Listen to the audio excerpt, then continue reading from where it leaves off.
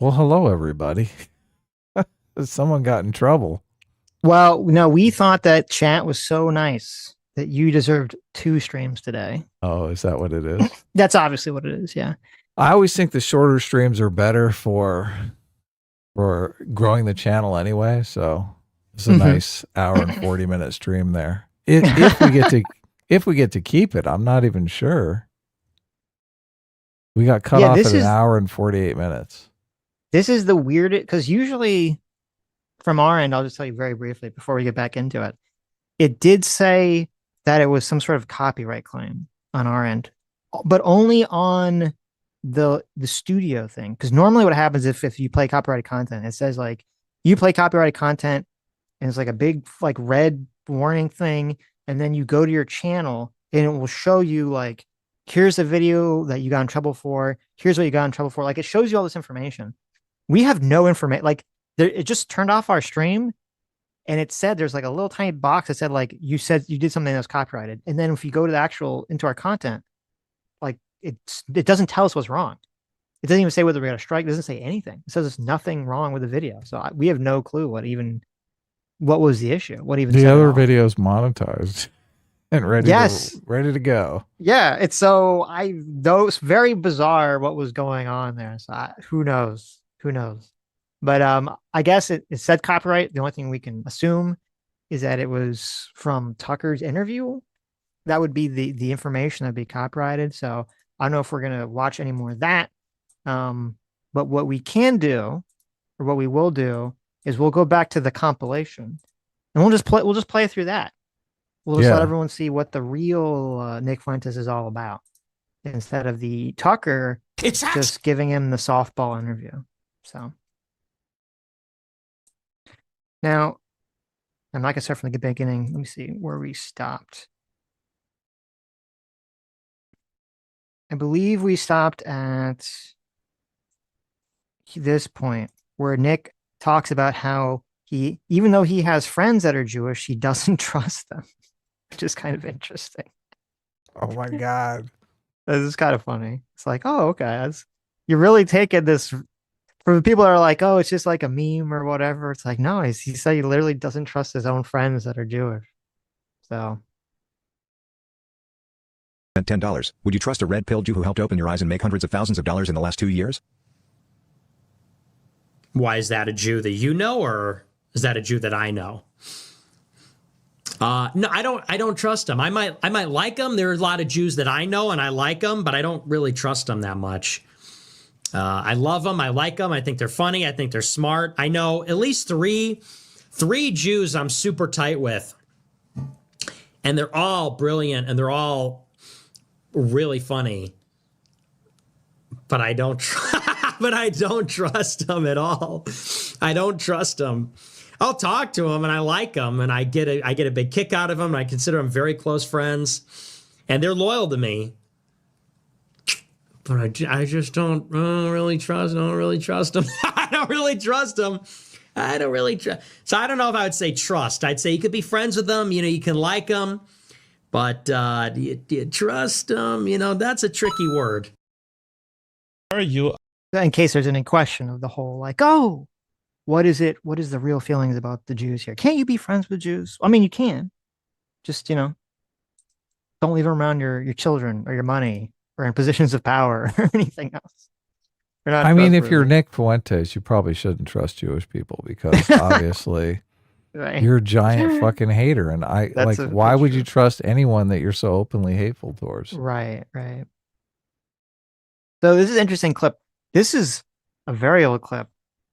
This I don't even know when this was. This is one of the original Nick clips here. Here he is with Richard Spencer, and he's being interviewed by JF. JF Gapsby. I can never say his name, Hmm. his last name right. Right. And here he's explaining how he doesn't like the term white nationalist because he understands that optically it's bad, even though he agrees with the concept of white nationalism. So he's just like, well, I just don't like the word, but the concept is fine. And I put there was some I don't know why this version of it I downloaded had some weird QR code in the bottom left, so I just blocked it out because I have no clue where it went. Oh, that's smart. Yeah. Yeah. are racially aware. So I was wondering, what is your position on what constitutes your identity and what constitutes the best form of identitarianism that a society can pursue right now? Sure, that's a great question. You know, the reason I wouldn't call myself a white nationalist, it's not because I don't see the necessity for white people to have a homeland and for white people to have a country. It's because I think that kind of terminology is used almost exclusively by the left to defame. And I think the terminology and the labels that we use, I don't think we can look at them outside of the context of their connotations in America. Whereas maybe it might be descriptive to call somebody a white nationalist. I think it sort of loses something when an average person hears that and it's almost synonymous with Nazi or villain or whatever.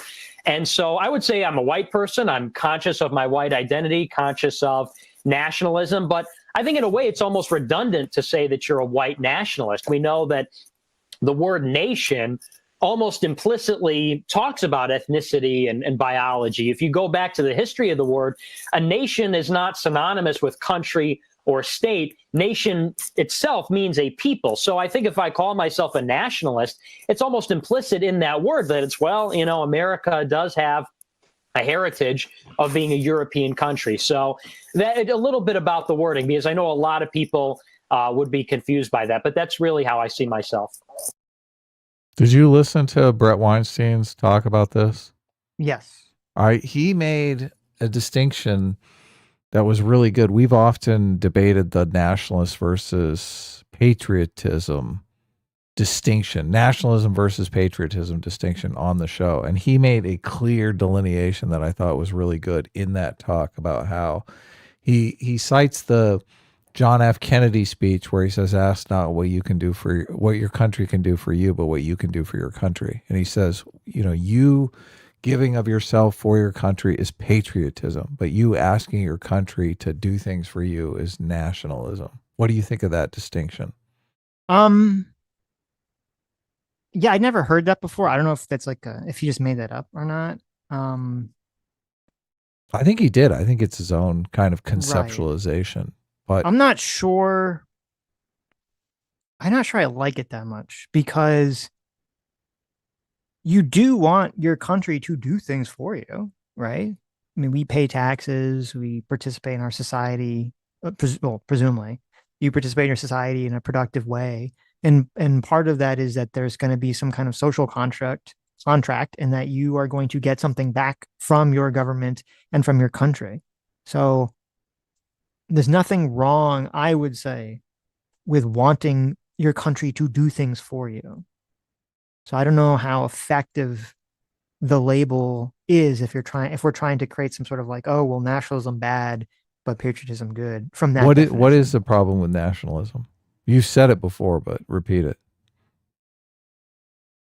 Well, it depends. I don't know if there is a problem with nationalism on its own. I have a problem with white nationalism. Yeah, obviously, ethno-nationalism is. Yeah. You're basically excluding a huge number of people that might have only white people, and then it gets more exclusionary, where you get to really Anglo-Saxons can be Americans, and everyone else can't be because there's some sort of intrinsic racial magic in your DNA that makes it so you can't participate in society in a pro-social way. I have a problem with that. I swear you've had a problem with nationalism in the past. Nationalism versus patriotism. Oh, no. So I didn't have a problem with it. I was just, it comes up. It's actually, this is very important to what Fuentes just said. And here, let me back up a second here, because it's exactly what you were talking about. And almost implicitly conscious of nationalism, but I think in a way it's almost redundant to say that you're a white nationalist. We know that the word nation almost implicitly talks about ethnicity and biology. If you go back to the history of the word, a nation is not synonymous with country or state. Nation itself means a people. So I think if I call myself a nationalist, it's almost implicit in that word that it's, well, you know, America does have a heritage of being a European country. So that a little bit about the wording. So there's nothing I don't think is inherently wrong conceptually the concept of nationalism, but my problem is like you have people like Nick here who are intentionally trying to blur the lines because they don't want to say white nationalism. So they're just going to say nationalism. They're nationalists. But what they really mean is what he just said. He thinks it has this ethnic component to it. And the point is that he'll say it, his fans will understand what he's talking about, but maybe some other people won't understand, and they'll just say, well, I don't understand why you guys not like him. Why do you think he's controversial? He's just saying, nothing wrong with being a nationalist. Yeah, America first. Like that's the only problem with your problem with nationalism is if white identity is included in the ethnicity. Yes. Right. Fukuyama makes a distinction between nation building and statecraft, as statecraft is the building of the institutions, right? Mm-hmm. But nation building is a building of the people seeing themselves as a united ethnicity. Right. Which, I mean, obviously it may have a racial component. It may not have a racial component. Obviously, America is an ethnicity without a racial component. So. Right. So when I type in on the Google box, patriotism versus nationalism, like what was the distinction that people are making about this? Some of the dictionary sites, they kind of, the way that they classify it is that they classify nationalism as like an extreme form of patriotism. It's kind of what they're saying the difference is. It's like an excessive form of that. And so that would be the connotation. And I guess that's why nationalism often can have a negative connotation where, hey, I don't think I've ever really heard anyone say patriotism in a negative way. Right. Oh. Because I know a lot of people would be confused by that, but that's really how I see myself. Yeah, for him to disavow white supremacy is very cucked and blue-pilled. Totally wrong and a big mistake. I get, there's a lot of pressure on him right. So the context of this clip is this is right after the El Paso shooting in 2019. And if you don't remember, there was this guy who walked into a Walmart in El Paso who was a white nationalist. He did post a manifesto where he was complaining about, too many brown people coming in the country and, all this stuff and replacing white people. And he went into a Walmart and he had like an AK-47 or something, and he just started shooting people. And he killed 23 people and he injured 22 other people. And this is Nick complaining that Donald Trump was criticizing the shooter and the ideology after this mass shooting. This is Nick complaining about it. Right now, there's a lot of calls for him to disavow the stuff, even from his own side. These people like, what's this guy, Tim Scott, who earlier today was like, white nationalism is antithetical to the American creed. But what do you know about the American creed? And Dinesh D'Souza, President Trump should make a speech talking about the roots of white nationalism and white supremacy. When the fuck did you get here? 1990? Dinesh D'Souza? I'm sorry, anybody sounding like Dinesh D'Souza signed the Constitution of the United States or the Declaration of Independence? I don't remember that. I remember Dinesh D'Souza got Sam Francis's career destroyed because he's a fucking liar. Sorry for the language, but, really, Dinesh D'Souza is going to roll up to our shore from India, from smelly, open defecation India, and he's going to tell us that Robert E. Lee was a racist and, our ancestors were villains, as long as they were Democrats, so Dinesh D'Souza can go to hell. And all these people can. So I understand that President Trump is under a lot of pressure. Whew, a little hot. He's under a little bit of a gamer moment there. Kid 2000 says it's very refreshing to see some people stay consistent and not take a self-defeating defensive position. Much appreciated. Keep it up. Well, thanks. Yeah, we just can't do that. We can't play this game of I disavow white supremacy. And notice how the claws come out. All these pussies, frankly. And again, sorry for the language, but that's what it is. People like, who's this Matt Walsh guy? Total faggot pussy. And, he's always like this. And when a white person does a shooting, suddenly he's a big tough guy. I think these white racist scumbags should get public executions and we should hang them and be brutal. That's the only thing that's going to stop these people. Matt Walsh said this? Surprise. He said this in 2019, yeah. Surprise. That's Isn't surprising. Yeah, it's so, I'm so glad that Matt Walsh is like, rethinking, is rethinking this alliance with this individual who is complaining that he did not like a mass shooter and called Yeah. him, the Essler because of it. He called him a big cuck Yeah. because Matt Walsh. Yeah. It's interesting that Matt Walsh was denouncing this stuff. I'm Yeah, not well, sure. I remember that Matt Walsh denounced the white supremacist shooter. Well, good for him. Yeah, you're a Good real for tough him. guy. You're a real fucking tough guy. Sorry for the language. Disavow the language, but that's what it is. These people. It's a very latent hatred for their own people, for white people, if it's not their own people. Matt Walsh, Shabbos Goy, race traitor. That's what it is, folks. I know some people don't like to use that expression, but it's totally true. Throwing his own people under the bus. He hates white people. Nobody else talks like that. So if you come out against a racist mass shooter, you are just doing the work of the Jews and you're a race traitor. Yeah, that's pretty crazy. Right. Isn't it just completely insane? For all the people when he's like, oh, because there'll be clips of Nick complaining. He's like, oh, I'm not in favor of violence or anything like that, blah, blah, blah. And you're like, well, then why did you spurg out? Why did you completely spurg out about all this? Shouldn't you agree? Shouldn't you be against someone doing a mass shooting if you're really against violence for any reason whatsoever? Yeah, you're against political violence, obviously. Yeah. So about their own people except for white people, and it's gross. This white racist.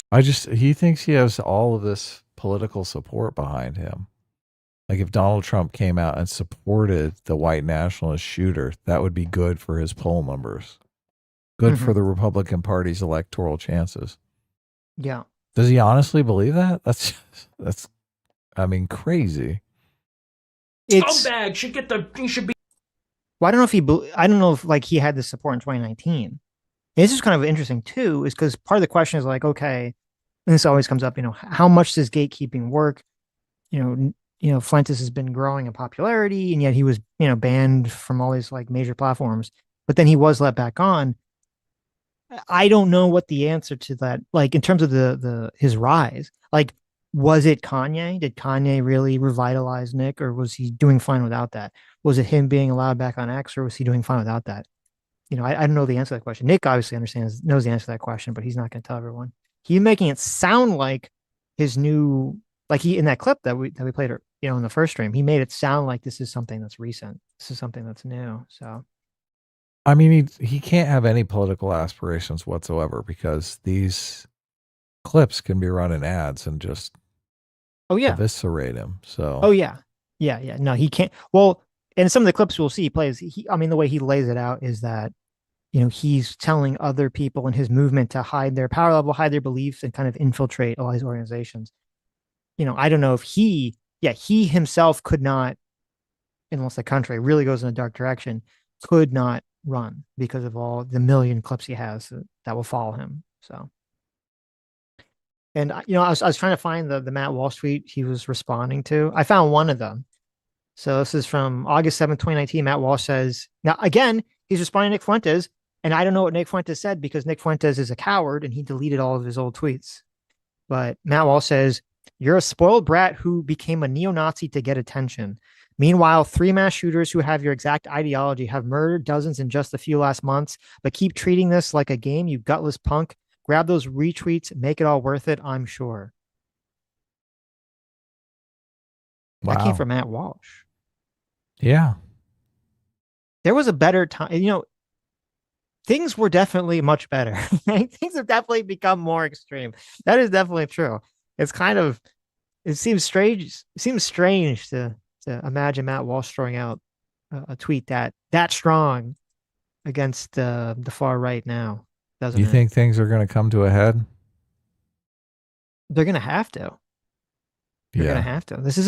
This stuff isn't going to go away. It's only becoming more and more prominent. Something's going to have to give. Something's going to have to happen. The crisis turning is here, Sitch.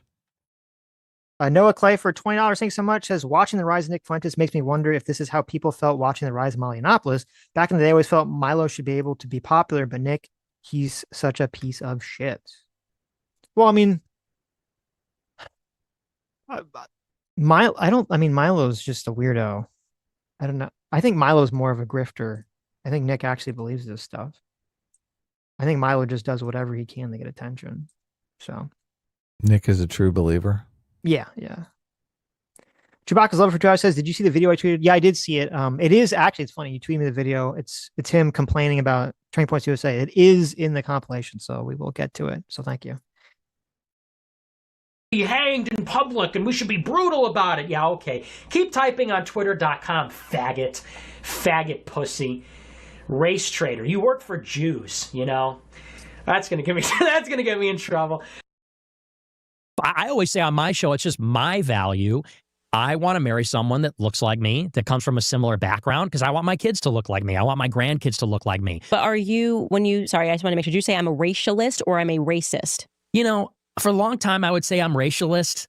Now I just say I'm racist. Black people in 1940s, stand up. My grandfather, I talk about that denigration and the corrosion of culture. That's happening. White, black, whatever you want to name it, there is this intentional corrosion of culture. So do you think it's literally, well, this is just what a black person is when they come out? Or do you think that post welfare, LBJ, Great Society, this is what Black Americans have become, and I have a right to respond to that and say that as a white man, I don't want to live there? Well, you know, I think it's more nature than people would like to believe. You know, there's this classic tension of, is it nature, is it nurture, is it cultural, or is it intrinsic, is it racial? And I've always been on the latter side of this among conservatives. He says that Candace is making the argument, like the very classic argument we've heard. Oh, it was LBJ, it was a Great Society, it was all these social programs. They kind of ruined black people, ruined their culture. And Nick's like, no, it's just their nature. It's just their nature, Candace. Right. What are you talking about? That's just who they are. Even if those social programs weren't in effect. Yeah. Yeah. Would you say that me having sex with my dog is the same thing as me having sex with a black man? No. But they would both be degenerate. It's not to say that I'm, thought I could get away with it, but we don't speak in a lawyerly way when we're among friends. Do you believe that? You don't believe that, though. What? That it's degenerate? Yeah. I wouldn't say it's immoral. I don't know that I would say degenerate, but I would say it's contrary to my values. How much are you saying that in that moment because you're trying to be a shock jock and you're trying to get attention? I wasn't trying to be shock jock. Think about the question that was posed. Let's just back. I want to know what you think about this. We're in a private conversation. A girl takes her phone out, starts secretly recording, and says, "Is having sex with a black man the same as having sex with a dog?" Did you know she was doing that or no? I didn't know she was. Oh, okay. Yeah. Well, listen. Yeah, you got. What is that to you? That's a setup. Nick, I'm talking. How is that a setup? How is that a setup? Oh my, it's a setup. Someone asked me something and I gave my true opinion on it. It was a setup. PBD is so obviously trying to give him an out too. I know. Like he sets him up. Just say that you only said it to be shocking so we can move on. And he's like, no, I can't say that. Well, it's and shame on PBD. I know. Shame on them for fucking giving him an out. Why is he trying so hard to launder his reputation? Yes. It was the same thing when they had when he talked to Alex Jones with Kanye, where every time Kanye or Nick would say some crazy shit, Alex Jones would be like, well, what, attempt to give him an out. Yeah. Try you're to not actually throw him a lifeline. Yeah. What you're saying is actually completely reasonable. Let me reframe it for you. And then They'd Kanye be like, no, that's Alex, not how we mean it. No, I mean the Jews, Alex. Stop saying the globalists. Exactly. And it's like, why? He's just trying so hard to launder the image. They're doing it because they're a teammate. They're doing it to try to save them. I don't know what's they up don't with PBD. understand that they're not, they want to see the team crash and burn. Yeah. They're not on your team. They're not on your team. No. It seems almost like with PBD that he's just like, my impression when I watched the interview was, I didn't watch the whole thing, so I don't know, maybe there's some clip I missed that would change my entire view on it. But the parts I did see, it just sounded like to me, he's like, oh, this is a young kid and he's just like young and stupid. So I'm going to try to like, get him to like see like what is true, like be more mature. And I think a lot of old people have this idea about Nick, especially people like older pundits maybe. And it's just so like, they're so fucking delusional. You have like yes, Nick started doing this young at 18, but there's a person he's been doing this for his entire adult life, and he's gained his entire personality as an adult. His entire identity as an adult is based around this movement. And even though it has, given him a lot of, heartache from the government going after him and for banks canceling him and for platforms canceling all this other stuff, it has also granted him a shit ton of money and fame and power. So the idea that he's going to suddenly oh, I see the error of my ways, blah, blah, blah. It's insane. It's delusional. Well, and he can't just give in to PBD and gain some sort of mainstream power base. That's delusional to think. Yeah. He would be abandoning his power base now. And it's stupid that these people don't realize that. Yeah. PBD, I mean, he just sees him as I'm sure he's racist against Iranians. He's racist against everyone else. Sure. So he sees him as a boomer and a fucking foreigner. Yes. I don't think he has any respect for PBD. So no. But I'm sure PBD, I mean, he seems like a busy guy. I'm sure he saw a couple of clips and that's it. Right. Yeah, of course. Yeah, no, everyone's like, Nick Fuentes is hot. We have to get him on. We have to talk to the young people. This is how we're winning with white males. Yes. Sitch, he was a literal baby when Ben Shapiro chokeslammed him. That's right. Nick Fuentes just popped out of his mother's womb, and Ben Shapiro ran into the delivery room and he grabbed the Nick Fuentes baby and he chokeslammed them on the table. And then when the baby was dazed, he pulled out the circumcision cutters and he cut out poor Nick's foreskin and he made Nick the Jew hater that he is today. Happened? Exactly. Talking to you.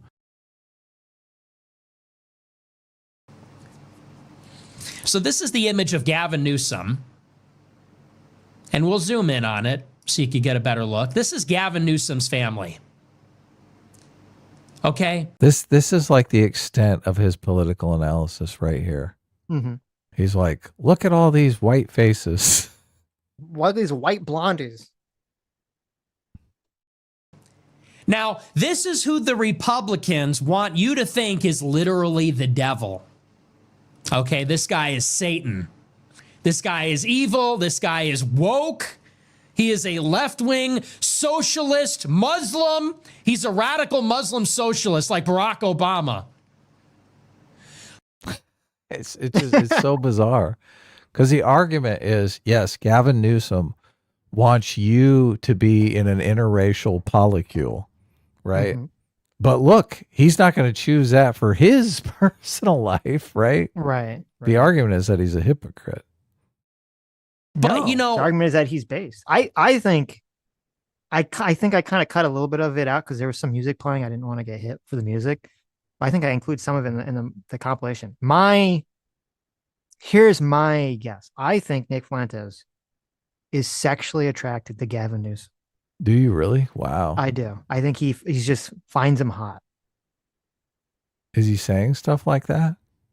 There's the clip. Let's see. Did I include it? I think I did. Where he's like, "Oh, if you don't like Gavin Newsom, you're gay." What? And he's like, "You're gay. You're just gay if you don't like Gavin Newsom." He's like, "You don't like a." I think I cut a little bit of it out where he was like, "If you don't like a tall, white man who has contempt for the people around him, then you're just gay." Has Nick Fuentes covered the clip of Gavin Newsom apologizing for fucking his videographer? That's a good question. Yeah. I don't know. I mean, I don't know. I wonder how his wife and kids feel about that video. Right. Oh, Daddy had to fuck the videographer. Mm-hmm. Right off the bat, we could just make some observations. He's white. He's tall. He's handsome. His wife is also white. She's tall. She's good looking. His children, 4 of them, are beautiful and they're all white with blue eyes and blonde hair. And they're in California. Or maybe this is Hawaii? I don't know. But they're in a beautiful state, our beautiful land. Their beautiful blood and our beautiful land in America. If only there was some way to combine those things. So if you didn't catch that, the blood in the land, that's obviously a reference to blood and soil, the fascist chant. No, They're yeah. beautiful genetics, they're genes. Weren't Republicans just talking about that? Beautiful genes. Look at these beautiful genes. Wow, this is recent. Yeah. Because of the genes thing, the Cindy Sweetie, yeah. Yeah. Look at these beautiful genes on display, and look at our beautiful land.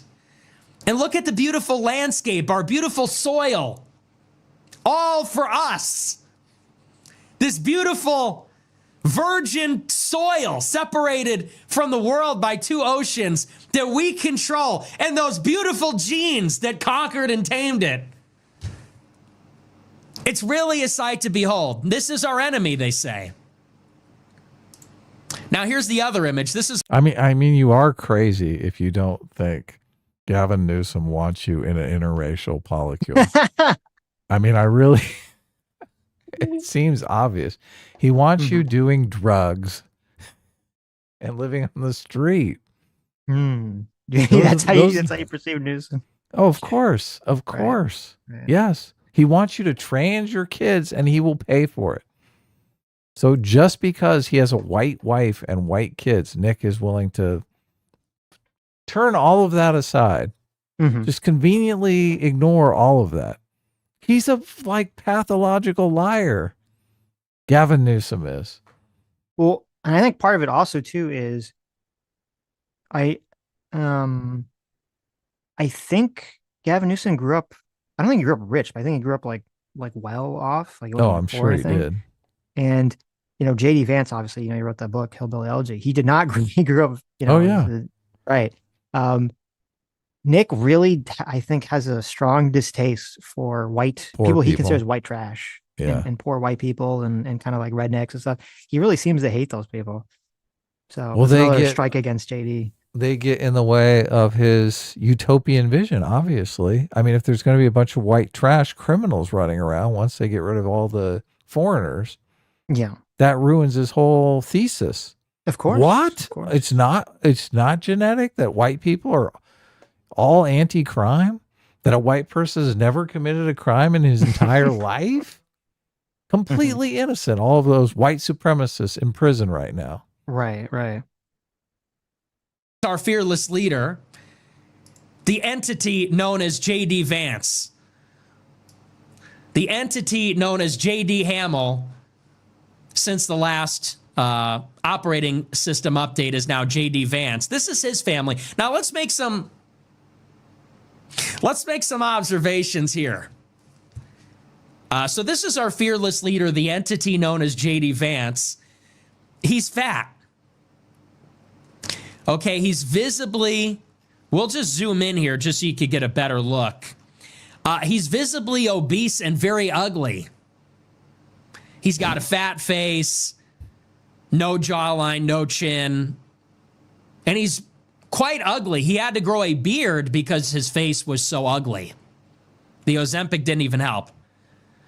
Is it weird that, like, if you asked me, said, Sitch, can you compare J.D. Vance versus Gavin Newsom? I don't think I'd ever be like, well, Gavin Newsom's really hot and attractive, and J.D. Vance is really ugly. Like, as a straight man, I don't know if I'd even think that, right? Yeah, it wouldn't even Same. occur to me to Same. be like, Yeah. Which, first of all, I didn't even, like, if you were to say, well, obviously there's some level of when people run for president or for public office, someone's like really ugly. I would agree. It would impact their chances to win or something. I don't think Gavin Newsom is like some good looking guy. I mean, how old is Gavin? He looks old as fuck. How old is he? Doesn't he look like, how old is Gavin Newsom here? Yeah, I never rate guys on the attractiveness scale.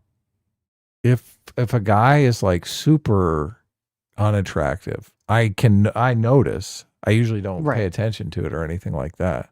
I don't pay attention on the handsome scale.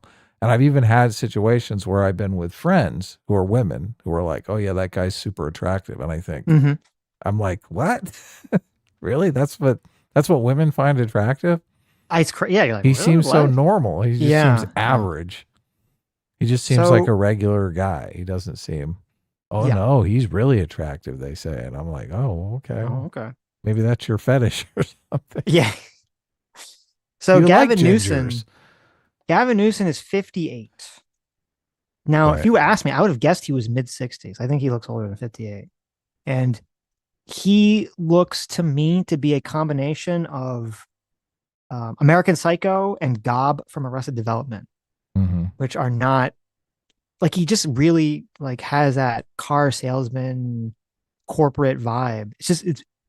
I've never really heard anyone go wax on and on and on about how like attractive Gavin Newsom is.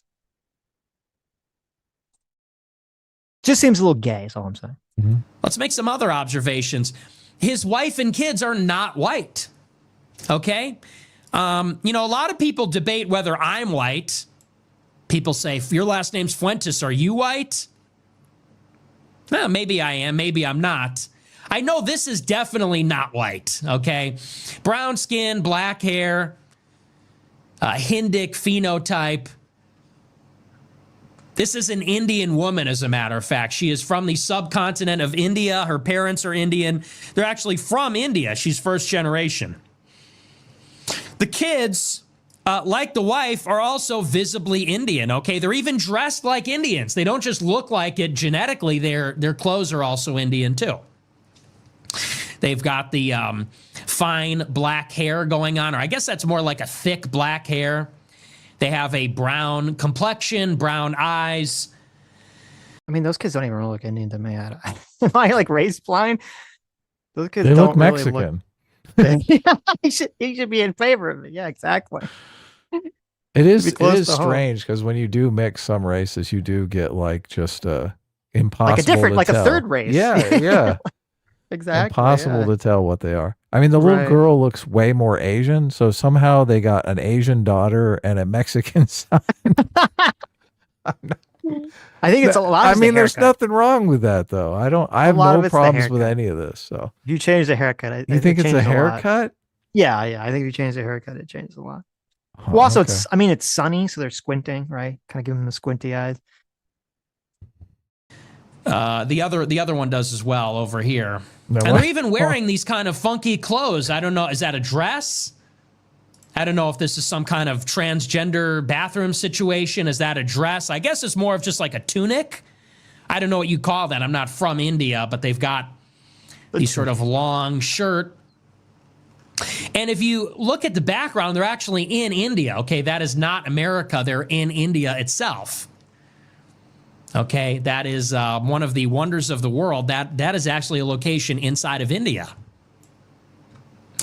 So here on the left, you have Gavin Newsom, the woke, socialist, Muslim, Democrat, race communist. He's the third worldist race communist. And then here you have, we are going to kill you, based, esoteric Hitlerist. I think he's secretly following Curtis Yarvin. J.D. Vance with his Indian wife and 3 Indian children, one of whose name is Vivek. The child's name is Vivek. Oh no! Doesn't this make it laughable that people think J.D. Vance is a racist? Yes. It's hilarious. Yeah. It's hilarious. It makes, and it also just makes it completely laughable. Anyone's going to pretend that Fuentes isn't racist. Oh, of And course. that yeah. isn't the core part of his philosophy, his ideology, is the race element of everything. But the insane irony here is there are so many people on the left, the far left progressives, that are like, oh yeah, J.D. Vance is literally Hitler. And then you've got a guy here who likes Hitler saying, no, this guy sucks. This guy fucking sucks. Right. I mean, that's just like, what? He married a Brown. What is happening here? He's got the Brown kids. What is happening here? I know. When the Hitler-loving right-winger is getting the perspective correct, and the Well, I mean, not correct in terms of, well, it's weird. I don't know why. Like, why? I mean, it What is is he it is gonna correct support? that he's not racist. That's why he hates him. that is. What are you correct. talking Right, about? what I meant was not correct in terms of like, does he think Gavin Newsom is going to like bring secret like race-based policies into the country or something. Yeah, look, I don't think obviously I think he's crazy on Gavin Newsom. Yeah, like what Yeah. does that mean? Where's But think he is that's correct going? in pointing out that JD Vance is not racist. Right. That is Yeah. true. Yeah. He's chapped because he wants JD Vance to be racist. He wants JD Vance to be all those things that the left wing are trying to paint him as. Yeah. And Well, having so some much- success in doing it, Right. obviously. I wonder if so much of this is just also a psyop to try to be like, okay, I'm going to get my supporters to not support JD Vance in order to force the Republican Party to placate To me. nominate a real racist. Yeah. to Well, how either do you nominate placate him someone I like other or than placate. nominating a real racist? What'd you say? How do you placate Nick Fuentes other than Oh. nominating a real racist? My take That's it. is- Yeah. That's it. Yes. Yeah. That it would just I don't think it would be if a real racist came to power in the Republican Party. It's hard for me to imagine that it would be a 48 state, 50 state landslide for the Democrats, that the Republican parties would openly, at this point, reject some racist. They'd be like, okay, it's between an open racist or the groomers who want to trans all my kids. So they'd probably vote for the racist. But that I think that would ultimately, I mean, that would be devastating for the Republican Party. It would be impossible to continue the argument that the Republican Party was not racist. Oh, of course. I think obviously black people and Latino people would probably move away from the Republican Party after that. Oh yeah. They would be totally fucked. People lost their minds over the tweet, over this comparison. My name's Governor Gavin Newsom. Aryan. Look at this Aryan. If you don't like Gavin Newsom, you're kind of like gay. I just don't know what to tell you. Like, oh, but he's not a Republican. Like, I don't know what to tell you. Like, you're retarded. Oh, but he's a Democrat. Okay, and The right thing. you know, people say they're like white nationalists, and then they look at a like successful white guy, and they're like, but he's a Democrat. Like, okay, so you're the worst white nationalist. Do you hear what he's talking about at the same time? No, what are we talking Gavin Newsom is talking about LGBT rights, the rights of women and young girls. Yes. All the things that Nick Fuentes in the earlier clip was railing on. Yeah. But he can't, but he loves the guy just because he's hot. Maybe Nick Fuentes is just dumb. He just can't, he's just super articulate. I don't get this. This has to be a troll. He's not dumb. Nick Fuentes is not dumb. No, he's as he just said. He just said, "Well, what's up with all these white nationalists that are like, well, he's a Democrat. Oh, you're a bad white nationalist then." That's the primary. That's the primary thing that you're looking for. It's the primary criteria. Being a white guy, not being a race traitor like JD.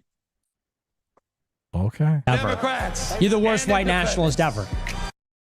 Look who's standing in front of him. Oh, it's what's her face? Yeah. Yeah. And then they look at a like successful white guy, and they're like, but he's a Democrat. Like, okay, so you're the worst white nationalist ever. You're the worst white nationalist ever. I'll take all my followers and I'll go to Michigan and we'll do things I won't disclose now. And maybe we'll prevent 10,000 people from voting that otherwise would have voted Republican. And they say, you'll hand the country to Kamala. I know. And good. I do wonder what he said what he meant when he's like, well, we'll go do things I won't say. What does that mean? What the fuck does that mean? You're going to go do things you won't say. Why would you not, if you're saying like, oh, we have a bunch of people that we can, canvass votes for, and why would you not just say that? Why would you hide it in like mystery? Oh, I'm going to go do things. I'm not going to tell you what they are, but I'm going to go do things. Secret. He wants to scare people. He said that in the Tucker interview. He says, we've been a little too scary. People are afraid of us. We need to chill. Right. Do something that they fear. And by that, I'm not insinuating violence. I'm saying cause the GOP to panic. The GOP is terrified that the Groypers are so popular and we are going to fucking torpedo them over Epstein, Israel, Vance. Damn right we are. And they should fear it. Because the message is this: give us another candidate or we will make him lose. Try again. Roll again. You don't want us to make a problem for you? Well, then you better make us happy. Get this fat fuck out of our face, or buckle up and have 4 years of Gavin Newsom. We did 4 years of Biden. We lived. Everyone's going to be fine, actually. And I, as a representative of these popular issues, I will be the biggest pain in the ass ever for the Trump campaign, or I could be the biggest help. And if you want to see an example of that, you can ask how Joe Kent is doing. You can ask Representative Joe Kent how he's doing right now, if you question my sincerity. When I was allied with Paul Gosar, we raised $30,000 for him in one day. It was the biggest single-day haul they ever had. When Joe Kent went out of his way to disavow us and make us an enemy, he lost in the biggest upset race of the midterms by 2,000 votes. And that was when I had no platform. That was when I had no resources. Now we're taking on the big fish. If you think we can't do that in Michigan, how much did Trump win by in Michigan in 2016? How much did he lose by in 2020? Allegedly. You think we can't flip a few thousand votes in Michigan with a concerted effort? Think again. Well, imagine being like, we should get in bed with the guy who's threatening to take us hostage. Because that's what he's doing. He's the hostage taker. It's like, I'm going to hold your candidates hostage. You have to do what we say. Otherwise, we're gonna put one between the eyes. And you're like, yeah, let's team up for that guy. He seems like a chill dude. He seems like a cool dude. He's good for the movement, right? I just trading tens of thousands of votes for a few thousand votes just doesn't seem like a good deal to me as a politician.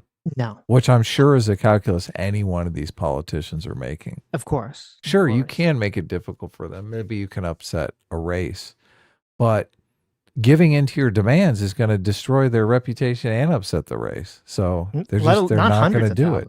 Millions of votes would be lost if there was some open embracing of Fuentes. I mean, this looked like a small district where there might not have even been a million votes in the district. I don't know what the race he is talking about. So might be some city council race. I don't know.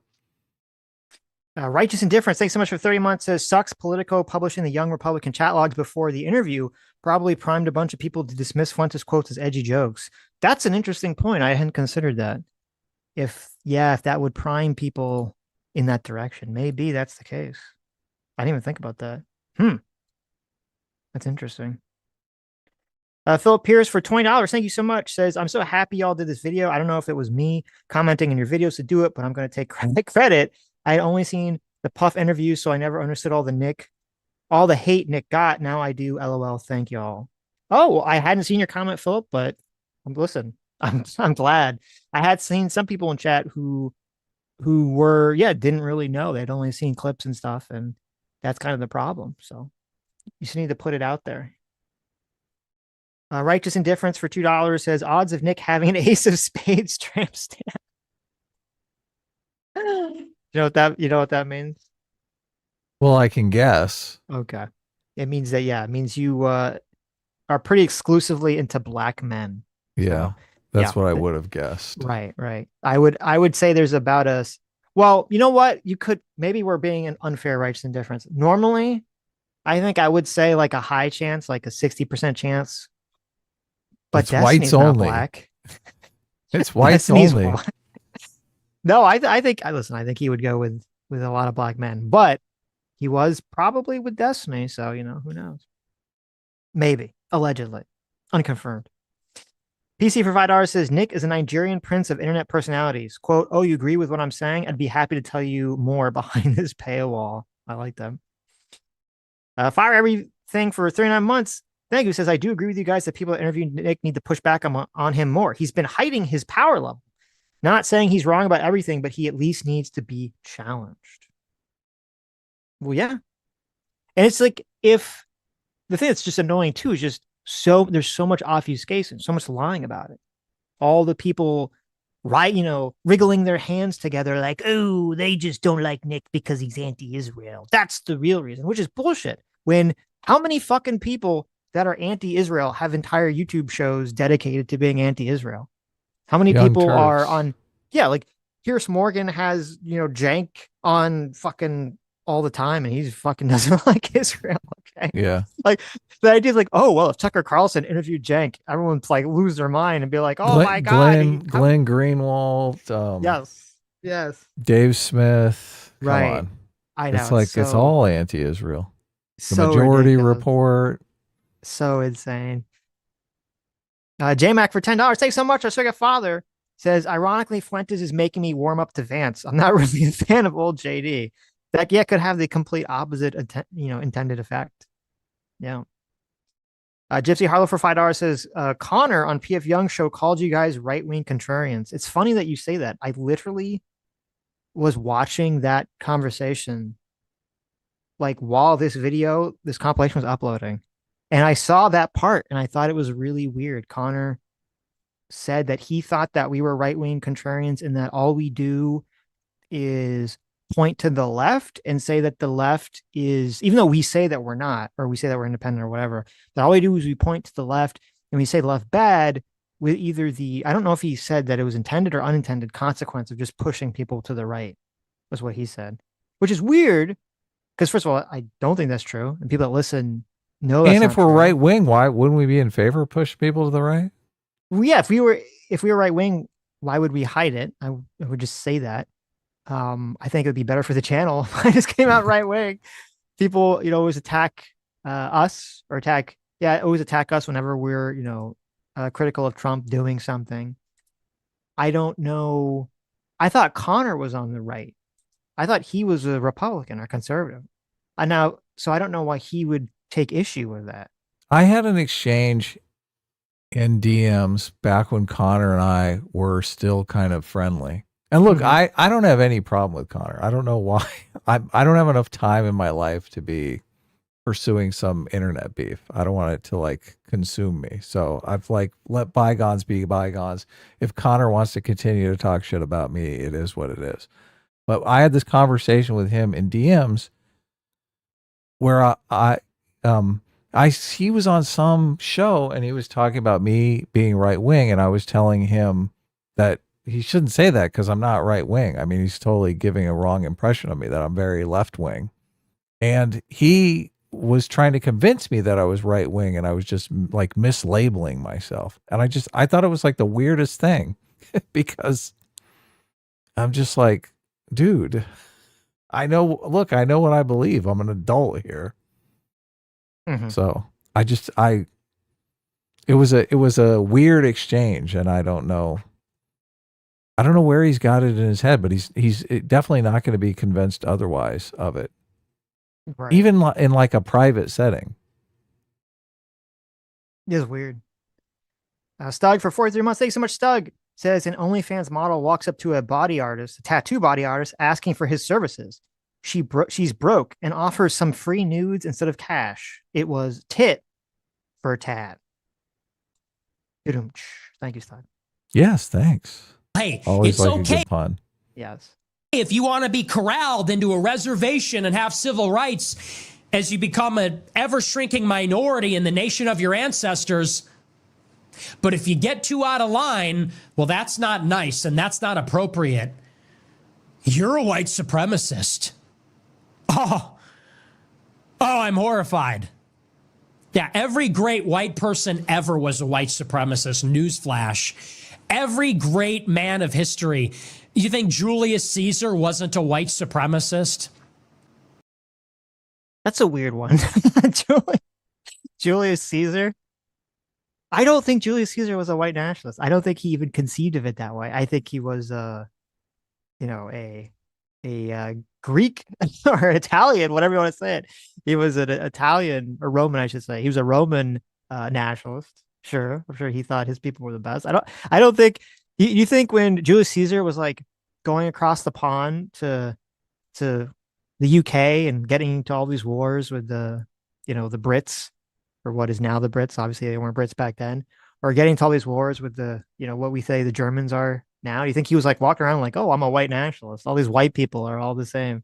Were there even nations? I mean, ethnicities kind of ruled the day long before nations. Nations came to the scene pretty late in the game. Right.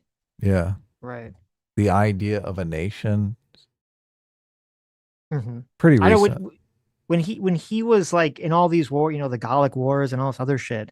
When he was doing all these wars in Europe, I just had an idea that like Caesar was like, oh yeah, it was the guy he really believed in, white nationalism. It's very bizarre. Of all the people to point to, it's weird that he went with Caesar. And I'm not saying I'm a white supremacist, but I don't care if they call me one. Whites are great. Whites are a great race. How about a little appreciation? Everyone else can talk about how great they are.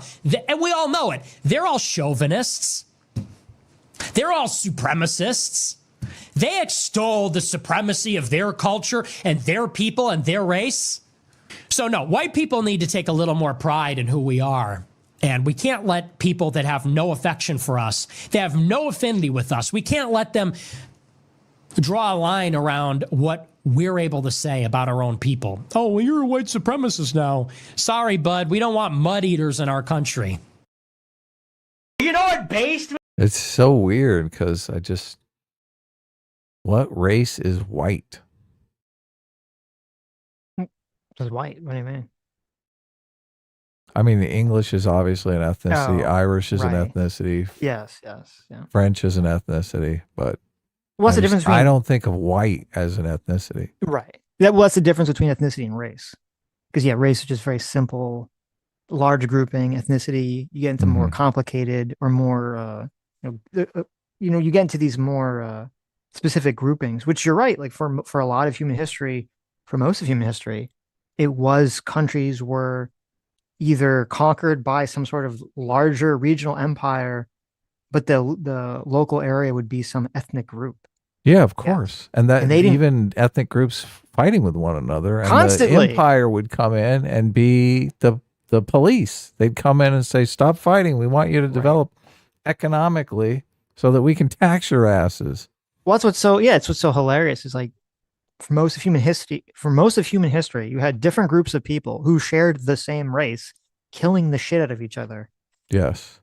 But somehow we're supposed to believe, well, now the races are going to be united. Now all the whites are going to be united. Sectarian violence between the same ethnicities is another thing, right? Yes. Obviously, and that's those sectarian forces come about through religion, oftentimes. Yeah, and vying for power.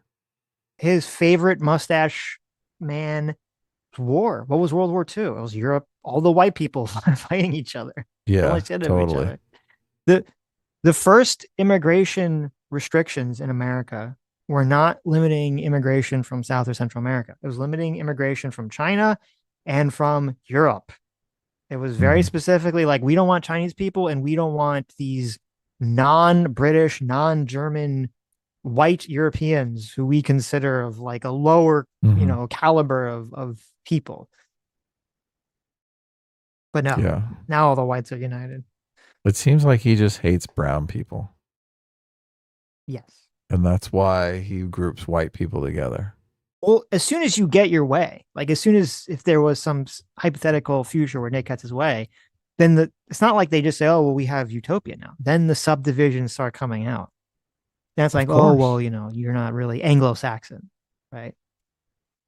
You're not, I mean, he's Catholic, so, which is funny because usually the Catholics get hit with the more woke shit anyway. Based means, you know what based means? Sorab shawarma. You know what it means? It means racist, sexist, anti-Semite. That's what it means, for lack of a better word. Okay? Label of, do you think it's all gets lumped in, the white supremacist, neo-Nazi, all that other shit, it gets lumped in just because of that you think that, you don't believe in race mixing? Is that where that comes from? I think it comes from a lot of things, because I talk about race realism, race and IQ. I talk about race mixing. So it's really a collection of them. I get called that name for any of them. What's your views on mass immigration? Totally against it. Okay. Can you tell us why? I think that we could talk about the economic arguments. People talk about it's bad for wages. They take jobs, that kind of thing. Take our jobs. Right.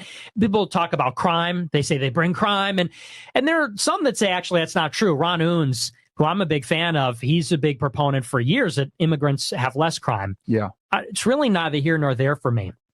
Mass immigration is changing what America is. Okay. Because I think that people are not interchangeable. I don't think that white and black people are interchangeable. I think they're different. I think that white and Hispanic people are different. White and Asian people are different. I think that when you look at these civilizations they've created, it's a result of who they are essentially. Like Europe is the way it is because of the European people. Mm-hmm. And I think Africa is the way it is because of the African people. Asia is the way it is because of the Asian people. The only people that can perpetuate a European civilization are Europeans. Okay. So I'm like nationalist. That just ignores the entire thesis in why nations fail. But institutions are what creates a society. Mm-hmm. DEI guy. Yeah, I do think actually that we must be deeply concerned about who has the power, what they look like, what allegiance they have, what religion they practice. Yeah, I care about who has the power because power is not earned, power is distributed, and it's a team game. Power is not an individual game, it's a team game. It's about a crew. It's not an individual game, and it's not earned through merit. It's earned by dubious means, patronage, favors, loyalty, allegiance. And those teams are united by faith. They're united by nationality. They're united by race, ideology. And the question is, should the powerful people be able to be anything other than American Christians? And the answer is no. I don't care how much merit they have. I don't care how industrious. And by the way, what even is their merit? Ben Shapiro's a lawyer. Okay, what does that mean? I mean, what the fuck does that mean? What about Sheldon Adelson? How did he make his money? Gambling? What do these other people know? I mean, do they really know about our country? Do they know about our people? Do they know about who we are? And even someone like Elon Musk, he probably knows more than anybody about manufacturing, but he's not even from here. He's not an American. He's an immigrant from South Africa. And so very, very, very explicitly against merit, which that is the entire thing. That's the entire concept that made America great, which is what made America work, is that while other European countries had this attitude in the past that Nick is talking about, where they would say, oh, we have some royal family and they're going to be dictating, who goes up based on lineage and all this other bullshit. And, we're going to pick the winners and losers and all this other nonsense. And in America, we said, no, fuck that. This is a land free of royals. This is a land where you can succeed based on your will and skill alone. And that's what created the greatest fucking country on the planet. That's what created America. And this sniveling little loser, this overproduced elite who wants to just gain a bunch of money and power by preaching to a bunch of angry guys, doesn't like that. He doesn't like what made America America in the first place. And that's like the irony. The irony for all this stuff, for all these people that say, oh, I just want America to be back to what it used to be. They never liked what America was. America was a country that was founded on liberalism, on libertarian liberal values based around maximizing individual freedom and treating people as individuals. That's what America was based around from the beginning. Yeah. And it rewarded meritocracy. Yes. Yeah. That's what made us great and strong and successful. He's advocating for nepotism, which is antithetical to meritocracy. Yep. Because you've got your fat, stupid cousin who gets a job instead of the guy who's smart enough to actually do the job correctly. Someone in the chat too said institutions are made by people. Yeah, they are. Yeah. Our institutions were made by people who've been dead for 200 years. Okay. Other people make other institutions and people inhabit those institutions, oftentimes not creating them themselves. They're the benefactors of the history of the area that they grew up in, right? And those institutions survive and thrive based on how the institutions are constructed. Sometimes they're changed by the people who inhabit them. Luckily, our system includes a mechanism to change them over time, which I think is helpful. Mm-hmm. But we didn't create the bulk of the institution, and I don't even know if we have the political will to change it now as it is. Right. So some of those institutions that are created, the nations that they birthed die, and some thrive. Right. Right. There's this process that takes place over time that we have benefited from that you're crazy to ignore. Mm-hmm. And the idea that this institution cannot work for any ethnicity seems completely bogus to me. But have you considered, Adam, that when you're like, okay, I have a position in my company or in the government that I need to assign to a person, okay? Mm-hmm. Do you turn to the guy who maybe is black, maybe is Hispanic, who seems like he's very competent, has a nice resume, has a lot of success in his background? Or do you turn to your fat, retarded cousin? Yeah. Who's been sitting on the couch eating candy all day because he's white? What do you do?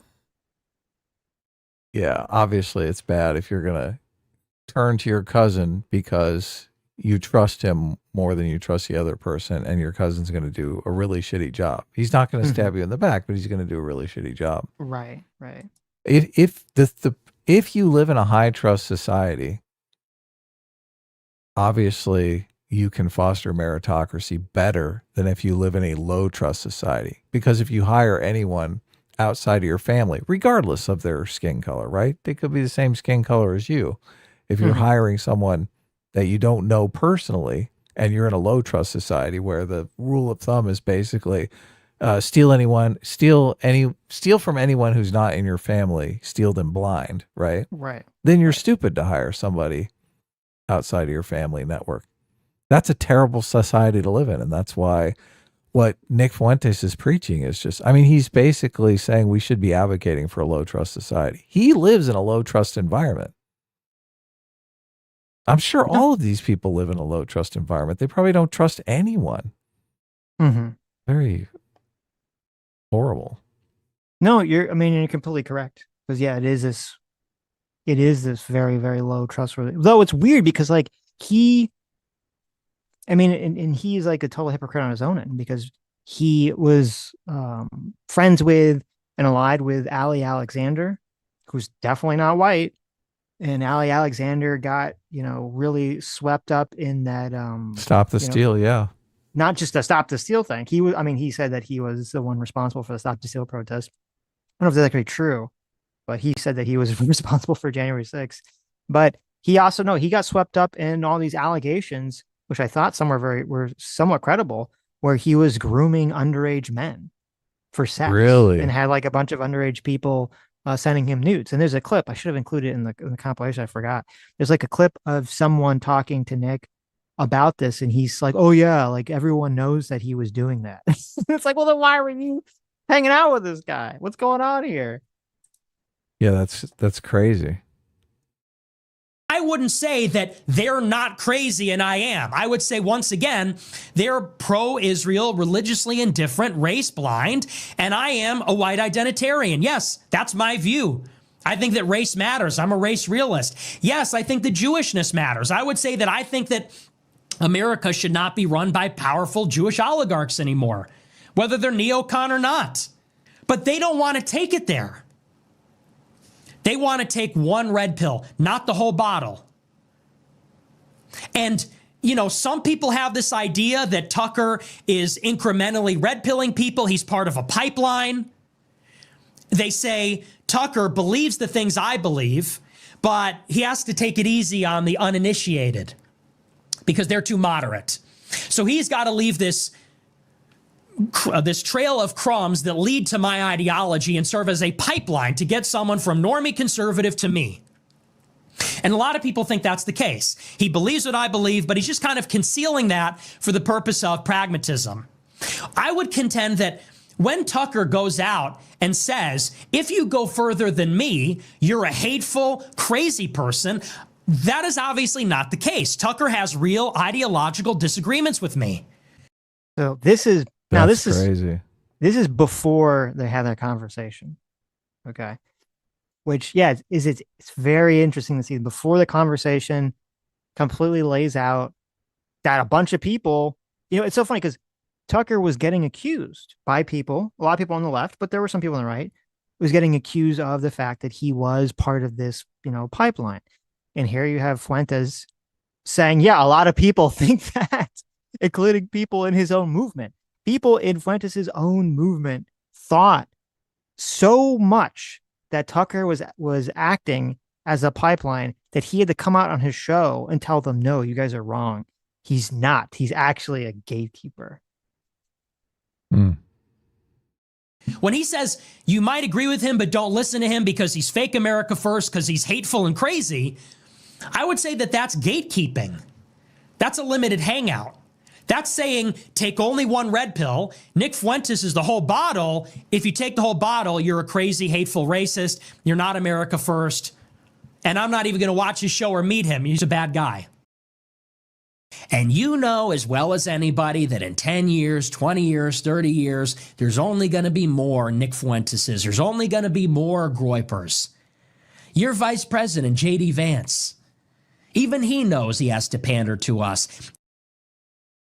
Does it not show how far the conversation has gone? In some ways, you can't even be mad. Like, I can't even be too mad about it because the year is 2025 and the mass awakening is so fast, so intense. The rate of growth is so exponential. They blew right past me. The masses blew right past me. Such that in 2025, Nick Fuentes is being called an Israel shill. That's how anti-Semitic America has become. Or maybe Twitter. And maybe some section of America. So in some ways, I'm almost like proud. They'll be like, all the real anti-Semites will be locking me up with Ben Shapiro. They're saying, like, you don't want to nuke Israel unironically. Get in the cell. Get in the cell, Jew lover.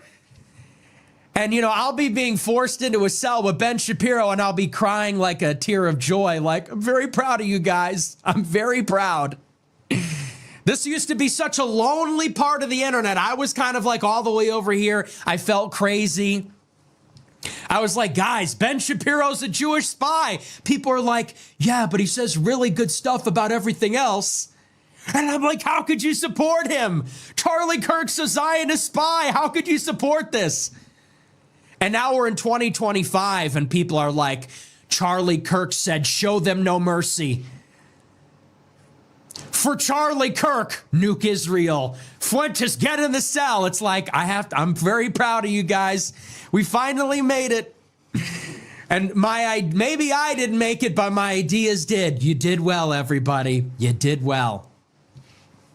No, but I'm kidding. These are just jokes, guys. We're just having fun. It's a comedy show.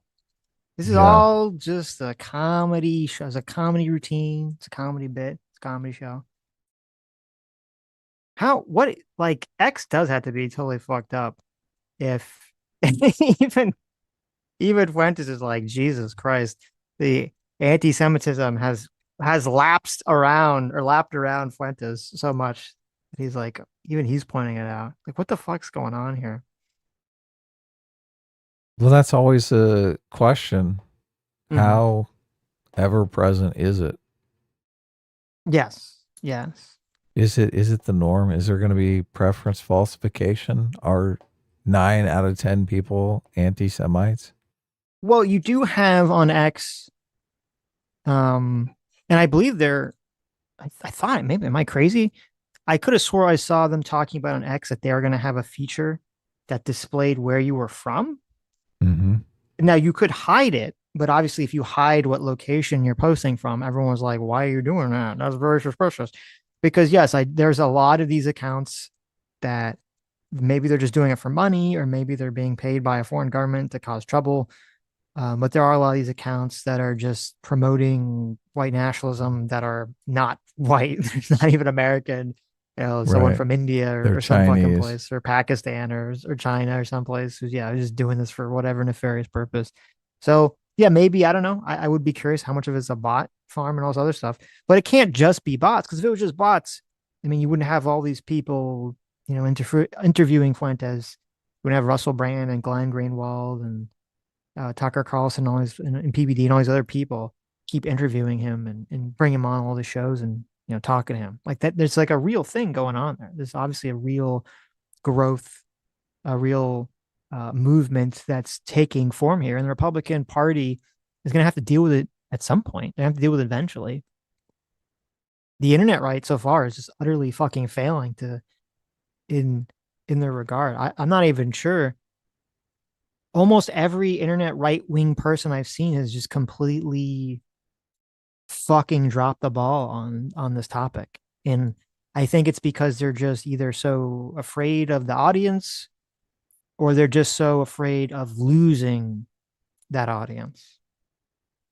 That seems to be what's going on. Yeah, which is, I mean, which is scary, because then it means, how many is it like the woke thing? It's just some vocal minority that people just don't like because it just, they harass people and all this other shit? Or is there actually some sort of large, contingent of their viewers that are just, white nationalists? There's a huge status gain to be had by being woke, though. Obviously, it's in all of the institutions. You come out and say, oh, yeah, you support trans kids' rights. And you're like, all of a sudden, every single elite in the world wants to welcome you to their house for dinner. White nationalism doesn't have that same perk. Well, white nationalism, admitting you're a white nationalist, I think lowers your status. It does in the broader public, which is why he has to temper his views or the way he talks about it when he goes on Tucker. Yeah, obviously. But it does grant you a lot of status in other circles on the internet. And I don't remember who it was I was listening to that said this, but I thought it was very wise. They were talking about how a lot of the young, edgy internet right are basically like you just gain status in those communities for just being as edgy as possible and taking the edgiest positions possible. That's what lets you gain status. And I think that's part of what was going on with anonymous status from a bunch of people who are also anonymous. Because it's not mainstream. I mean, yes, what use is that? It's not very well so far. It's not very useful in the mainstream at all. In fact, it's the opposite. Yeah. So and I think that's what was going on with those chat logs that got leaked to some extent. And yeah, a lot of those people got fired or kicked out of whatever organization that they were part of. Because yes, this is all, doesn't translate into the real world when you touch grass or interact with that stuff, at least not yet. And hopefully it stays that way. But I do wonder I am just wondering, because what is going to happen? The trajectory is that there's going to have to be a conflict. There's going to have to be a conflict between the internet right either getting subsumed by this, because they're not beating it back. I see no indication they're beating this back. Getting subsumed by this and it growing. And then the physical right in the real world, the Republican Party is going to actually have to deal with this. And what is that going to look like for them? I see the culture war reaching a climax, and whoever wins the culture war is going to dominate the culture for at least 20 to 40 years. So I think, and I mean, I'm terrified that one of the extremes could win the culture war. I don't think that's going to happen. I think the moderate wing of the right or the moderate wing of the left, whoever deals with their radicals, is in a better position to win the culture war. Right. Yeah. But what do you think is going to happen what is going to happen when the Republican Party has to come into conflict with this movement in some public way? Or is this just going to completely like destroy the second half of Trump's term, because then he's going to have to deal with this because he's the head of the party. So he's gonna what does that public confrontation look like, though? I don't know. I have no clue. I have absolutely no clue. But there's already a bunch of articles I saw that were all like talking about the failure of the right on mainstream articles in mainstream publications. I'm about the failure of the right to gatekeep Fuentes in response to the Tucker Carlson interview. That's why I think a lot of mainstream right-wing people behind the scenes, or even in front of the scenes, but not the internet right people, were very mad at Tucker for doing this, because they understand what this means for them. They don't want to have to deal with this shit. They know it's only going to hurt the Republican Party. It's not going to help them in any way. This is how I know that I'm not a right winger, because the articles I'm reading are basically confronting the Nick Fuentes problem from a theological perspective. It's like the right wing coming out against Nick Fuentes, but for religious reasons. And I'm like, okay, well, I can't do that. I'm incapable of doing that.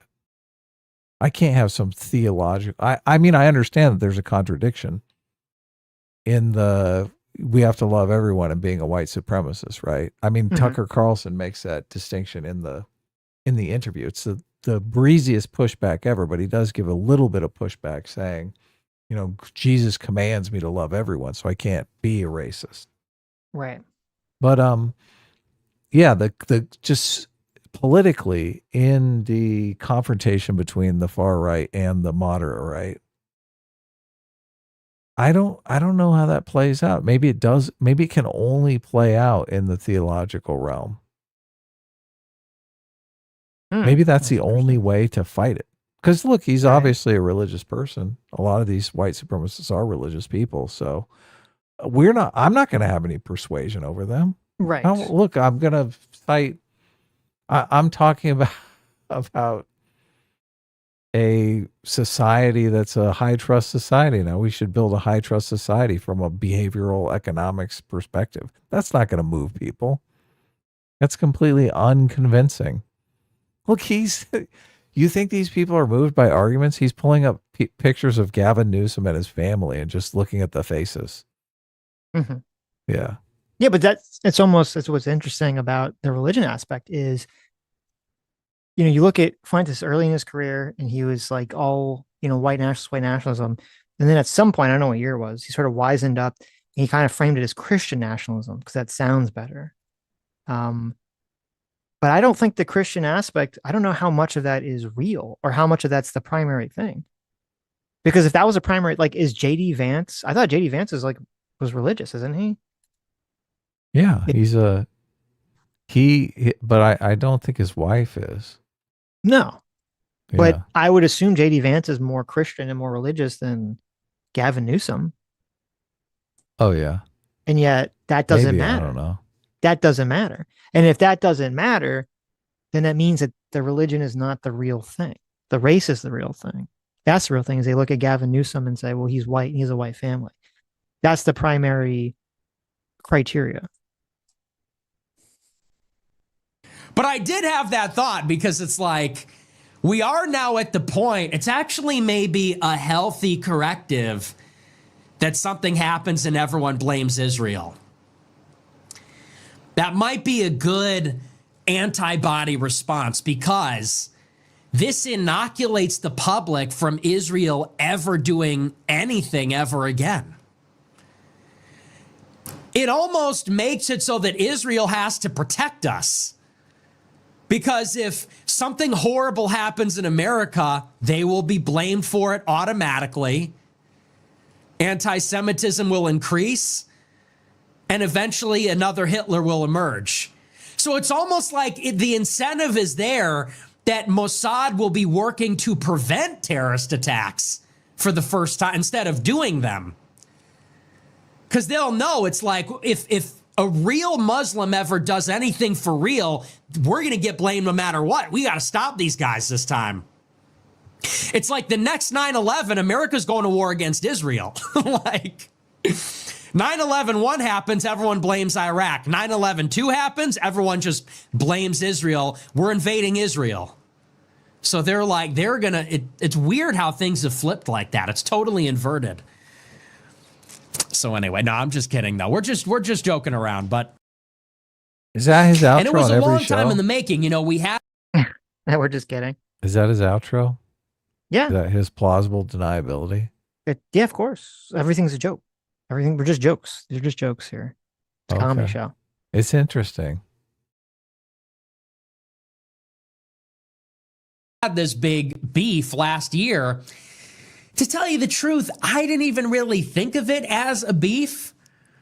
And we talked about it on the show. And I told him, I said, look, like I like you and I think you're smart and I think you're funny. It was never personal. I said, but of course, Dave, as you know, he plays. This is the Dave Smith. I know. I'm on the edge of my seat here. Is a very important role in this emerging conversation. Everybody recognizes it is of great import and significance that suddenly people are able to talk about Jews in Israel in a way that was not possible, in a way that if you talked about these things openly or dissented in the way that you can now, years ago, you'd be canceled, fired, there'd be enormous public pressure. Obviously, all of that is changing so rapidly. And one of the figures who has been leading the charge is Dave. You've got these bigger figures like a Tucker or a Candace, and they've been changing the conversation in their own way. But when you tune into Candace or Tucker last year, they brought on Dave to kind of break the ice. And he's there on Tim Pool, Joe Rogan, all these kinds of shows. And anyway, the point is, and I think I said this in the show the other day, my critique, or maybe just my observations about that predicament, it didn't really have to do with him as a guy. It wasn't like I was putting him down as a man. He's a good guy. But it was more talking about the role that he was playing and why maybe he was playing that role as opposed to other people. And at the time I said, look, it has a lot to do with him being Jewish. And, you know, I'm not the only person that has noticed this, that when Turning Point USA in July, when they have their debate, their pro versus anti-Israel debate at SAS, it's two Jews. And I don't think that's lost on anybody. And it's not to say that Dave doesn't bring a lot to the table. He's a brilliant guy.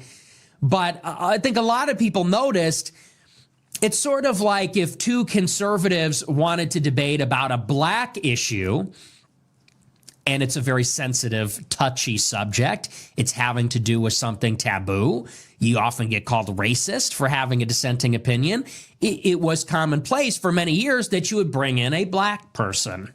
You'd bring in Alan West. You'd bring in a black conservative. Why? They have license to dissent because they are black. And that... it is so bizarre. I don't know what... Dave Smith is such a fucking weirdo because you can be against Israel, obviously. There's lots of Jewish people that are against Israel.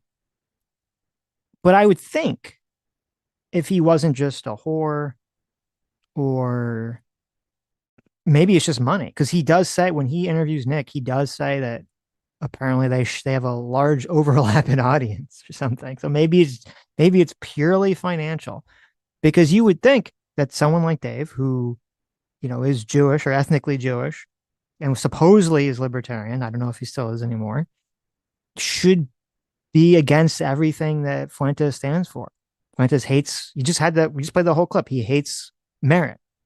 He literally hates merit. He hates the concept of individual freedom. He hates the concept of libertarianism completely.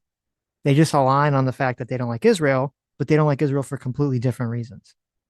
And yet, Dave Smith will just do endless dick sucking, endless sweeping for Fuentes.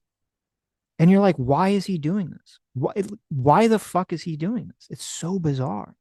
And even you have this, Fuentes is talking about how Dave Smith is acting as some sort of pipeline to allow people to end up in his camp, a camp which, if they got their way, people like Dave Smith, who knows what even happened to them?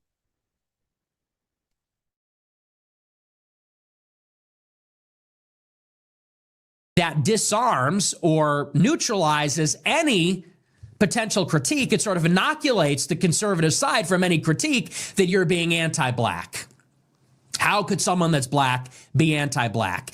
If the conservative position on blacks has historically been called hateful, racist, anti-black, well, it's safer to have a black person be the representative because it's harder to make the case that that person is coming at it from a racist perspective. So I sort of had the same opinion in 2024 and 2025. It was like, okay, so everyone's warming up to the topic. Let's bring on somebody that cannot plausibly be called anti-Semitic. Why? Because they're a libertarian, anti-war Jewish person. So anyway, so that was kind of the basis of it. And we really ironed it out on the podcast. And I think that what we came away with, which was actually productive, believe it or not, a lot of these conversations are bullshit.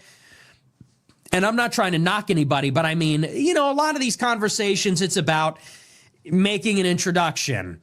Okay, who is this guy? We want to get to know him. We want to get to meet him and interface. We want to expose him to a new audience. We want to nail down what his ideas are. And to me, that feels more like an exercise.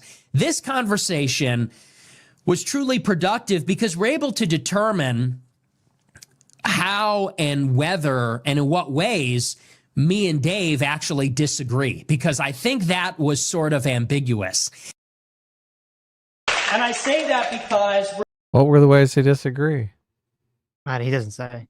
we're doing this event right outside of Wait, Turning I'd have to Point go back SAS. and watch, because I watched the first half of Dave talking to Nick, and there's not a lot of disagreements in that part.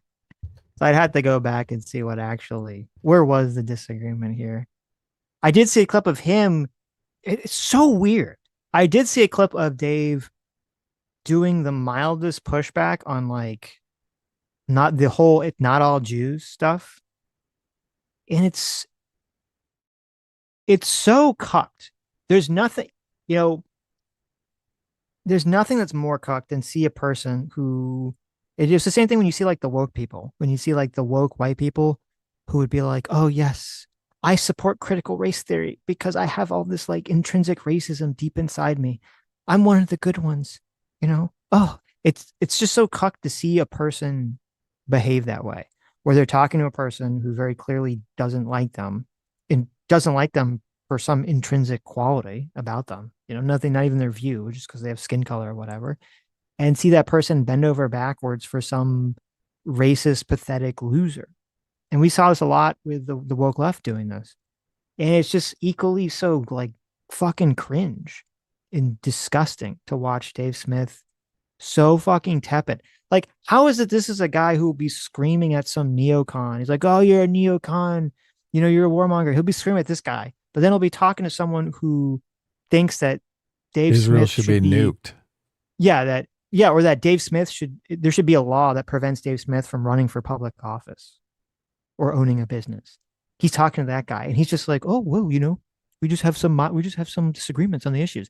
Like, why don't you have the animating energy towards those people that you call the warmongers, towards the person who wants to take your actual rights away? It's got to be audience capture. It's got to be audience capture. It's got to be. It's got. Yeah, he's got a huge audience. He's got a bunch of sponsors. He's got a kid. He's got to pay for it. It's a mortgage excuse. Yeah, I got a mortgage to pay. Yes. Chewbacca's Lover for $5 says Ben Shapiro accuses Nick of the clown nose on off routine. Is this fair? He criticized Jon Stewart for the same thing. When he fails, it's a joke. I think it's total. I don't know how much. I mean, there was Nick saying in the clip that we watched, like, oh, he's just joking, though it's very obviously not a joke. He did it a lot more in the past, where he would be more ambiguous about what was the joke or not. Everyone points to the whole Holocaust denial via cookie. Oh yeah, the cookie joke thing. But yeah, no, he did it a lot more in the past. He still does it now, though it's more like everyone knows it's not really real. Though I did see a clip from, I think it was like from 3 years ago. This is another thing, like Sneeko. Sneeko is another one of these fucking cucks too, because Sneeko is not white. These people, they would not like if they get their way, there's not going to be a good place for someone like Sneeko in society. And there's a clip of Nick on the No Jumper podcast, and they're asking him about that clip that we saw where it's the clip of the woman saying, "Is it degenerate to it's as degenerate to sleep with a black man as it is to sleep with a dog?" And he's asking about this, and Sneeko immediately jumps in. He's like, "Well, he's just joking. He's just joking. He's just joking." And then Nick says, "Well, Nick says he's not joking." And then after Nick goes on his whole spiel about not joking, Sneeko still keeps trying to say that he's just joking. Really? It's like, what are Wow. you talking about? Fucking denial. He just said he wasn't joking. What the fuck are you? And he's not joking. That conference, and he's just a fucking liar too. Because that conference, I have some more clips of. We'll watch more clips where Nick is standing on top of the podium and doing all the weird shit in front of the green screen or whatever that screen is with all the images. Sneeko spoke at that conference. He was physically there. He knows what Nick's about. And these people just lie. It's so creepy. There's something that's creepy to see a person who just lies as easy as they breathe, and you're like, what the it's fucking creepy to see that. Unless your plan is to become some kind of influencer and make money off of this ideology that way, the white supremacist ideology, like how does this stuff improve your life as someone who watches this content and believes these things? Mm-hmm. I mean, I'm genuinely asking the question. I don't know. I don't know how you incorporate this into your life in a way that's not detrimental. There isn't. There's no way to do it at all. And I don't know if I cut it out or not. There's a clip I had in here. I can't seem to find it, where it was kind of interesting, where Nick was saying like, "Oh, don't be an activist. Don't talk about any of this stuff. Just really? infiltrate. Yeah. Don't try to win people over. Just get into institutions and secretly be a white nationalist." Yeah, that is the plan. He said that there's a bunch of white nationalists inside Turning Point USA. Yes. Yeah. But I think these guys are like one girlfriend away from completely abandoning the whole. I mean, they're anonymous with in the Groypers sphere, right? Well, that is probably the biggest roadblock in the strategy. Like, you join Turning Point USA. Pretty soon you're talking to a cute girl. The next thing you know, you're dating. Like, how do you tell her, "Oh, by the way, I'm secretly a white supremacist"? Right. Where, there'll be some, he's looking at this from this like 20-year perspective of like, oh, we're all going to infiltrate all these Republican circles and we're all going to like nod at each other. We're all going to have like our little secret handshake. That's part of it too. Like, people want this idea of like, well, we're in some sort of cool like secret club where we just like nod at each other from across the room and we all know that we're part of like the the truthers, right? We know what's really going on here. People think that's cool to be part of that. And like, I'm sure there's some percentage of people that will accomplish that goal of infiltration and then will actually stick to it. But you're right. There's going to be a lot of people, probably the majority of them, that infiltrate. And then they're going to gain some modicum of success and get a girlfriend or a wife and have children. And they're going to be like, oh, this shit wasn't so appealing to me the way it was 5 years ago when I was like an edgy boy on the internet and I didn't really have anything going for me. Matthew B for $5 says, "You're lazy. You don't understand the ideas being discussed, so you chalk it up to audience capture and racism. You'll stay small with this lazy thinking." Oh, okay. What is the advantage though? I mean, how does this benefit your life in some sort of tangible way? Even if you're embedded in a giant group of people and you feel like you're getting some sort of social, you're getting something out of the social interaction with these people. You're able to speak your mind. You're able to talk about your racist beliefs. How do you carry that into the world? How do you ask one of those people for a job or to hook you up with one of their friends, like some sort of dating opportunity? Right. How do you turn it into something real world tangible that is going to improve your life? That's my question. I don't know That's some sort of social interaction with a bunch of people who are anonymous to you online. I guess maybe it is.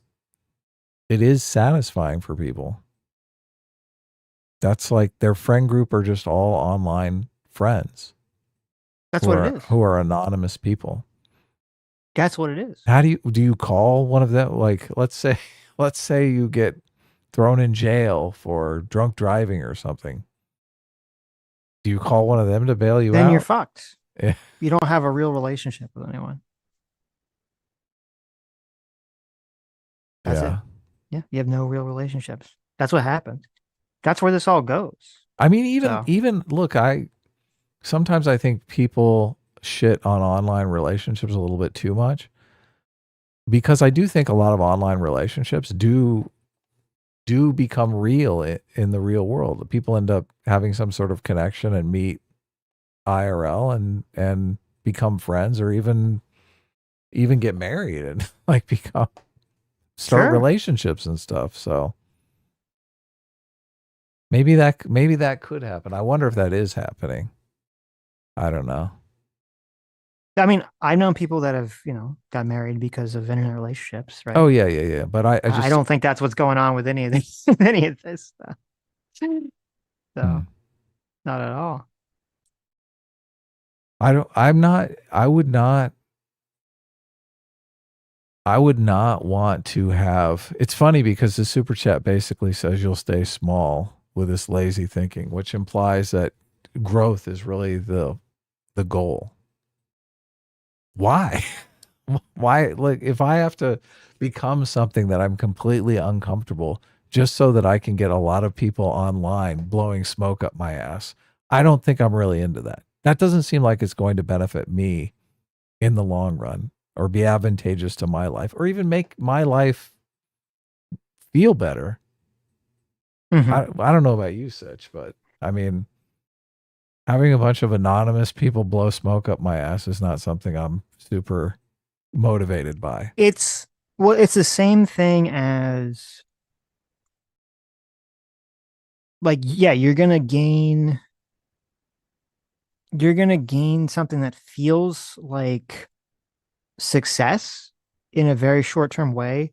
But then when like 5 years, 10 years down the road, you don't really have relationships, you don't have a girlfriend or a boyfriend, you don't have children, you don't have a house, you don't have a family, you're still working some job that you hate. You have nothing to show for it. And right? So your whole personality is a fucking secret for most people around you. Right, yeah. It's not going to lead you down anywhere. So it's true. And I mean, and that's why like that person knows that sent that super chat, because if this was the case, if it was the case that this was some sort of super successful, great idea, it's kind of the irony of them saying like lazy thinking. If this was some sort of like great idea, then it wouldn't require Fuentes to engage in this like decades long infiltration movement. It's no different than the socialists. That's exactly what the socialists are doing. They've just been successful. Because they know if they come out and just say, this is what we believe, everyone goes, oh God, that's fucking horrible. So they have to do this fucking infiltration maneuver because they know it's terrible. The socialists have been successful in infiltrating academia and the media and all this stuff. But the success that they've had is by playing word games. Right. With people who are supporting their cause unknowingly. As soon as they realize what they're supporting, they're against them. They're completely against them. So how successful can you say this strategy really is when the bulk of your acolytes don't even really support it? Right. Like as soon as the miscommunication becomes clear, they're like, oh, I'm not in favor of that. Fuck that. Mm-hmm. That's not a real movement. Right. Fondue for $6 says Fuentes is the logical end result of CRT. That is true. That's exactly what it is. Yeah. This is one of the reasons why I really don't like Dave Smith, is because I do think Dave Smith is doing it because he loves anonymous people on the internet blowing smoke up his Yeah. Or he just hate, like there are some people that are just so motivated by hate. Like he could just really hate the like he hates America. He government? could just be Yeah. like the America bad crowd. So yeah, someone like Nick who's also in the America bad crowd. It's you know, maybe that's what's going on there. It can be hard to tell. And I don't think you could ever get a real answer out of him. So Liam, read Liam's. I won't say a minimum due for 2 hours says do an Arc Raider stream with JMac. What's that? Some video game? Yes, it's a video game. I've never played Arc Raiders, but maybe. Liam asked for 40 months, says tragic as fuck. My brother-in-law, who is 40, is a proud groiper. He has kids, good job at home, just terminally online and blames the Jews for everything. Oh God, that's even worse. I'm trying to remember who it was. There was some like famous groiper guy, or it wasn't a groiper. I think it was before groipers. There's some famous white nationalist guy who he like lost everything. He like lost his wife, and his children because he got sucked. Like it was the opposite. Like usually it's like a young person and then it prevents them from growing. There's like an older guy who then got sucked into it, and then it like destroyed all his relationships because no one wanted to be around him anymore. Yeah, that would be super tough for me. Right, and that might happen to Liam's brother-in-law. What's even worse is your brother-in-law. So he's married to your sister. So you know, how long is she gonna put up with that shit? Yeah, it is a real sort of conspiracy theory mindset. Of course.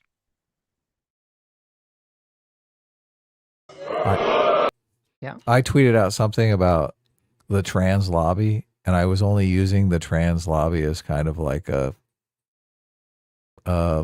metaphor for people who support the transgender ideology. And so many people on the left are jumping on me like I'm some kind of conspiracy theorist. Like, there is no transgender lobby. What are you talking about?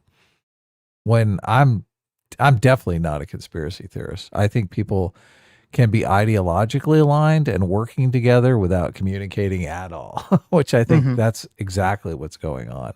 But I think calling them a lobby just is a convenient sort of communication tool.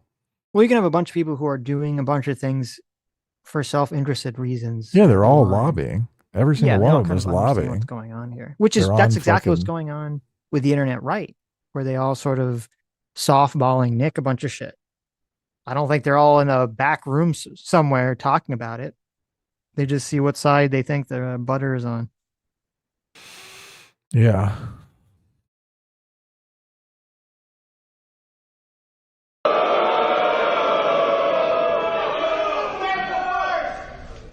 And we're out here outside of SAS. We have close to 500 young people gathered here today because word is getting out that we got to get rid of Jewish power in America.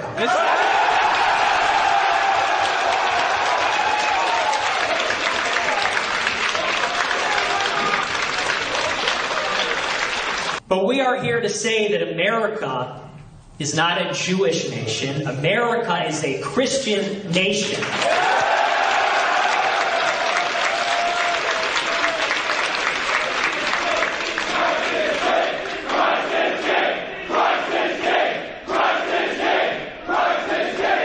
And last but certainly not least, we said, what's up with all the gay people on the stage? What are we doing with that? And that is that America has an elite. It's not just the government, not just big government. It's the media, it's finance, it's Hollywood, academia. It's all the institutions, and it's a small club. And the people that are running the country, they're not liberal. They're not leftist. One of the primary things they all have in common, many of them, is that they're Jewish. So number one is we need to eradicate. Not the liberals, not the leftists, it's the Jews. All the Jews are working together. Right. Towards some sort of secret goal. This is in 2023. This was the speech that he gave opposite of the Turning Points USA physical location because they kicked him out of Turning Points USA. So the idea that like Tucker and all these other people, like they don't know what's up is to me just impossible. It's so useful, though, to know that it's 500 people that are willing to show up in public. Mhm. If he got 10,000 people to show up in public, that would be useful information. Yeah, I don't know. I mean, this was 2023, so who knows? I don't know. This was Who knows? 2023? This is 2023, so who knows what it would be This was now. only 2 years ago? Really? Only 2 years ago, yeah. Because it looks like 2017. That's just because this video was on Rumble. This is not the original Rumble video because I don't even know where that is. Mm-hmm. The original, because remember, this was originally on Rumble and then Vito got it taken down. Remember that? Oh, yeah. I do remember that. I Yeah, remember arguing with Nick Rekieta, not Nick Fuentes. Rekieta, right? Yeah, this was the sorry, that Nick Rekieta, insane Nick Rekieta stream, and so yeah, this has been like re-uploaded from some other place. So I don't know. That's probably why the quality is just like dog shit. But this is from 2023. To eradicate Jewish stranglehold over the United States of America. That's perfect.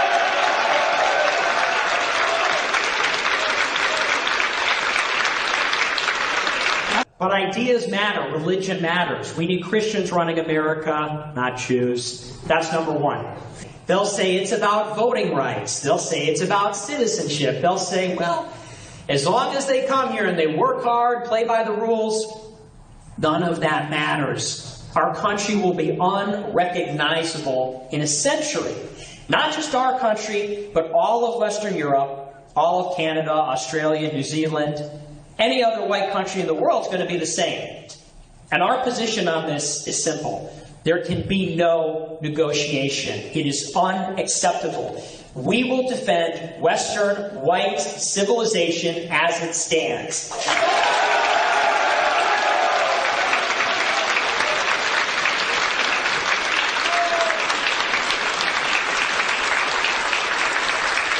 And people talk about a lot of things, but they don't talk about those two issues. People get very uncomfortable. But I'll say it explicitly. It is those two issues.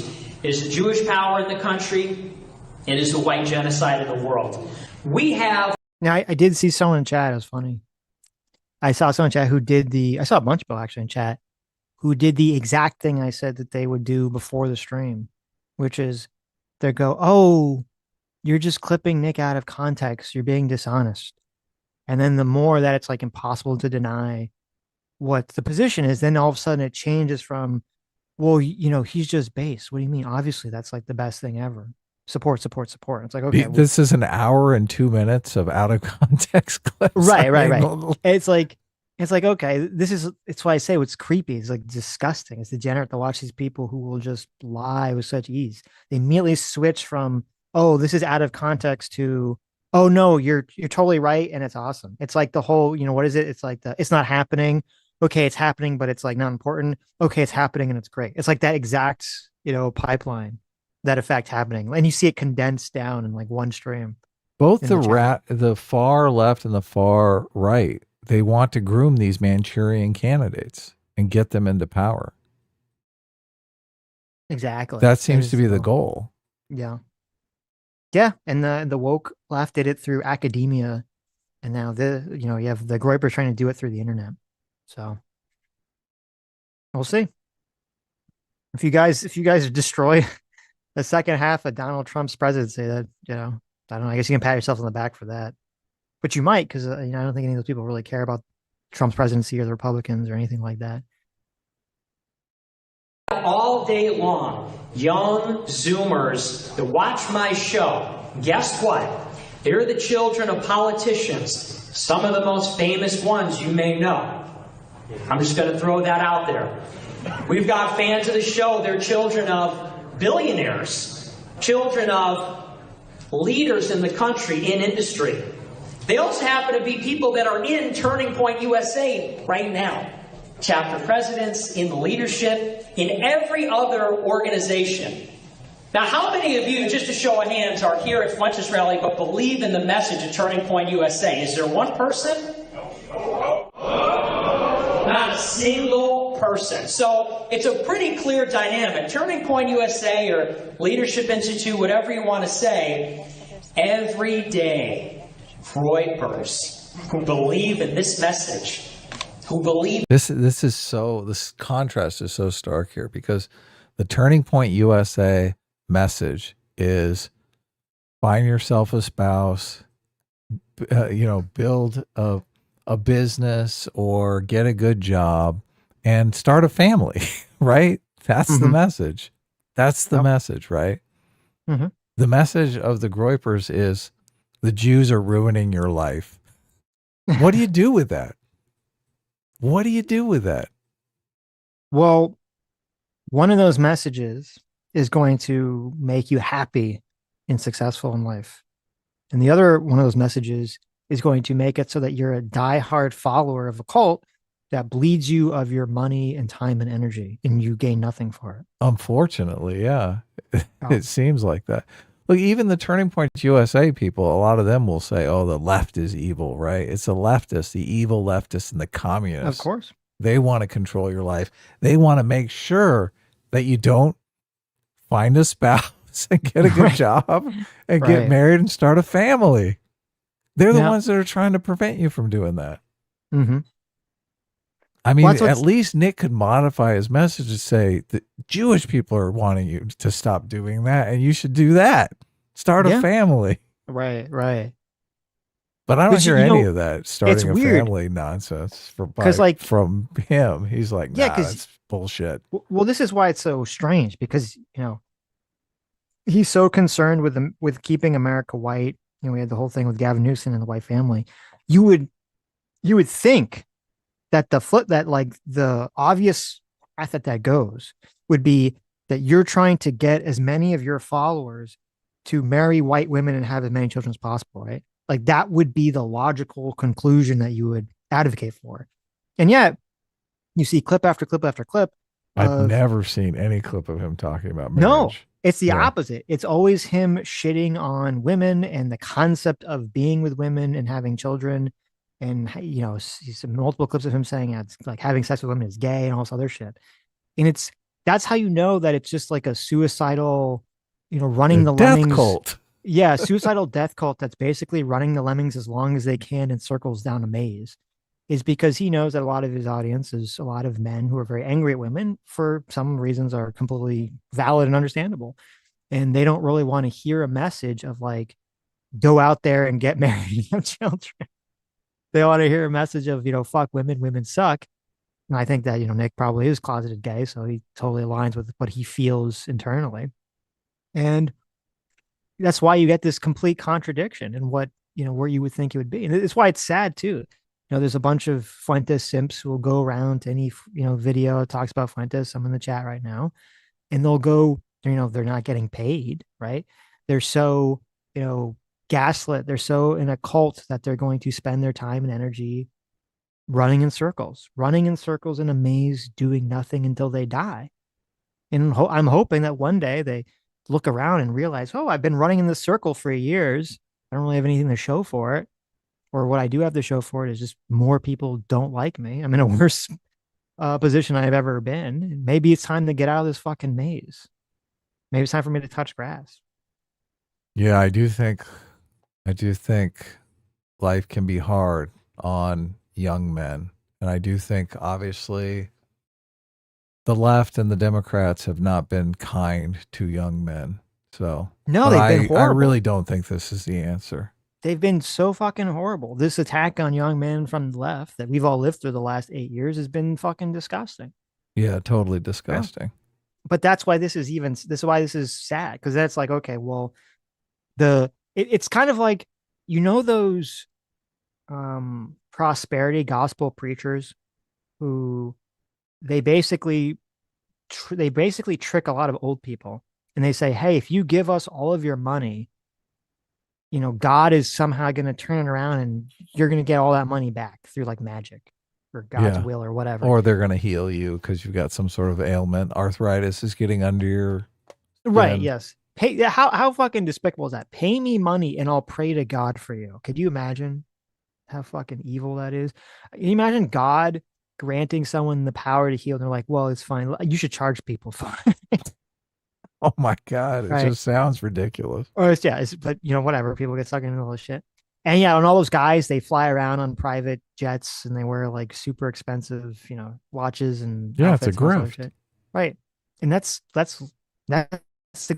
exactly what Nick Fuentes is. He is that. He is the vampire that is sucking the time and energy out of like a bunch of young men who are in a bad place and they need someone to latch onto to hopefully get them in a good place. Unfortunately, Jordan Peterson kind of fell apart, and some of these, he's had all these health reasons now too.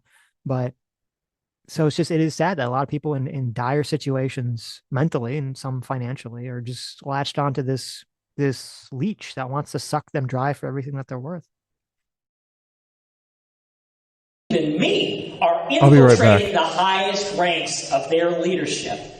But we're all here today 100% ideologically aligned. This is a revolution. This is what I'm talking about.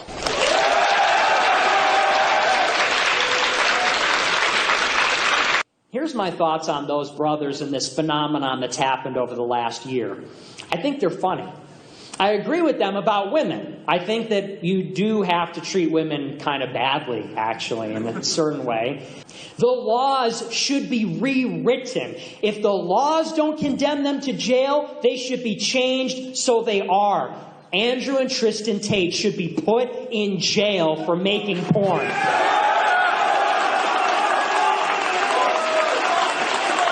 We want to outlaw porn. Don't come after my porn. Oh my God. Pornography in America. We must punish the women who make it, the men who produce it. We should probably punish the people that watch it. It's got to go in the United States.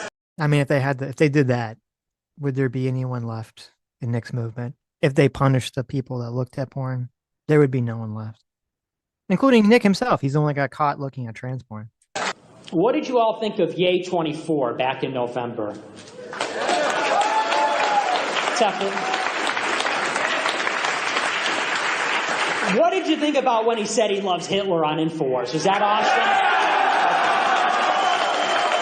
Now, the one reason that I explored a different candidate in November and December, and this is it, is because one of our primary issues is the fact that we have a non-Christian leadership running the country. Here was a man that said, we want a Christian country and we want to end the Jewish supremacist domination of America. That's why we supported it, right? Because it is now a tradition, can we get a round of applause for Russia?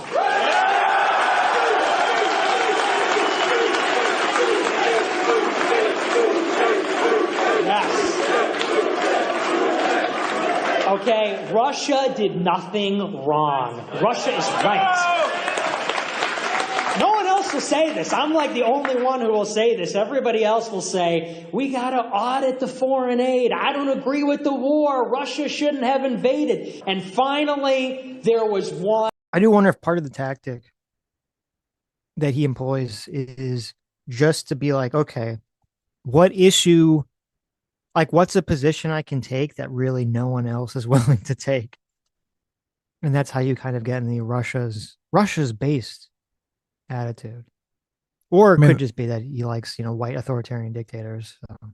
There are a lot of people who have that position, though, on the right. So, well, no, a lot of people on the right have the position of like, I don't want to support Ukraine because, I don't want to give them money. Maybe there's a lot of like individual, like people, like viewers that have the position of like Russia being based because they hate America so much. And they view this like weird thing of like America represents the West and the concept of liberalism, and Russia represents, the anti-Western force and all this other stuff. But like most pundits won't, be very open about that. They won't say that very directly. One patriot, one Christian who put his foot down and said NATO will not move forward one more inch. And his name is Vladimir Putin.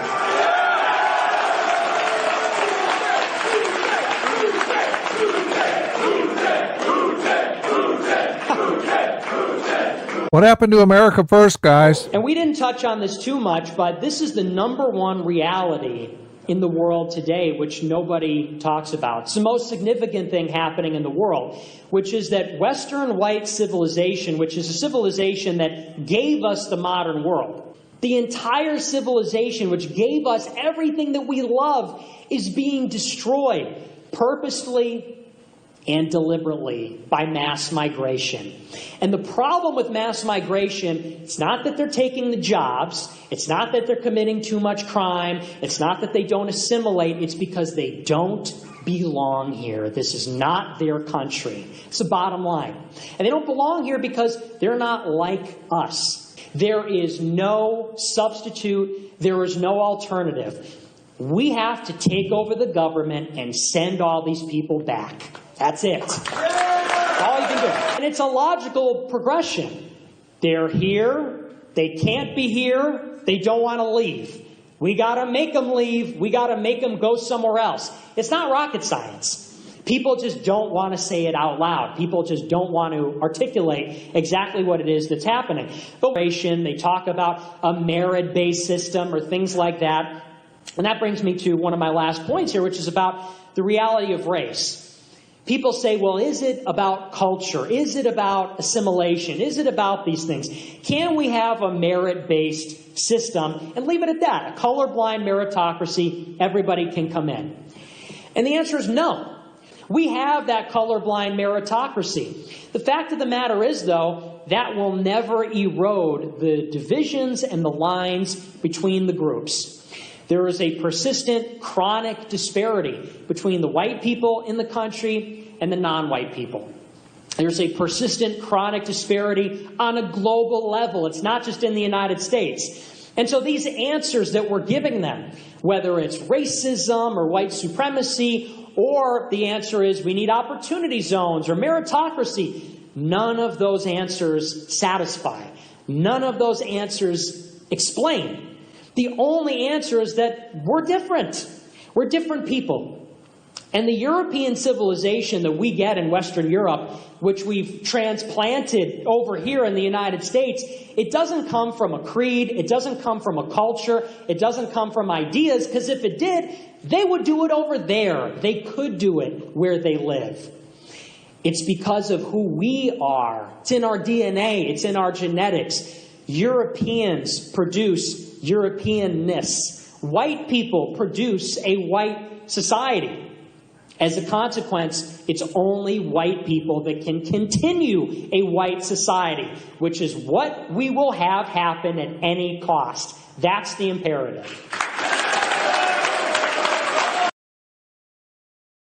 And I agree with Ye, by the way, we got to stop dissing the Nazis all the time. Let's just find another way to say it. And why should America not be a majority white nation? Who does that benefit? Who is that good for? Imagine a country. Okay, yeah, actually. Someone said Jews. That's the correct answer, actually. I was looking for that. But we all have these beliefs, but you know the consequences for believing them and for talking about them.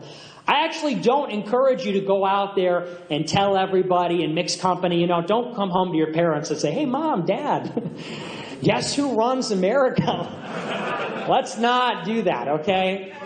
Because someone says, boo. Maybe you can. It depends on if your parents are cool. I came home from college. I told my parents, I said, Mom, Dad, you will never guess what never happened. Like I just found out about it. It is not unrealistic that in 10, 15, 20 years, we have 10,000 hard-hitting VOIPers in every corridor of power in America. It's not unrealistic. It's already happening. I don't know how many. I'd probably say we got about 100 that have infiltrated. Go fight. Infiltrate the system. And I'll tell you, I know that we're going to win because unlike our opposition, we are actually willing to die for what we believe in. Thing is, though, we're not going to. Hello. We're in a holy war, and I will tell you this. Because we're willing to die in the holy war, we will make them die. What's up? Can you hear me? Yeah, I can hear you. Oh, What's okay. going on? My internet cut out for a second. Oh, it did? It's back. The internet cut out. Yeah. I don't see how, if you're some lone wolf, some Manchurian candidate in some position, even if you're in the Republican Party, I don't see how you can turn that if you're one of maybe 20 coworkers or 100 coworkers. I don't know what kind of business you're in. How are you, if you're keeping your ideology a secret from all of these people, how does infiltrating that institution, how is that even helpful? Well, the goal would be you have a couple people infiltrate, and they're going to kind of like slowly gaslight people into believing the things that they believe, but Right. like kind of presenting it in a more, palatable way. So your then- goal is to convert the 20 people that you work with into anti-Semites. Yes. Doesn't that seem a bit difficult? Does that not seem a bit difficult? It does. I was These gonna people say, don't you're know any Jewish people. None of them are Jewish. You're expecting a lot of your followers, right? That seems like a Herculean task. He's They like, all we got gotta be, like- 100 people that have infiltrated these institutions. Yes. And they I all got to mean, be like these master infiltrators. The leftists are like, okay, all the rich people are going to go to this university, and we've got a college professor that's going to completely turn them towards our ideology. And then we're going to, those people are going to be in the numbers when they hit these institutions. That seems like a more cohesive plan to me. Right. Yeah. Because look, I do think a lot of the people are, I mean, they're leftist, socialist, and they quickly realize, oh, we have the numbers in this institution, right? We have the numbers in this workplace. We're all women. We're all communist. We can do whatever we want. But Nick's plan is like, okay, you got your one groper among the 20 communist females in your hospital. Your job is to convert them all. Well, You're saying look, you don't I guess think it would this be is a easy viable now. strategy. Is what you're saying. Look, I guess honestly, it would be easy now because they just have to come out and say Israel's killing all the babies in Gaza. Right? But you gotta. It's a fine. You gotta walk them into the whole like Israel bad, and then slowly be like, but wait, actually, the Jew bad. Exactly. And then you It's find not- out that the girl you've been trying to sweet talk is actually Jewish herself. Right, exactly. She's some sort of lefty Jew. And You're she's like, oh no. she's actually Abort, in abort. favor of the ethnic cleansing going on in Gaza. And then you're like bonding over ethnic cleansing. Hey, exactly. Yeah. Anyway. What do you think Nick Fuentes thinks? It's- I mean, obviously, Dave Smith is super I chapped need to- about the I need ethnic to- cleansing going on in Gaza. What do you think Nick thinks of the ethnic cleansing going on in He Gaza? doesn't care. He doesn't give a fuck. Exactly. He's fine with it. He's totally fine with it. I mean, he'll pretend he's not just because he knows it's like it serves his movement, but he doesn't give a fuck at all. I need to like create like 3 or 4 of these clips and make them like a minute or so, just so that when we have people on and we like talk, like Nick Fuentes gets brought up and they're like, I don't really know. Is that really what he believes? I'm just like, well, here, let me just play it for you. Cause I'm kind of tired of like people doing that. And I don't really know if they really mean that or if they're just fucking with us. They're fucking with us. Sitch, who cares? That's what I mean. Make them actually have to answer the question instead of hide. If they're just fucking, some people might legitimately know. Maybe some people are gaslit because left has been calling everyone racist. So I do It's hard think to a tell. lot of people do not. I mean, 2 weeks ago, I was not really paying attention to Nick Fuentes. And I was thinking, oh, maybe Nick Fuentes finally stepped away from all the white nationalist stuff. Said, look, I was just a kid, a dumb kid. I didn't know any better. Now I've turned my life around. I'm in a gay marriage now to the love of my life. Yeah. No, but look, it doesn't seem like he's turned around at all. It does not seem like that. No. I mean, I'm uncomfortable when people go back to clips that are 10 years ago because people change, but a lot of these clips are like a year old, 2 years old. All these clips were from this year. Yeah. Yeah, exactly. So it doesn't seem like Nick Fuentes has changed. Nick Fuentes is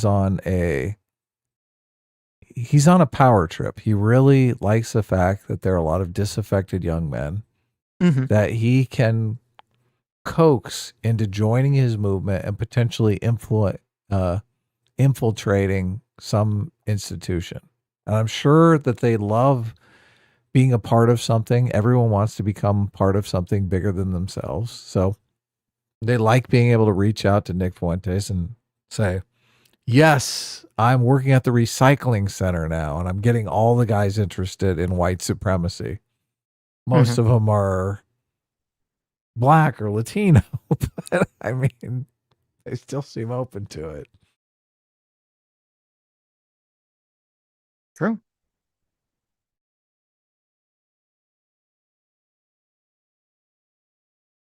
In the holy war. Yeah, just listen, just die. Throw yourselves into the meat grinder, idiots. Good job, retards. Just sacrifice yourself for this fucking Nazi twink on stage. Give him all your time and money and energy, right? You're doing the Lord's work there. Definitely.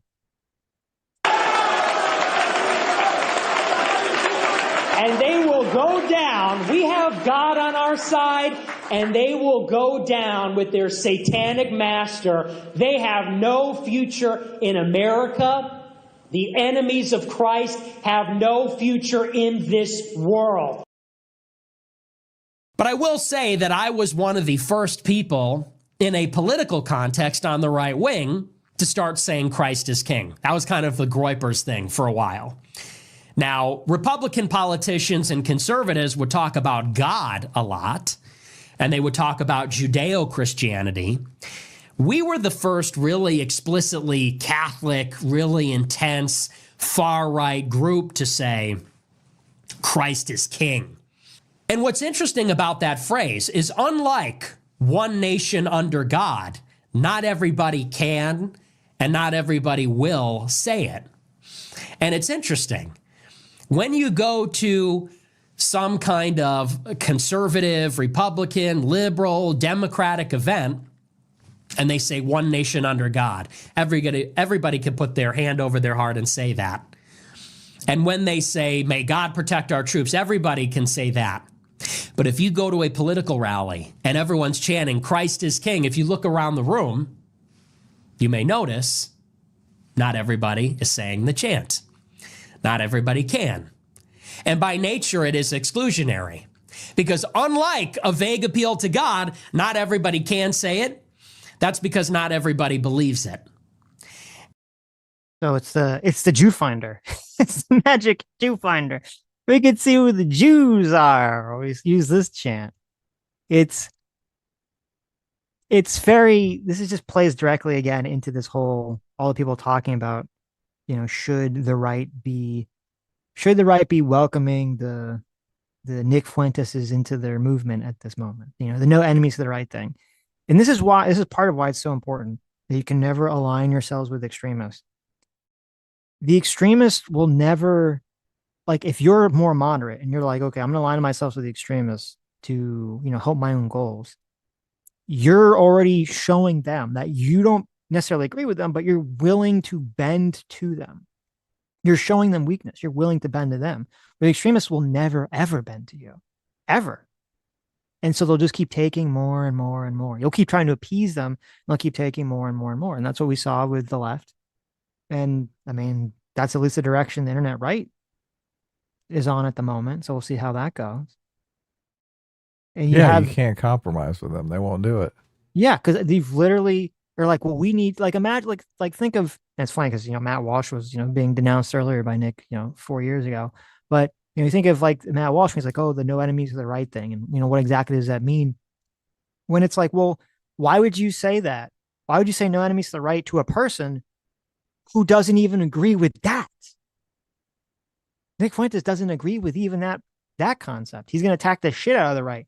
He's going to force them to bend. He's going to force you to keep trying to appease him, to bend to his will. Everything he's doing is exclusionary for that purpose. Yeah. That's how authoritarianism works. Yes. And that's part of why he didn't like Charlie Kirk, is that Charlie Kirk was like, listen, he wanted to be more inclusive towards at least, Jews and people of all religious backgrounds. Nick Fuentes is like, no, fuck the Jews. And saying it is a way to quickly identify who's really with us, who actually has a faith that is strong and alive. Not every Christian wakes up every day and says, Christ is king. Some liberal Christians wake up and say, we should tolerate everybody and everything's fine. Even some Catholics say that. But for a Catholic to wake up every day and say, Christ is king. Christ is your king. He's my king. He's the king. It's Christ himself. It is not just some vague God. It's a particular one. That's a very quick way to identify who's with us, who's a part of the body of the church, who's a part of the body of Christ, and who's outside of it for one reason or another. And Christ is king is something that actually Jewish people cannot participate in. And if we're to say that the country should be... it's very weird. And I don't know how to break it down into some sort of rational, logical way. But I feel like you can look at a person and you can hear them talk. And you kind of see their mannerisms. You see what they say. You see the way that they say things. And there's a sense that you can draw from them, even whether you agree with them or disagree with them. And I think, again, Charlie Kirk is like a good example. So you look at Charlie Kirk. A lot of people did not like Charlie Kirk. A lot of people love Charlie Kirk. But when you listen to him talk, you kind of got that vibe. You get that sense, like this is a person who believes in God, right? Like you could tell that Charlie Kirk was like a very religious person. Sort of the way in which he'd phrase things and the way in which he would the manner in which he would hold himself. There's a lot of people too, a lot of very, religious conservative people that you kind of get this vibe from. You get none of that from Fuentes. You get like zero. Like he'll say the words. He says, "Oh, Christ is king." He talks about Jesus, all stuff. He says the words, but you get none of that feeling from him whatsoever. That this is a person who actually is religious and believes in religion and does anything religious whatsoever. I mean, does anyone think that Nick goes home in the dark at night and prays to Jesus or to God? Yeah, I think you hit on something here, because this is what seems so offensive to me about all the people dancing on Charlie Kirk's grave, because it did seem like Charlie Kirk did have love in his heart and he was really focused on trying to better people's lives. And Nick Fuentes seems to have vengeance in his heart, and he's calling everyone to him that also has vengeance in their heart so that they can get even. Which is just a completely different mindset, a completely different vibe, as you put it. No, I'm glad you said that, because I think that's what it is.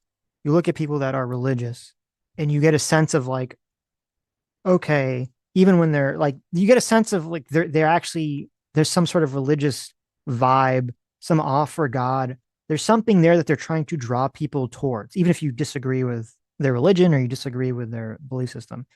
And with Fuentes, all you get is this feeling of like anger and vengeance in a way that doesn't even feel religious whatsoever. Nothing. No, a lot of religious people do turn to religion so that they can lord over people, so that they can be morally superior and look down on them for their degeneracy, whatever it is. So, and I hate those people with a burning passion. And I hate all of them. Look, I do think I'm a person who has love in my heart, and I do want the best for people. I want people to live fulfilling and meaningful lives. So it is just weird that you get none of that religious feeling from him whatsoever. I don't think he prays. I don't think he does anything religious, and none of his actions are religious. Is this a person that goes and starts charity organizations to help people in need? He's not even a person who is getting married and raising a family or doing any of these other things. Like, what actual religious Christian thing has he ever done except for preach white nationalism? What has he actually done that's religious? That would show some inkling of Christianity. When he doesn't, I mean, even what he said about women, he doesn't want to enter into a marriage. He wants a concubine. Yeah, he wants a slave, right? He wants someone that he can tell to shut up and clean the house. Well, and I'm trying to remember who it was. All right, maybe it's and we can watch some of it too because it's interesting. The Pierce Morgan conversation between Dave Smith and Seth Dillon, where it's like, yeah, like when you talk to actual religious people who are Christian, a lot of them will believe that on some level that women should be like on some level subservient to men in terms of some matters, but there's always this like strong, men need to protect and honor and cherish their wives and women and all these other things. And you get the opposite of that. You just get hatred and anger towards women from Nick here. I don't know how anyone can be in a deep and meaningful relationship with someone that they have no respect for. That just seems impossible to me. Yeah. I mean, that person is your employee, right? Yeah. I mean, look, obviously you need to have some respect for your employees. Otherwise you're probably going to run a shitty business, but they're not your wife. You're not married to your employee. Yeah, of course not. Yeah. But I mean, I have worked jobs where it seems like the boss really just doesn't have any respect for anyone. And I think, right. Well, fuck this guy. What the fuck? There was a clip, I think I forgot to put in the compilation. That was him. That was Nick talking about like how it grossed him out whenever someone gets married and they say they married their best friend and they're like, oh yeah, I remember seeing that clip. You shouldn't be friends. You should be friends with your wife. She should be like your servant. It was That's so weird. in the Tucker Carlson interview. Oh, was it in the Tucker Carlson interview? He says, okay. Yeah, that's fucking weird. I was like, it's different. It's not your best friend. I can appreciate someone saying it's different, but he says it's different in terms of like that they're below you. That your friend should be on the same level as you, but your wife shouldn't. Right. You should put your best friend above your wife. Yeah. Which I think, I mean, you got to have a pretty, look, if you get in trouble, if you're in a car accident and you lose your fucking arm, okay, who's going to be at the hospital? It's going to be your wife. It's going to be your wife showing up at the hospital. There's only two ways in which you're going to put your best friend above your wife. Okay. One is that you're in a very unhappy marriage, right? You're in a very bad of course. marriage. Yes. You're getting thrown out of the house and you need a place to stay. Yeah. Right. Yeah. That's number one. Number two is just that you're secretly gay. Right. And you're fucking your best friend. And you're fucking your best friend. Yes. More than that's your wife. only two. Yeah. Yeah. Yeah. It's just, that's a sad state of affairs. Be run by Christians, that's also something that Jews actually can't participate in. I think a lot of people are starting to find out Charlie Kirk is not the patriot that he says he is. And so I look at what happened last night and I think to myself, this is totally a doable operation. Charlie Kirk in the grand scheme of things is just some retarded idiot. The dog is terrified. I had to go upstairs and reassure him because I'm screaming at my screen, calling Charlie Kirk a bitch and everything. The contrast could not be more clear. Charlie Kirk is a totally unexceptional human being. A moral struggle that's happening on the higher dimension, right? Which is Christ versus the devil. Who does Charlie Kirk serve? Is he really a Christian? Is he really Christ-like when he supports foreign wars and Israel and all this? Look at the people he's taking money from. So the guy's a fake Christian. The guy's not a patriot. He hates our country. He's un-American. Let's focus all our firepower on Charlie Kirk. Why are we doing this? It's because Charlie Kirk is a fake patriot, a fake Christian, and he hates his people. He's anti-white. This is our angle. We talk about Charlie Kirk's dual allegiance to Israel. The almighty Oz, the massive head with the tiny face behind the curtain, Charlie Kirk, lording over the conservative movement. Remember, the goal is to expose the globalism, the fake conservatism of Charlie Kirk. Do you get labeled anti-white if you just if you're not racist against black people and such? How do you get labeled anti-white? Charlie Kirk, I don't think is anti-white, obviously. No, if you're to the white nationalists, if you're not on board with the white nationalists, then they just throw that at you. Then you're anti-white? You're anti-white, yeah. Yeah. I think the left is, I mean, the left has kind of made it okay to be racist against white people, which I think is a huge problem. And obviously, people understand fairness. So a lot of white people will think, well, they're racist against me. I just have to be racist against them to stay in the game. So it's like a horrible situation. So which is going to backfire. Totally going to backfire. Yeah. So I am firmly against that. We pointed out all the time on the show. I would say we are against the people who are anti-white. But I guess technically we're anti-white if we're not on board with thinking all black people are low IQ, right? Thinking Coleman Hughes is an idiot because he's black. Well, it's according to these people, according to the racist. It's the same way that the racists on the left will say, oh, you're racist, you're anti-black because you don't buy into CRT or whatever dumb shit. I think Coleman Hughes is probably much smarter than Nick Fuentes. So I think Coleman Hughes could probably easily destroy Nick Fuentes in a debate. I don't know that would ever happen because obviously I don't think Coleman Hughes wants to platform Nick Fuentes. But debating, here's kind of the problem. Think of it this way. What happens if you debate a cannibal and you're like, well, eating people is wrong. And they're like, well, no, like they're coming at it from like a completely different like set of values. So like, well, no, eating people is like awesome. What do you mean? Eating people was great. Like, okay, well, how do you like argue against it? I'm like, okay, well, I don't know what, if you eat too many people, you're going to get sick, you're going to get the weird brain protein or something. Like, well, no, that only happens if you like do it in this very specific way. And I know I do. Like, that's how all these debates with Fuentes all go. They all go this, like his value set is so radically different than everyone else's that he's debating with. It's like, all you're doing is you're just debating a bunch of like talking point conspiracies that he's repeated 1,000 times that he's just going to bring up again and again and again. But at the end of the day, the actual values, you can't really argue against those values in a way that would be really compelling to him or to any of the people in this movement, because they're just coming at it from such a wildly different value, from such a wildly different moral standpoint. You are not going to change people's minds, but I think obviously Coleman Hughes destroyed Dave Smith. Dave Smith would say something that he read in a book and Coleman Hughes would finish the quote for him. And that's a good point. He had read everything every argument that he was going to make and made that argument and told him why that argument was incorrect and shook his head like made funny faces at the same time. So right.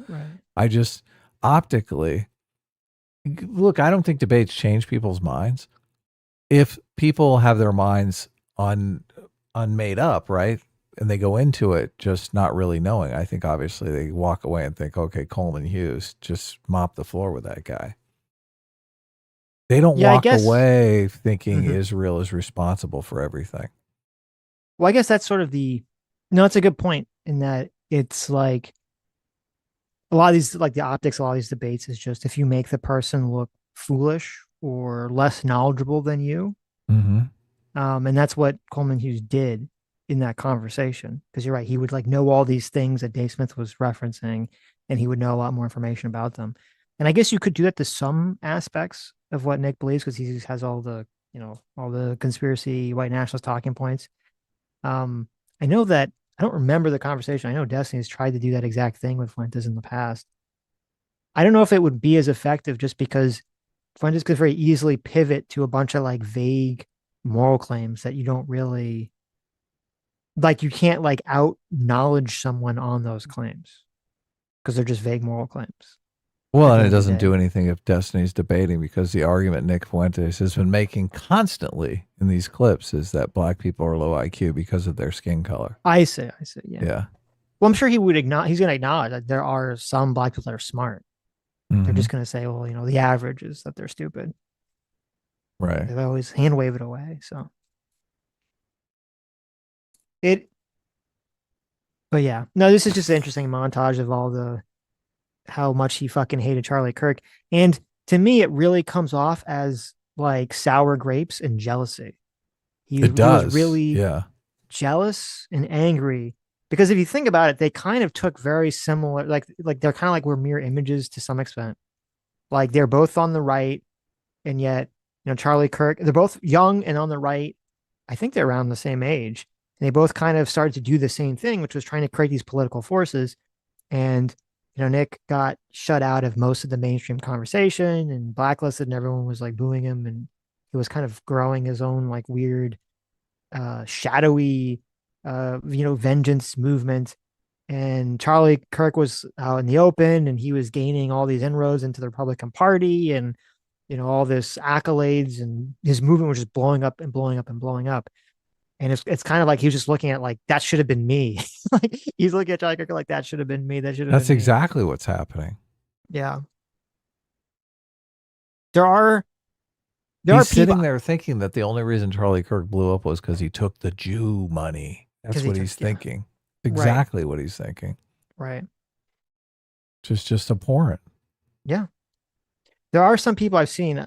I don't buy this idea. But I've seen some people are like toss around this idea that Nick is like people are trying to position Nick to become the next Charlie Kirk on the right, which is just so implausible to me that would ever even be possible to happen. Yeah.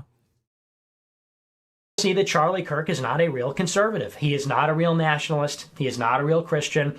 And that is simply the truth. We humiliated Charlie Kirk last night. We took... I will say, in all these clips I've ever seen of Nick, I don't think I've ever seen him quote a Bible verse. Now that I think about it. Have you ever seen him quote a Bible verse? No, but look, you've watched way more than me. Obviously, you put this compilation together, so... I saw the one clip on Brett Weinstein's. Right. No, I can't ever recall. I've seen Charlie Kirk quote Bible verses a bunch. I don't think I can't think of ever seeing Nick quote a Bible verse. There is nothing in this content for me. Yeah. He's not talking about anything I find remotely interesting. I mean, it's just a conspiracy theory laden screed about Jewish people. Mm-hmm. I mean, he's not bringing any sort of evidence. No. It's just strange to me. It's interesting. I mean, it seems he's saying that they destroyed Turning Point USA. What, they had 500 guys in that dark room with the weird graphics running behind him, and that was destroying Charlie Kirk? I mean, I saw the horrible Charlie Kirk assassination videos, and I mean, it looked like there was thousands of people there. Yeah. And it was in the daylight. Yeah. You think you think when Nick dies he's going to fill up some crowd, like some stadium like Charlie Kirk did? No, obviously not. Yeah. They'll have the digital and online funeral. That's the only way they get people to show up. The disc. I mean, there may be thousands of people in a Discord server somewhere, but right. Yeah. There was a lot of clips I didn't include it. I think I included a little bit of it where there's so many clips of him watching Charlie Kirk content and just being so mad. It's so jealous. It's so triggered. Really? Yeah. Really did not like Charlie Kirk. Yeah, there probably is some level of jealousy there. I mean, it's interesting because obviously, like, we had that super chat, and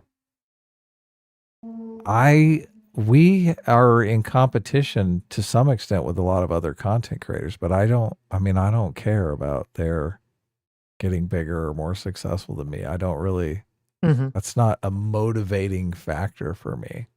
Right. I don't look at some other content. I don't look at Dave Smith and go, oh my God, he's got such a huge audience. I'm so jealous. I don't look at Destiny and think that either. So we took Gotham's White Knight and we brought him down to our level. We didn't exactly flip him, but we definitely humiliated him. We took one of their best and we made him a laughingstock. Charlie Kirk is not an honest broker, not a conservative. He exists, and Turning Point USA exists to control the conversation. Charlie Kirk was totally unhinged, and I think the guy has Asperger's, so he might have trouble with that. It has to play into this narrative, has to play into the framing that Charlie Kirk and Turning Point are not right-wing, they're not conservative. Charlie Kirk gets asked a tough question, and he reverts back to Israel, God bless Israel. Israel's the best, you know. He malfunctions, he can't do it because I think he has Asperger's. I believe that. We acknowledge that Charlie Kirk is not conservative. He's destroying the country, and we can all agree that we have to put a stop to that, right? Charlie Kirk is destroying the country. You know that when Nick Fuentes heard that Charlie Kirk was assassinated, you know, like, please God, let it not be a Groyper. He was like, no, please, please, please. Oh my God, he was sweating bullets until they found out it was a lefty. You think? I mean, maybe he thinks that's the greatest thing ever. You know, he was fucking overjoyed that this guy got assassinated. Oh no, I'm sure he is. But I'm saying, I bet when he first heard, he was worried. Because if it was some Groyper, it would have been like, oh hell, it would have broken loose on them. You think so? Oh yeah. Do you think Nick would be interviewed by Tucker Carlson in that situation? No, there would have been a very strong movement to completely erase any presence of him from the internet. All the internet right would have turned on him. It would have been really bad for him. But it wasn't. It was a lefty, so you know. Kirk is a retard and a coward, so we've got him checked on both fronts. It is worth mentioning that Dan Crenshaw, Charlie Kirk, I imagine these people, their IQs are like, what, 90, 95, something like that. I mean, these are not exceptional people. These are not intellectual heavyweights, right? Obviously, there's a big opportunity to humiliate Charlie Kirk in front of the president's son and demonstrate to the establishment that he is not in control. So that one is going to be a big one. You know, this is stuff that we've been saying for years, that Charlie Kirk is a leftist, that Charlie Kirk is not a conservative. There is a real risk that at an organizational level we will cause problems for Charlie Kirk. Whether he chooses to confront me or not, whether he has dignity and honor or not, it's just a matter of time. My ideas are already there. It's so interesting that his measure of success is we humiliated Charlie Kirk in front of the president's son. Mm-hmm. The fuck? What the fuck? And it seems like Charlie Kirk's measure of success was how many people he helped. How many people he helped get their lives together. Well, I mean, you can even just how many people he brought to Christianity. But even if we were to be more cynical than that, and you can just say the fact that Charlie Kirk is the one who has access to the president's son or access to the president. Oh yeah. And that Fuentes' response is, well, he has to like do some sort of guerrilla campaign. Like we have to humiliate him in front of the person he has access to because he's more popular than me. But even the goal is just, it's so superficial. Of course. How is that some sort of deep, meaningful goal? He's a Christian, Adam. He's a deep Christian. I don't know what you mean. He wants to humiliate Charlie Kirk in front of the president's son. Okay. Yeah. Banger accomplishment, guy. Yep. It's just a matter of time. My ideas are already there. I've already impregnated your organization. I took Turning Point USA and I fucked it. I took your organization, I took your baby, Turning Point USA, and I fucked it. And this is all because there'll be some Turning Point USA event, and then they'll have a bunch of Groypers who will line up and they'll just keep asking Charlie Kirk like Jew questions, and then they high five themselves afterwards. I'm like, we did it. We made him say that he's not in favor of hating Jews. It's like, okay, good job. Congratulations. I've been fucking it. And that's why it's filled with Groypers. That's why your whole crew, that's why the people around you, that's why your chapter presidents, that's why your attendees, they're all Groypers. I'd like it. I just get a sick satisfaction out of it. In the last 7 years, who's moved closer to who?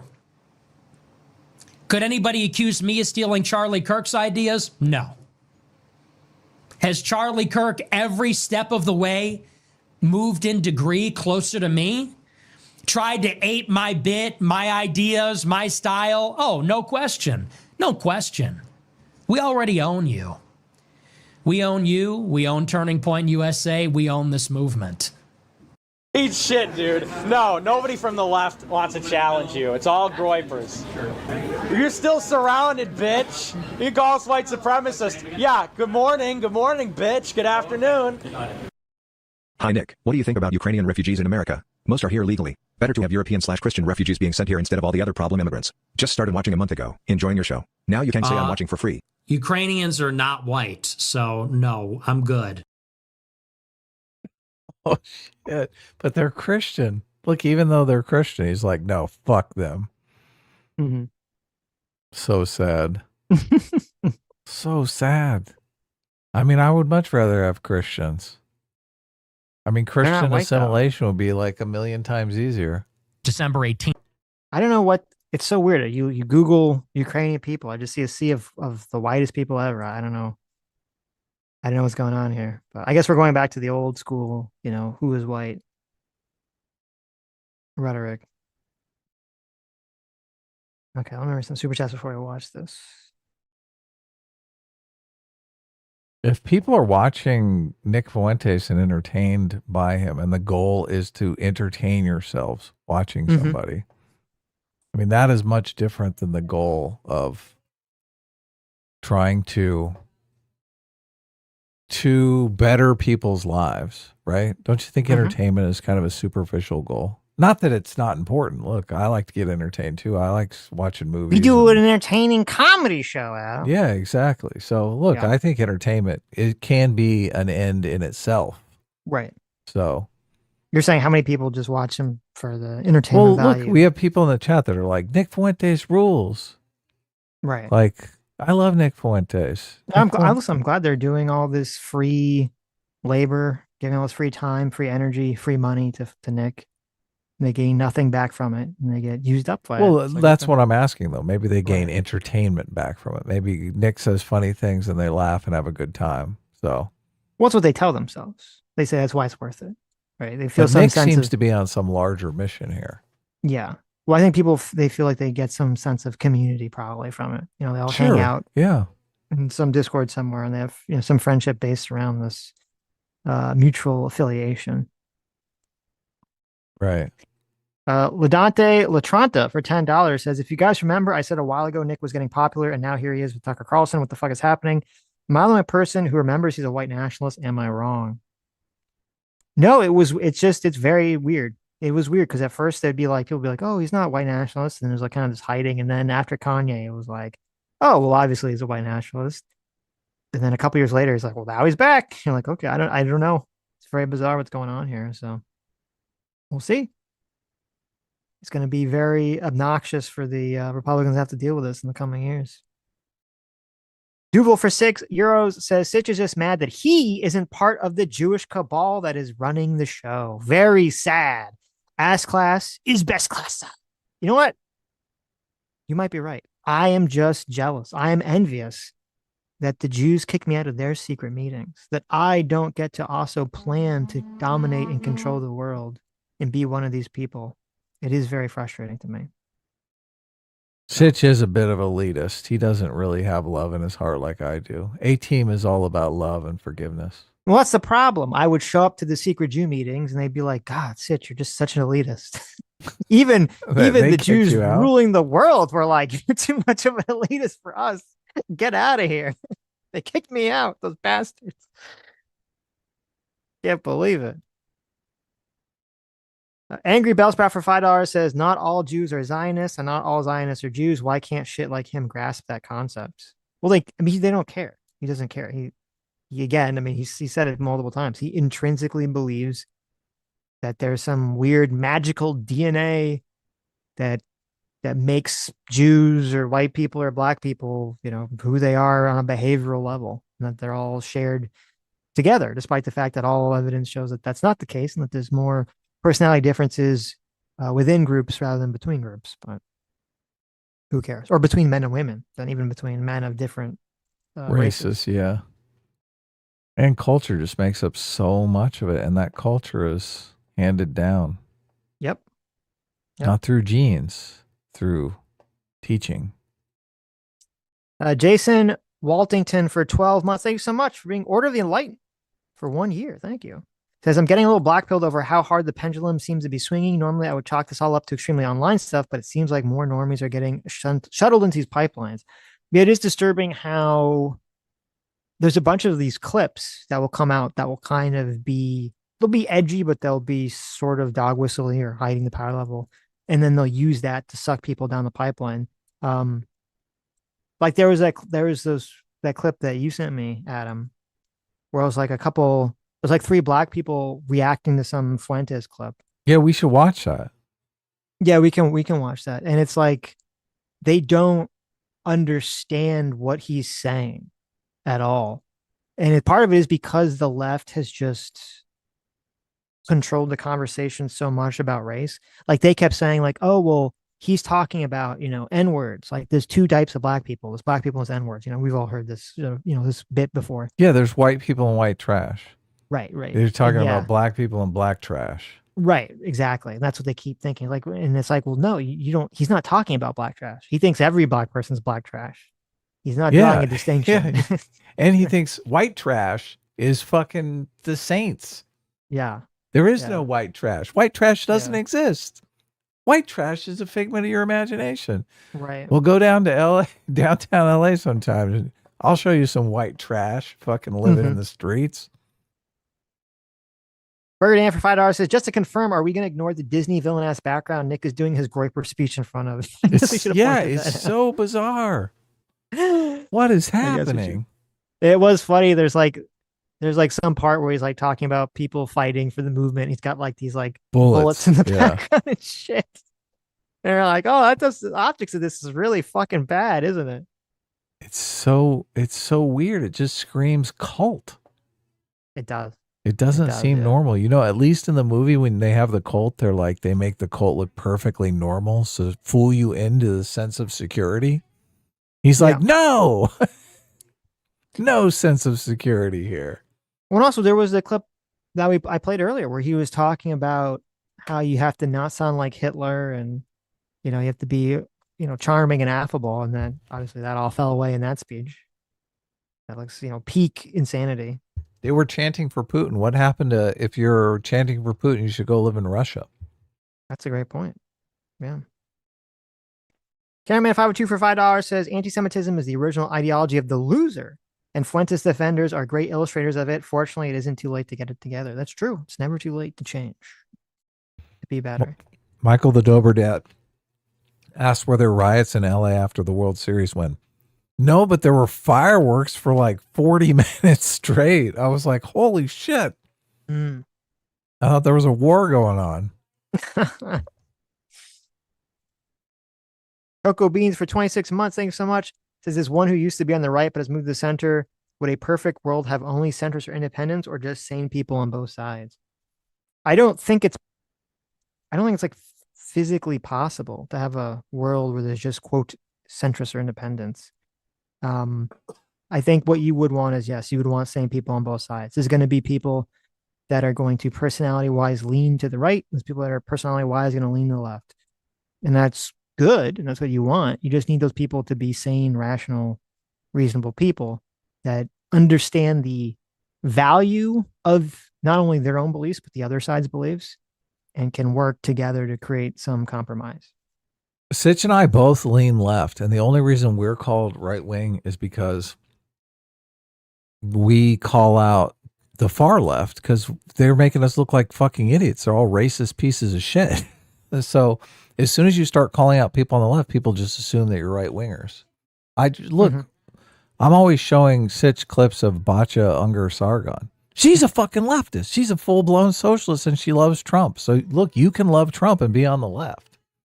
So, but just that doesn't compute for people. People are like, support Trump, right winger, right winger. It's like kooky. Look, obvious. Sitch does not support Trump at all. I don't really support Trump, but obviously, I think he's done some good things. So. Well, it's not a question of me not supporting Trump. If Trump does something I like, I'll say yes. Based, good. Of course, yeah. I'm still waiting for my no tax on tips to come through. I know. It's just a matter of Apply time. to super chats, so we'll see. We have to buy Get some the- Trump coin. I'm telling you. Yeah. We going big on Melania coin, and we get it instantly. Right. Jason Wallington for $20. Thank you.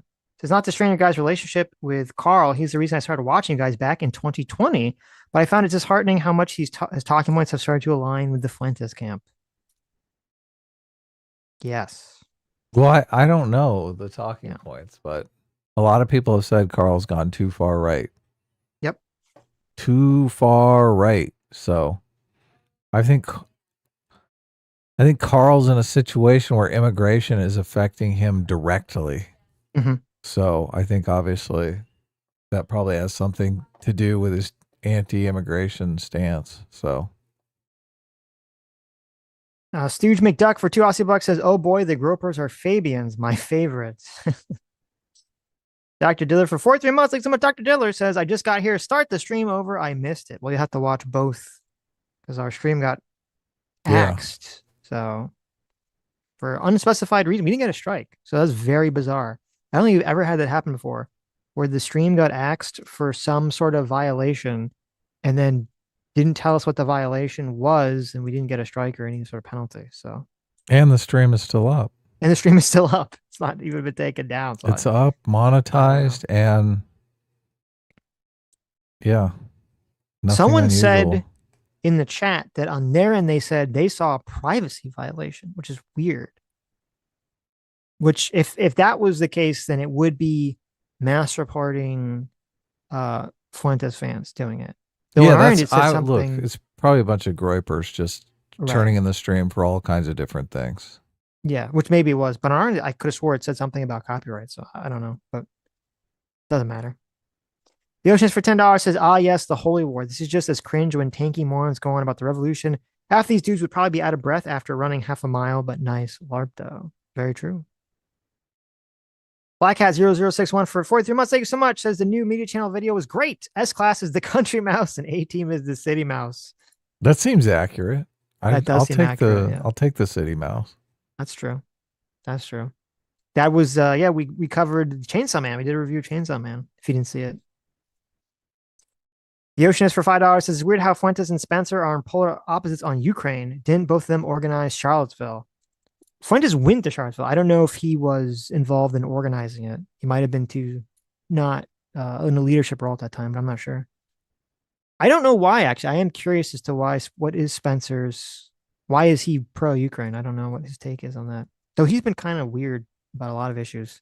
I thought he's been trying to kind of move away from the whole white nationalist stuff. I have a stick in me. Oh, I have a stick in my eye for $5. Says, "Nick says Russia is good. Russia says Ukrainians are ethnically Russian. Therefore, Nick says Ukrainians are..." Wait, hold on. Oh, that's a good point. Yeah, how does that all work? Seems a little contradictory, doesn't it? Shouldn't he be pro-Ukrainian immigrants because they're really just Russian? But now we're told they're not white. Not sure. Serial Friction for $4 says, "Is the irony lost on you guys that you can be so critical of ethno-nationalists when they are white, but you have no problem with Israel, which is a blood and soil ethno-nationalist state? It is true that Israel does have Arab citizens, but maintaining a Jewish majority is essential to them, which is why the Palestinians were never incorporated. Orthodox Judaism itself is Jewish nationalism plus religion." It's very weird. I don't know why. I mean, maybe you're just out of it or something. For the last 2 years, as this war has been going on, this question has been asked of me specifically. Like, not recently, but when the war first started, almost every stream. Maybe it was you, I don't know. But almost every stream in 2023 and 2024, have we ever talked about Israel, there'd always be someone like, "Shit! How can you hate the white nationalists? And yet you're in favor of Israel being an ethno-nationalism." And I would give the same answer literally every time. I'd say, I'm not in favor of ethno-nationalism. I have the same rule I've said for Israel that applies to every other fucking country. I don't think countries I don't think countries should be ethno-nationalist countries. I think countries should defend their culture. And obviously you have to limit immigration to do that to some extent. but you can assimilate people into that culture. And that's what's important. And I've said that of every country, I've said that of America, I've said of every country, and that includes Israel. That's always been my position on Israel. I do not support Israel being an ethno-nationalist country. I never have. But I'm sorry that it triggers you. It triggers a lot of people. America is a different situation, though. Obviously, we have a huge population of black Americans that were imported to America against their fucking will. Okay. Mm-hmm. So I don't know that America can be ethno-nationalist with that history, with that situation. I think Japan can probably be ethno-nationalist because they don't have that history, right? It's easier for them to continue the ethno-nationalist path that they've gone down. That's like a giant difference. Yeah, but I don't agree. I don't agree with that, or at least I don't know. So look, you think? I mean, obviously, if Japan doesn't want huge immigration from people that aren't Japanese, who am I to say that's wrong? It's I understand, and I said this, and I don't know, maybe you're confused about it. Hold on, I'm not confused. Okay. I talked about this we've talked about this about Japan. If you have a country like Japan or America or any country, and you have a mass immigration in that country from anywhere, okay, from anywhere in the world, if you have a bunch of people from one country come to your country and they all clump up and they all live together, guess what's going to happen? Those people are not going to assimilate into that country's culture. Right. Because they don't have to. People assimilate because some people assimilate because they want to, but a lot of people assimilate because they have to. This also is a big difference between refugees and people who willingly come to your country. Because, generally people are, often people who willingly come to your country, not because they're running from like a war or something, are more likely to want to participate in that country. But if you have immigrants come into your country and your country is a very strong cultural norm of assimilation, which America used to have, and unfortunately we've lost, then yeah, you can have people come to your country and they can spread out, they can clump up, and they will assimilate to your country. And I don't have a problem with that. And it's the same thing with Japan. People could move to Japan theoretically. A lot of people do move to Japan, but people could move to Japan and not clump up, not have a bunch of Americans or whoever move to Japan and all clump up in one little region. They could all spread out. And there's a lot of very strong cultural norms in Japan to force people to culturally assimilate. Now, Japanese people, I don't think would ever really consider them Japanese because they're kind of racist. They're racist. Yeah, exactly. Kind of racist. Right. But I think that's not a philosophy that I agree with. I think the philosophy should be, as long as someone comes to the country and assimilates and becomes part of that culture, then that's fine. That's what you want. And that's what a country like Japan is going to need that because Japan's birth rates are on the fucking toilet. So I have a more pragmatic view of it. I think obviously America is a unique case because of our history. So therefore, ethno-nationalism is not really a possibility here without fucking over vast amounts of Americans, vast numbers of Americans, which I'm not in favor of. But if a country is ethno-nationalist and has been for their entire history, I don't think that's wrong. Okay. I can't say that Japanese people are wrong if they want to cut off all immigration to their country because they want to maintain a Japanese Japan. I don't think that's wrong. Okay. Saw for $2 says, I've been told the reason Nick got big because he started, quote, asking questions about Israel, which caused him to be canceled, which then backfired. Before that, he was being groomed the good way by the Daily Wire. Is that true?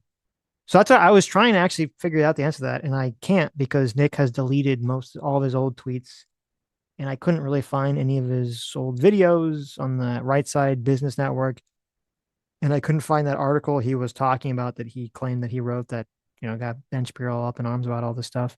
So I don't actually know the answer to the question. I'm skeptical because it's coming from Nick, and he seems very unreliable. What we know for certain is that he was at the Unite the Right rally in Charlottesville. And that was, when that was pretty early, right? That was August of 2017. So I don't know, maybe there was some time period in early 2017 very late 2016 that he wasn't in that, but obviously he changed very quickly. So, okay. So let's see what Dave Smith and Seth Dillon are going to talk about this conversation. Now, Seth Dillon, if you don't know, is the head of the Babylon Bee. Oh, really? I watched this, so. Yes. He's the CEO of Babylon Bee, which is that conservative Christian satire website. Into him. So that's why they made the award as big as it was. And I you know, to me, where it's an interesting thing. Where is the line about who you platform? Right. For example, there are the free speech purists who say everyone should be platformed. You know, put it this way. I've never had Nick Fuentes on. Tucker Carlson just did a one-on-one with Nick Fuentes. It's been very controversial. But I have sat with serial killers and psychopaths and very dangerous mass murderers and so on for crime documentaries. And people rightly say to me, well, hang on, you're giving a serial killer a platform. Why would you not let Nick Fuentes on? And it's an interesting question. So, I mean, Dave, for you, what do you make of Tucker Carlson platforming Nick Fuentes? Should people like Nick Fuentes have free, unfettered platforming across anywhere that people want to have them? Should there be any limits to people in terms of giving them a platform? Answering just that, going to that question, he said, like, why would you have a serial killer on, but you wouldn't have Nick Fuentes? If Pierce Morgan had a serial killer on that he was interviewing. Yeah, convicted serial killer. Right. No one except for like really like the crazy people would think, oh, that Pierce Morgan is going to give a softball interview to the serial killer and he's going to get people on the serial killer's side. Like, that's not how the interview would work. It would be people watching it because they're kind of fascinated, like, what's up? Like, why is this person like crazy? Or they watch it kind of the way they watch a train wreck, or they watch it like, oh, this person's like horrible. Like, there's not a lot of people watching it like getting convinced that the serial killer was actually right to serial kill people. Yeah, of course. And so it's clear cut. They've already been convicted by a jury. Like, we know who they killed. We know this. This is all very vague. And you're battling over a narrative. What is this guy? Yes. And that's the issue here with Tucker is, again, if Tucker talked to Fuentes and was very critical of him and was exposing the fact that Fuentes really does have these very extreme racist views, and he was kind of doing this to his own audience who didn't know, because I'm sure there are some boomers that watch Tucker that don't know about this, then I don't think no one would have a problem with this. No one would have a problem with this whatsoever. Dave Smith would probably have fucking cry about it. He would say, oh, he was so unfair to Nick Fuentes. And, everyone's position would just be flipped on this, right? But no one had a problem with it. What they have a problem with is that he brings him on and he gives a softball interview and he lets Nick basically just propagandize the whole thing. It's just exactly the same as when CNN has Hassan on and they make him seem like a reasonable person, as opposed to the fact that he's a guy who supports terrorism and violence. You can't go mainstream, though, without severe vetting that Nick Fuentes is never going to get past. Yes. Never. Right. So I just I mean, I can't really get too upset about it because sooner or later that vetting process is going to come into play before he amasses any power whatsoever. Well, here would be why I would worry. And it's something that you always say. It's once someone believes something, it can be very hard to get them to change their mind. Yeah. Because then they have to sort of acknowledge that they were wrong about something. And so you can't have a lot of people who will have only ever seen Fuentes from like select clips, or they've only ever seen him on Tucker Carlson or whatever. And they're just going to be like, well, he seems totally reasonable, or he doesn't seem that extreme. And that's going to be their operating worldview for years until they can't hold that worldview anymore. Unless, obviously that's going to be the placeholder for Nick Fuentes, unless they become a groiper, join the movement, and start watching his content regularly, which they're groipers for life, right? Yes, But like as soon as Nick Fuentes shocks his dog or something, and he goes viral for being the guy who fucking shocks his dog, right? A lot of people I think could forget. Oh, that was a reasonable guy, but he's a dog shocker now. Now he's Okay. a dog shocker. Then Somebody they get Nick update. a dog. See It's if just- how it's long what- it takes him to shock it. It's what incident really establishes the narrative that sticks with you. So I think this is not a very powerful narrative. This Nick Fuentes, oh, he's a clean-cut conservative kid. Yeah, I saw him on Tucker Carlson. Mm-hmm. As soon as any sort, even with Hassan, the New York Times guy was like, okay, well, we got to actually vet this guy before he attains any political power. Right, but that was shocking. I don't know. I guess I'm not as confident as you are, just because if it's like the left-wing media that comes out and they play a bunch of these clips, there's going to be so many people, and like everything's so siloed. I think there'll be so many people on the right that will just never see that. Right. Or they'll just say it's fake or out of context. There'll be like a million excuses. So I'm not sure. I hope you're right, but I'm not sure. Yeah, I don't think that can happen. Well, I mean, I think that's a decision for anybody to make of who they want to talk to. I mean, I believe in freedom of association. You know, by the way, if you look at the numbers, I'm not so sure it wasn't Nick Fuentes platforming Tucker. And I mean this with, like, I love Tucker. He's a good friend of mine. But look, the one that makes it particularly ridiculous. I mean, that's really retarded, because it's not a question of, even if, and I don't know if it's true, but even if Fuentes has a larger viewership than Tucker, it's still a transfer of, he has a viewership of extreme white nationalists, and he would be trying to leech off of Tucker's more mainstream appeal, or more boomer appeal to outside of his own sphere. So it's completely retarded to be like, well, he might have a larger audience, so it doesn't matter. He's talking about the 5 million people that watch that video, which is a metric for, is it actually 5 million people? Are people watching the stream more than once? I mean, who really knows what's going on there? With this Nick Fuentes thing. And I agree with you too. By the way, you know, I've talked to all types of people. I've had conversations with communists on my show and socialists, and weirdly, like, that never seems to be an issue, which is very strange in a way, because it's like, I mean, you could make an argument communism is the worst ideology ever. It's responsible for like 100 million deaths in the 20th century. It's still responsible for the oppression of people in Cuba and in North Korea, maybe quasi in Venezuela. But so anyway, but with, he has to know. It's very interesting when you listen to someone who's arguing and you're like pretty sure they know that they're wrong. Because what he's saying is so fucking stupid.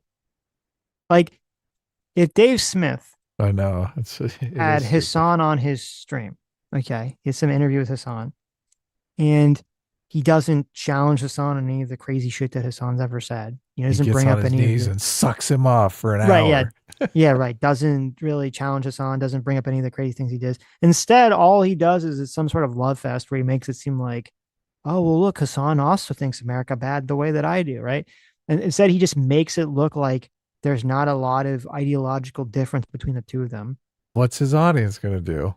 What's his audience? Yeah, exactly. You think Dave Smith's audience is going to be like, oh, wow, you know, that was great, right? Or they'd be like, what the fuck, Dave? How could you do this? Why would you do this? I can't believe you fucking bent over for Hassan. You're such a cuck. Blah, blah, blah, blah, Yeah, blah, they blah. would.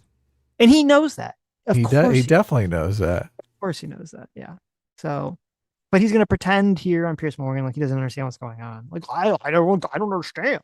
I've talked to communists before. I don't get it.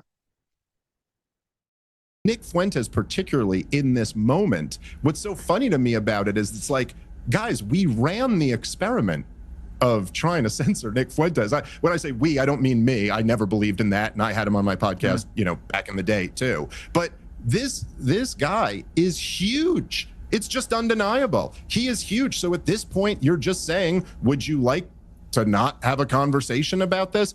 Look, I think there are lots of bad ideas all over the place. I always err on the side of sitting down and having a conversation is better than putting people in silence, trying to squash people. And look, Nick Fuentes was one of the most censored people in the country, and he's bigger than ever right now. So clearly that didn't work. And now we're having conversations. Yeah. Yeah, and Seth, you know, if we simultaneously, you mentioned the Charlie Kirk thing, Seth. I wanted to ask you specifically. He could be right about like just the objective claim about the whole, obviously the censorship not working. Though, even the clip that we watched, Fuentes said that his blowing up has been recent. So maybe it did. Maybe it was him going back on the X. Maybe it was Kanye. I don't know. But just say hypothetically, we'll assume that that's not the case, and the censorship just didn't work whatsoever. It just is strange that the vibe that Dave Smith gives off is so positive. He has such a positive vibe about the whole thing. He doesn't have like a very, oh, well, I'm concerned that the guy who doesn't want me to be able to run for government is becoming very popular. It's very weird. The whole thing is strange to me. Was he really censored? I mean, didn't he just put together his own server and do a show so he had his own platform? Yeah, I guess that's not true. really Well, they say censored. I mean, he wasn't banned. Like, he was banned off YouTube. Yeah, he was banned from these platforms, but he had a platform, built an audience Twitter. on his own platform. Right. He was banned off Twitter and Twitch. And then he was on Rumble. And then they had their own platform, I think, for a while. He's probably got a giant email list because Right. that's how he sends out notifications. Right. Here, let me jump ahead a little bit here. Show. I agree with Dave. Maybe you're surprised that we agree on so much, but I agree with Dave about Tucker having every right to talk to whoever he wants to. I also agree that when you censor people and you try to suppress their voices, in many cases, you only make them louder. I mean, look what happened with the Babylon Bee. I think we're more popular today than ever. We have a bigger following than ever because there were all these efforts to censor and suppress our voice. It backfired pretty spectacularly. Drag the bad ideas out into the sunlight, engage with them, confront them. And this is my criticism of the interview with Nick Fuentes, is that there wasn't confrontation. Nick has said terrible things. Nick has said things like, you know, he wants to, when we get into power, all these atheists and these heretics and these perfidious Jews, they deserve the death penalty. They need to be executed. You know, he's glorified Hitler and said that he's really cool, really effing cool, actually. You know, he's in the conversation with Tucker, he talked about his admiration for Stalin, who's responsible for tens of millions of deaths. And so, you know, to gloss over all of that, to not challenge it and confront it. Tucker is so good. He was so good when he would have Democrats on, leftists, liberals that he disagreed with. He would mock them. He'd make them look foolish. He would ridicule and refute their ideas. And they stopped coming back because they were so embarrassed because he made them look so foolish. I'd like to see Tucker do that with bad ideas on the right. Why isn't he doing that? The only reasonable conclusion that you can draw for not challenging Nick in more substantive ways is that he doesn't disagree with him. I agree with all that, except the only addendum I'd say is he either doesn't agree with them or he just is afraid to push back on the audience. Like, even if he personally disagrees with them, he just wants the audience to support him. So don't let him off the hook. Right. Okay. Well, whatever. But just so again, so that's Seth Dillon, you know, CEO of Babylon Bee, Christian conservative satire site. Okay. Been on Tucker's rich and famous. He can push back against his audience. Don't be a fucking cuck, okay? No, he should, but he's obviously afraid to. Not you. Tucker shouldn't be a cuck. No, that's what I'm saying. I'm not calling you a cuck. I understand. Saying fucking Tucker should show some backbone. He's rich and fucking famous. What the fuck? A lot of people who there's a couple things that could be going on. A lot of people build this machine around themselves, and even if they have a lot of money, it still takes a lot of money coming in to keep the machine going. And that's why you see a lot of people who are very rich and successful, and then they hoard themselves out, and you're like, why are they doing this? They should be rich, but they have to keep doing it because they have this large machine working around them. They have to keep going. Sell a house, buy a small fucking place. I'm not justifying. I'm just saying what happens. And I think that's what I get it. Yeah, I think they're that's like, look, I got 10 million a month going out. Right, and I think that's basically what happened with Tim, where Tim is cucking out to this shit too, even though he shouldn't really need to financially. Or another element is just that people who become very famous can get addicted to being famous. And so, yeah, I don't know, maybe even if you're still rich, maybe some people would be willing to sell out their soul or their morals to keep generating fame for themselves, even if they don't need the money. Wow. You see that so much in Hollywood. You do, yeah. Where you see people who were once famous, right, but are no longer famous. Yeah. So I don't know what's going on with Tucker, if it's the money or the fame or whatever, but to be clear here, so I think Seth Dillon laid it out very clearly. He very directly said, I don't have a problem with Tucker talking to whoever he wants, but Nick believes a lot of like really horrible shit. Why did Tucker not push back on it the way he pushes back on people on the left? Okay. Crystal clear, right? Everyone understands what he just said. He said it in very clear language. All right. Yeah. Push back against bad ideas on the right. Yes. So let's see what Dave Smith's brilliant retort will be. Right. Right. I mean, it's a very, I've had a few big toe-to-toes with Tucker, and he is, he's normally comes at you like a firecracker. And what was noticeable about the Fuentes one was he had a very different tone with him. And, like you say, Seth, you can take that as tacit agreement with what Fuentes is saying if you don't vigorously take it on and challenge it in the moment. Yeah, well, Dave, what Nick is trying to do is become more mainstream. Sorry, Nick is trying to become more mainstream. Right. He's moderating a little bit. He's trying to distinguish himself from people who are further right than he is. And Tucker's helping him with that. Why? You want to ask that question. If we're asking questions, just asking questions, I want to know why Tucker is trying to mainstream Nick Fuentes instead of saying, look, you have radical, terrible ideas that have no part in the conservative movement. You're collectivist in your ideology. You're racist. You're bigoted in terrible ways. You've said horrible, disgusting things. I don't want you in my movement. Why isn't that Tucker's posture towards someone like Nick Fuentes? There's a competition, obviously, to be influential within the Republican Party. And there's a competition, obviously, to be powerful nationally between the parties. So that's two levels of vetting that take place. There's vetting from the opposition and there's vetting from within the party. Nick Fuentes cannot make it through any of that fucking vetting, right? He's had one softball interview with Tucker. PDB podcast gave him a softball interview. Well, they were harder than Tucker, a lot harder than Tucker, just from what I've seen of the clips. I didn't watch the whole thing though. Dave Smith is giving him a softball interview. You don't amass any power without getting those tough interviews though. So I cannot see Nick Fuentes going mainstream. Well, regardless of whether you can see it or not, because we're not going to really know until it happens. That is what he's trying to do. That's why he's doing these interviews. You would have to see softball interviews at every level, though. No. I'm saying, okay, let's put out of our mind here, because I think you're focusing too much on this idea of like it's not possible, which maybe it's not possible, maybe it is possible. I don't know. Who knows? We'll see. But instead of putting it in that realm, just look at it like, okay, that's what that's what Fuentes is trying to do, regardless of whether it's possible or not. No, I completely agree. He's trying to do, and Tucker is helping facilitate it. And all these other people, like Glenn Greenwald and Russell Brand, and all these fucking people, and Tim to some extent, are helping facilitate that movement or that action, even if it's not doable at the end of the day. Well, look, they're probably thinking he's not going to make it through that last level of checking.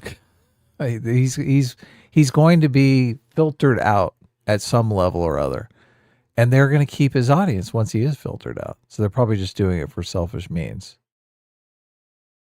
But first of all, I think that'd be foolish because they're not going to keep his audience. Mm-hmm. And then because on top they're not of that, radical enough. No, because he's not radical enough. But then on top of that, you could have a scenario, which I think is more possible, which is even if he can't fully break into the mainstream, he could still dominate the entire internet right ecosystem, which is like, okay, great. So he's not in the mainstream, but the entire internet right is just consumed by white nationalism, which is going to have real world effects. Even if it takes time, it's going to have a very real world effect. Yeah. That is a bigger problem than him going mainstream.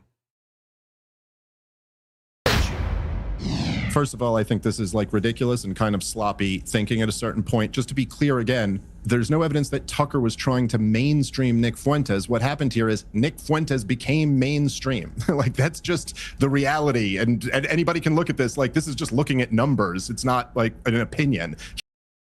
This is so idiotic. Dave Smith is not a very intelligent person.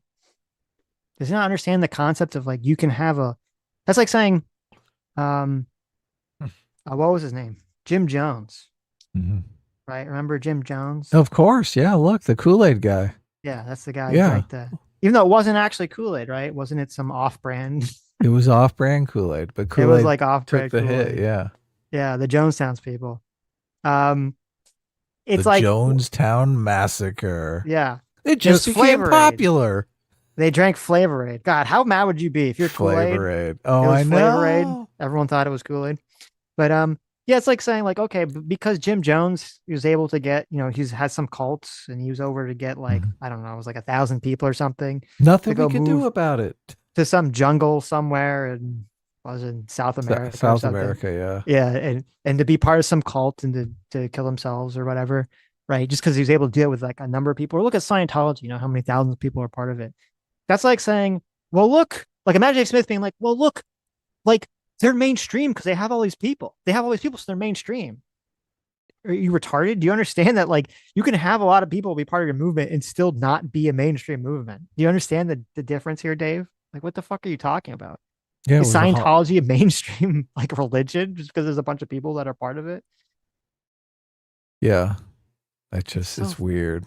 So dumb. It's super weird. Yeah, to be mainstream means that there is some sort of normalizing effect to the movement or to the belief system, that it's allowed of it's in the acceptable window, the acceptable Overton window of allowability in the mainstream conversation. That's what that means. And everyone knows that. Everyone intuits that on a level without even having to explain it. But Dave Smith apparently didn't understand that. And he thinks it's just like a numbers game. It's like, well, he's got a big audience on the internet, so he's already mainstream. Well, this argument, Nazi Germany, what was mainstream during Nazi Germany, right? Well, Nazis were mainstream. Yeah, exactly. Right. So just, we got to suck it up and what can we do? This is the mainstream now. Jews are responsible for everything. You would think as a Jew, Dave Smith would be you're conscious of that. Understand that. Yeah, he'd be not happy about this. If he thought it was true, if he actually thought that Nick was mainstream, he would be like, wow, yeah, we should do something to try to prevent that from happening. Yeah. He's just loving it. He has a big smile on his face. It's very fucking weird. It's very much like Samuel Jackson. Remember Samuel Jackson's character in Django? Yeah, no. He was the butler. I do remember the character. I don't. Oh yeah. I know. He was like the black butler. The who butler was like guy. Really Yeah, who was super down excited. With the slave master. Yeah. Yeah. Right. Super excited to do good for Leonardo DiCaprio. Yes, that's kind of getting the Dave Smith vibes from this. Mm-hmm. Yeah. My master, man, master's so good to me. He's so good to me. I'm one of the good Jews. Mm-hmm. I point them out. The Jew finder general. Oh my God. It's so weird. It's so weird. Just he must think that the whole Groyper hating Jews thing is just not for real. Like the whole we need. Yeah. Nick Fuentes going on about how we need to kill all these people. He's just like, they're kidding. They're just kids kidding around on the internet. Well, listen, we'll reach out to Dave. I would love to talk to him about it. I don't know if I'm skeptical he would talk to us about it, but Dave is not going to talk to us anymore. Dave is there for the numbers. We don't have the numbers to really, right. Yeah. I am just genuinely very curious what the fuck his thought process is on this. What is the rationalization that he tells himself about all this? That he's getting a lot of happy people. Right. A lot of people that are like, look, Nick Fuentes laid it out that he's a self-hating Jewish person that they can put up to kind of convince them that all the Jews are bad. He's about as big as anybody in this world right now, up there with them. And in terms of, no, you cannot deduce. Look, I had a socialist, Ben Burgess, on my podcast years ago, because he wrote this book, and it was called something like Canceling Comedians While the World Burns. And the book was about how there's all these left-wingers who were caught up in cancel culture at the time, canceling Louis C.K. and all these guys. Look, we still don't have universal health care or universal, all this stuff. And I just interviewed him about the book because I thought it was a really interesting topic. And I didn't argue with him, but you can't deduce from that I believe in socialism. And in fact, what Tucker did on the show was make the point against Jew hatred and make the point against racial collectivism at all, and saying flat out that is just unchristian and that Christians must judge people as individuals, and that it's not a cuck move to say it's not the Jews, that you have to talk about specific. And the truth is, Nick didn't really give him pushback on that. Now, you could say that is Nick trying to moderate his views or something like that, but I don't exactly know why that's a bad thing. I think I'd probably rather people say, yeah, it's not all the Jews. There are different specific people. But to the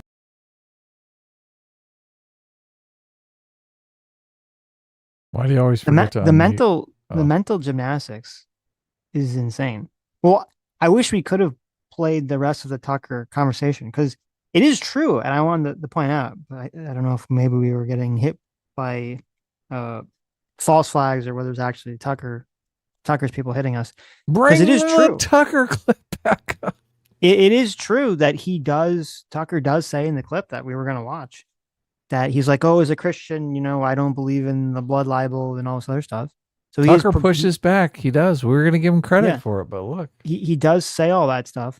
But then it's very clear when you watch the Tucker interview that he knows what Nick believes, and Nick just keeps hiding it, and Tucker's trying to talk about it in the most soft way possible. And you have Dave Smith here again, who might be one of the stupidest people on the planet. If he's going to say something like, well, isn't it good if Nick Fuentes is tempering his position? Isn't that good? Well, it's not. It's only good if he actually tempers his position in reality, Dave. Okay. If he actually changes his position and tempered it, that would be good, Dave. But if he just pretends to fucking temper it so he seems reasonable to people because dumb fucks like you will cover for him, that's not good, you fucking idiot. What are you talking about? Isn't it good that the Nazis hid the concentration camps, Sitch? It's so good. We're so happy that the Nazis they just didn't tell the world, because they understood that the world would think it was really bad, that they were fucking burning people in ovens. That meant that they were reasonable people because they were hiding their power level. Oh, what are you, fucking stupid, Dave? Holy shit. What is this? He has to know on some level this is fucking idiotic. Look, I understand, obviously, what he's getting at with it's good if society puts constraints on people and they temper their actual opinions. But if they're just going out and really screaming their actual opinions loud and clear for everyone to hear on some other channel, is it really tempering their opinions? Are they really being constrained by society? Right? No. If they tell everyone, oh yeah, we love the Jewish people, but really they're building concentration camps and gassing them all, isn't that really kind of a deceit? Yeah, it is a deceptive act. Yes, at that point, right? Aren't they really? They're not really tempering their. No, they're not. They're not really tempering their perspective at all.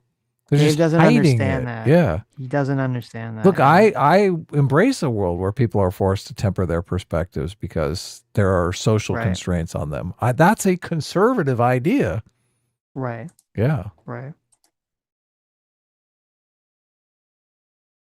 Not in this world though. Not in this situation. He's become mainstream. Bigger point here.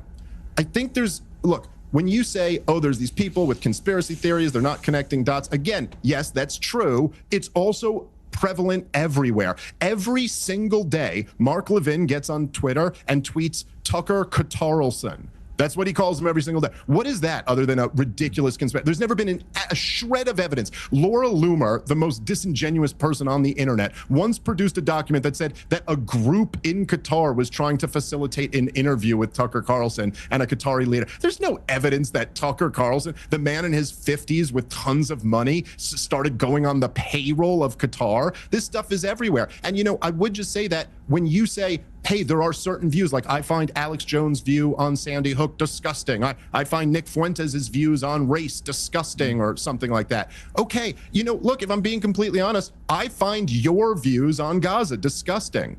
But whatever, man, let's still sit down and talk about it, because what else are we going to do? I mean, how many options do we really have here? We can fight, we can go to war, or we can try to argue this like civilized men and see who's more persuaded by our case. And for all you guys, say whatever you will about Nick Fuentes. You know, I've known him over the years. I don't know him super well, but I do know him. And full disclosure, I got to admit, I kind of like him. I disagree with him on a lot of things, and he disagrees with me on a lot of things. One thing I cannot say about him, he is willing to debate. So when you sit here, Seth, and you're like, Tucker should have handled him like this, Tucker should have screamed bigot at him the whole time, why don't you give that a shot? I bet he'd do it. Give it a shot. See how that I got he took away from, it's just so dishonest. He took away from this whole thing about like, well, why is Tucker acting in this specific way? He's not challenging him the way that he challenges other people. He fucking challenged the shit out of Ted Cruz. Yeah, what's the population of Iran, just off the top of your head? Yeah, right, exactly, yeah. And Dave Smith, because he's such a dishonest coward, is like, well, you just want him to scream bigot at him. You just want Tucker Carlson to bring him on and go bigot, bigot, bigot, bigot, bigot, which, okay, it's not what he said. That wouldn't be effective, but you could show some of the clips of him saying really bigoted shit and go, hey, would you still believe that? Right. That would be the tact, right? Exactly. It would have been effective to be like, boom, here's a clip of you saying something crazy. He responds to it, tries to weasel out of it. Tucker doesn't let him weasel out of it the way he didn't let Ted Cruz or anyone else that doesn't like weasel out of these fucking things. And just be like, well, you know, as a Christian, you know, he's an anti-Christian to believe all this. Like, really go into all these things. And instead of doing this like 30-minute, like, oh, tell me your origin story about how Ben Shapiro, you know, made you into the monster that you are. Shut. See how that goes. See who can persuade more people. Well, I actually don't think that's a very effective way of dealing with anyone's ideas. All right. Well, a couple of things there. First, Nick is becoming more mainstream, and the question is whether or not that's a good thing. You know, I would argue that it's a bad thing that Nick is becoming more mainstream, and that any roadblocks you can put in his path, I think gatekeeping is a good thing. I think it's what keeps movements healthy. It's you keep the rot out, you keep the bad ideas at bay. You know, and I think that Tucker has a moral responsibility to do that in the position that he's in. So I would disagree with you that, you know, it's just fine that Nick is becoming. You may like Nick Fuentes. I think his ideas are absolutely terrible. I don't want to see them adopted, and I certainly don't believe that he's being honest when he tries to moderate and present himself as more reasonable than he is. I think that's a ploy. I think it's a game that he's playing, and to act like that's a good thing, no, it's actually a really bad thing that we're letting him get away with that instead of challenging that. You have to actually hold his feet to the fire and say, these are the things that you've actually said. Do you stand by them or not? Tucker wasn't willing to do that. So I think that's very problematic.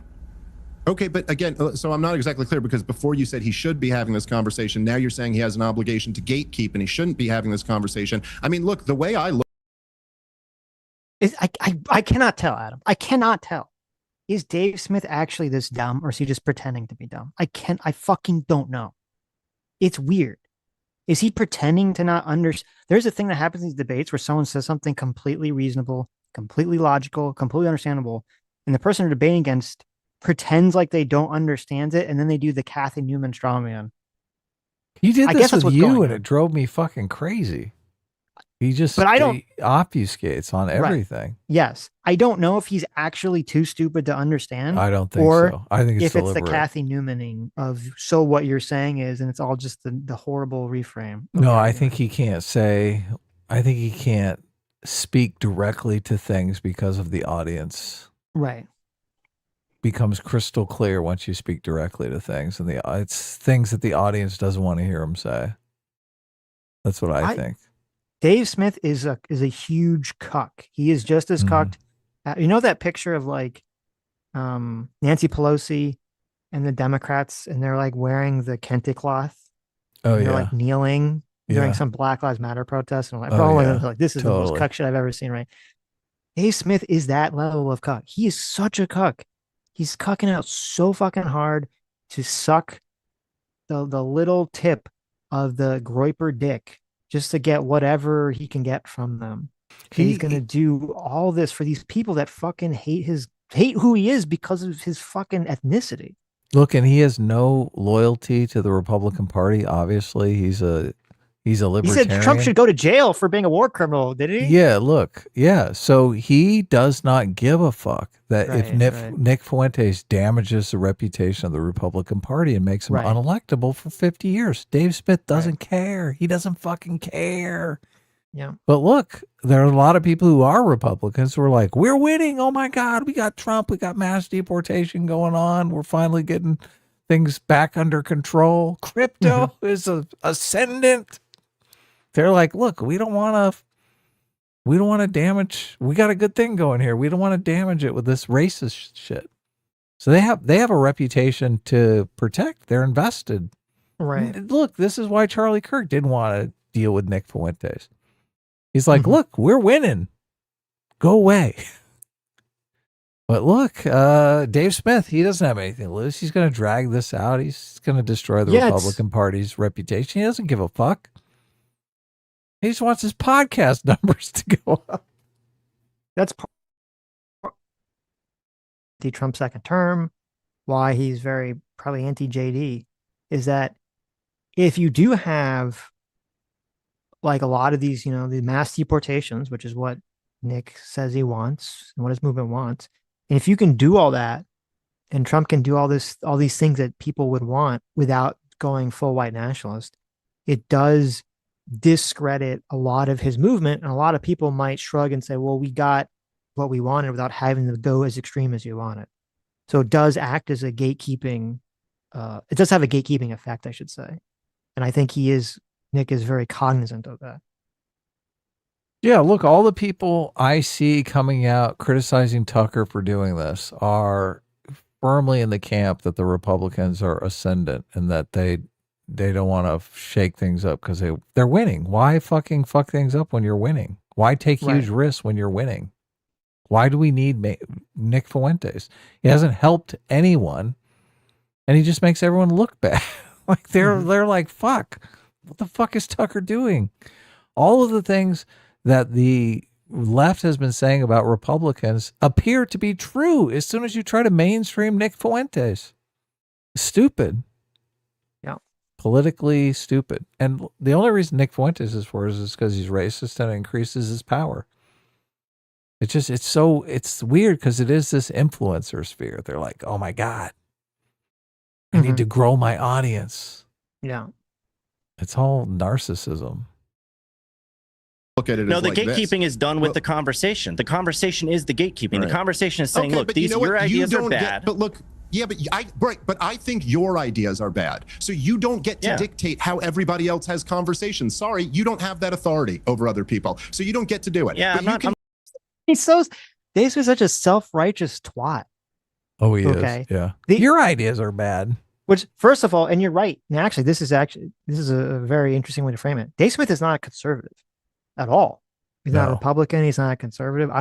He has used to be no libertarian. I don't know ties whatsoever. Right. Yeah. Yeah. Go back to Israel and see how they like you, Dave Smith. Right. Seth Dillon is, my understanding, has been a conservative, I think, for a very long time. Okay. He's been far more in the conservative camp. It would make sense that a conservative has an idea about what ideas should be allowed in the conservative movement and can express those ideas. And if they feel like, well, someone's coming in the conservative movement with a lot of horrible fucking ideas and a big voice in the conservative movement, like Tucker Carlson, is sort of helping those ideas, or he feels are helping those ideas take root, it would make perfect sense for Seth Dillon to say, well, I have a problem with that. And Dave Smith, with his midwit narcissistic twattiness, comes in here and he's just like, how dare you tell someone how to talk and have a conversation? What? Of course. What the fuck are you talking about? It's called our movement. Of course, you're policing our movement. That's the whole point. What are you fucking talking about, Dave? Yeah, you don't. If you don't have a movement How is it when it comes to the country? It's like, oh, you have to have borders. If you don't have borders, you don't have a country. It's the same thing for a fucking movement. Dave Smith was supposed to be the Libertarian Party candidate for president, though. Oh, this fucking midwit. Yeah, totally. This midwit. Jeez. That's the movement. The Libertarian Party is the movement. He might just be dumb because there is that conversation he had with what's his name? The Coleman Hughes? No, that was very stupid of him too. No, the conversation he had, I can't even think of the guy's name, where the guy was basically like challenging him on libertarian first principles, and he didn't even know what libertarian first principles was. Andrew Wilson, yeah. Yes. He didn't even know like the standard libertarian first principles. And it was like he couldn't even talk about libertarian philosophy. He couldn't talk about be the libertarian candidate for president. I think he even said that in the conversation. He's like, wait, weren't you literally trying to be the libertarian candidate and you don't even understand like the base principles of libertarian ideology? Like, what the fuck what's happening here? Yeah. So I don't know, maybe he is, we have to explain the non-aggression principle to Dave. Oh shit. Right. Yes, right. Like, what is happening here? So I don't know. But like, yeah, if you don't have borders on an ideology, you don't have a fucking ideology. If you don't have borders on a movement, you don't have a fucking movement. Everything has to have some sort of delineation about what is and what isn't for it to have a fucking category. Obviously. Of course, yeah, and you're policing the category. And look, he's taking like the fucking lefty. Oh, how dare everyone's opinion is equal. Everyone's position is equal. How dare you criticize? How dare you, sir? Get out of here. If Dave Smith wants to invite a bunch of pedos into the libertarian movement, I think he would understand the optics of that pretty quickly. I can guarantee you, if you went back in Dave Smith's podcast, there's going to be someone that he liked who did an interview with some neocon warmonger and softball them, and he was talking about how horrible it was that they did the softball interview. And you're like, oh wow, he understands it then, but now it's just I don't get it. I'm not claiming to have the authority to dictate what you can, I'm not saying Tucker had no obligation. Tucker has no obligation to do anything that I want him to do. I'm saying I believe there's a way things should be. I'm saying it shouldn't be the case that Nick should be mainstreamed. If I was in Tucker's shoes, I would have held his feet to the fire. I'm asking the question, why didn't he? I would like to know why he didn't. I think that I think that we all have a moral obligation to push back on bad ideas. Now, you think my ideas are bad, so yeah, you're going to want to challenge them. Well, I think that it would have been a responsible thing and a good thing for the conservative movement if someone as prominent as Tucker, with as large of audience as he has, if he was standing in the way of Nick Fuentes becoming more mainstream. I think that would be a good thing for everybody. Fucking duh! Earth today, hello! It's so simple. It's so clear. It's so fucking clear. Duh. I want to bring back the flat earthers, man. I was not worried about them at all. Let that conspiracy theory run. Right. Just let it go. Is it better if we just teach people innocuous conspiracy theories since they're going to adopt them anyway? Should we just be teaching flat earth in school, Sitch? I mean, it seems safe enough, right? No. Here's the move. Because you can't teach it. Because the whole point is you're trying to appeal to... you're right. Let's hide it from them, but hide it in a place that they can find it in school. Right. Yeah, so you're like, in school, you're like... Whatever you do, don't go in that closet. You're like, oh, flat earth is really stupid. The earth is like obviously round. Those people are retards and all this stuff. Yeah, but then you have like some back room, back in the PE area. There's like some back room. Yes, with some all like the shady evidence. Teacher. Yeah, and he's like, oh, come in, kids. Let me tell you the truth. Let me tell you the truth about the planet. The planet's really flat. Exactly. It's all part of the super conspiracy. Okay. Yeah, look, that's a nice, safe conspiracy. Right. Anyone shows any scientific aptitude, we whisk them away. We get them away from the flat earthers. But there's a contingent of human beings that you kind of need to put some sort of flat earth conspiracy in them. Right.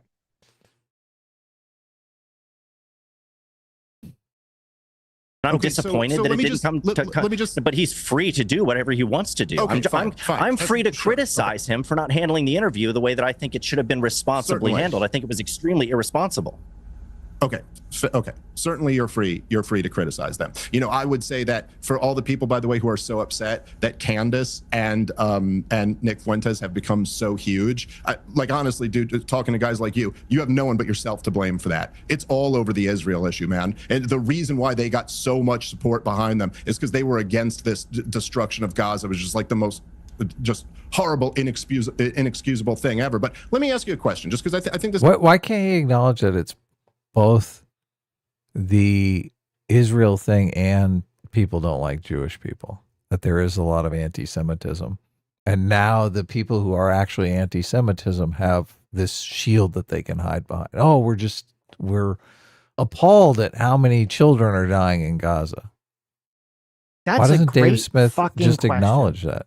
That's such a great question. Why can't Dave acknowledge this very simple, basic, obvious fucking thing that everyone should be able to understand? Yeah. I don't know. I mean, obviously Nick Fuentes was being super anti-Semitic long before Gaza happened. They were having a fucking heyday in Gaza. Right. Total independence. Yep. And Nick Fuentes is still out there talking about how much the Jews suck and all that. Mm-hmm. Yeah. Well, the only explanation I can think of is that Dave is being a pandering fucking cuck to Fuentes because it helps him in some way. Well, I think now it would be easier for the Groyper movement to grow now because they do have this kind of subterfuge that they can hide behind. This ready-made subterfuge. That, oh, we just care about the poor babies in Gaza. It's the genocide that we're upset about. That's what, whenever he goes on these public platforms, it's, oh, they just canceled me because I don't like Israel. That was the only reason. Tee. This is kind of interesting. So you're saying you have a responsibility to push back against bad ideas. Just the other week, I know both you and your partner over at Babylon B, Joel, I believe is his name. Joel Berry? Upset with. Yes. So you got very upset with me because I said, when I basically had a tweet where I said something like, look, it's good the ceasefire happened. Less people are dying. There are hostage swaps taking place. That's great. Let's hope, for the best. Something like that. And both of you guys got very upset at me for using the term hostage swaps. And Joel said, you're describing innocent Israelis being held he said, on the Gaza side, it's nothing but innocent people. On the Israeli side, it's all terrorists.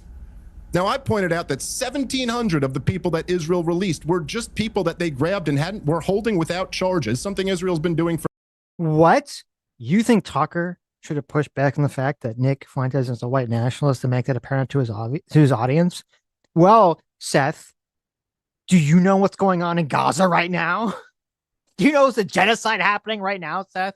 Okay. How could you dare say that, Seth? What the fuck Piker is this? Wannabe, yeah. When did Dave Smith become fucking Hassan? What the fuck is this? This is insane. Oh my God. For many, many decades. He referred to all of them as terrorists with no shred of evidence. Like, that to me sounds pretty bigoted to just assume that every Palestinian is automatically a terrorist. Did you push back on that at all when your colleague, your partner said that? See, my point is, look, obviously it's a rhetorical question. You didn't. But the point. He asked him this bullshit fucking question. And he's like, gonna answer it. And then he's like, well, I'm not gonna let you answer it because it was rhetorical. Get out of here. It's rhetorical. Of course you didn't. Of course you didn't push back. fuck? He's like, well, actually, my I did God. push back. But What is this? He's really, really hitting the Hassan teenage girl energy here. This is fuck. look at Piers Morgan, too. He's just completely checked out. He looks like he's had a stroke. He's like, I don't know what the fuck Dave is even going on and on about here. Is that, yes, it's easy to say you should push back against bad ideas, but when you start from the starting point that your ideas are correct. Look, I think Nick has some.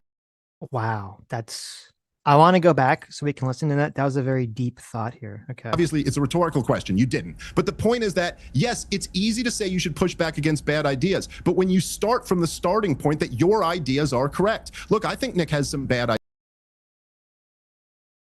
Do you think Dave Smith has any humility about his totally wrong ideas?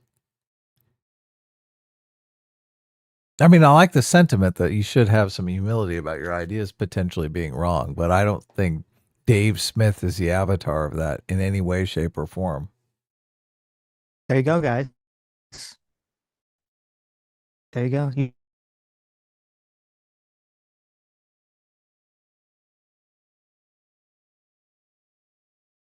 Look, I think Nick has some bad ideas. I think you supporting Israel's destruction of Gaza is substantially worse than any of his views. And so, him and Tucker had a falling out. This was them coming back together. I support the right of Israel to defend itself against terrorism. And, they're at war with people who want to see them wiped off the map.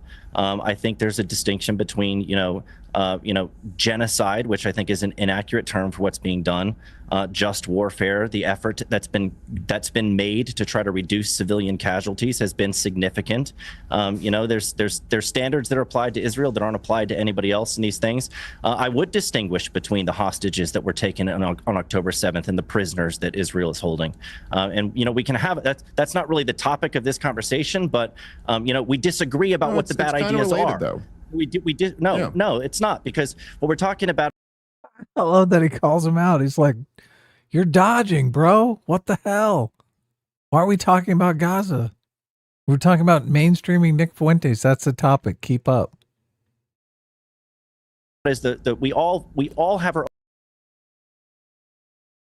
Oh, can you hear me? I can, yeah. Okay. Obviously, the Jews have been attacking the internet.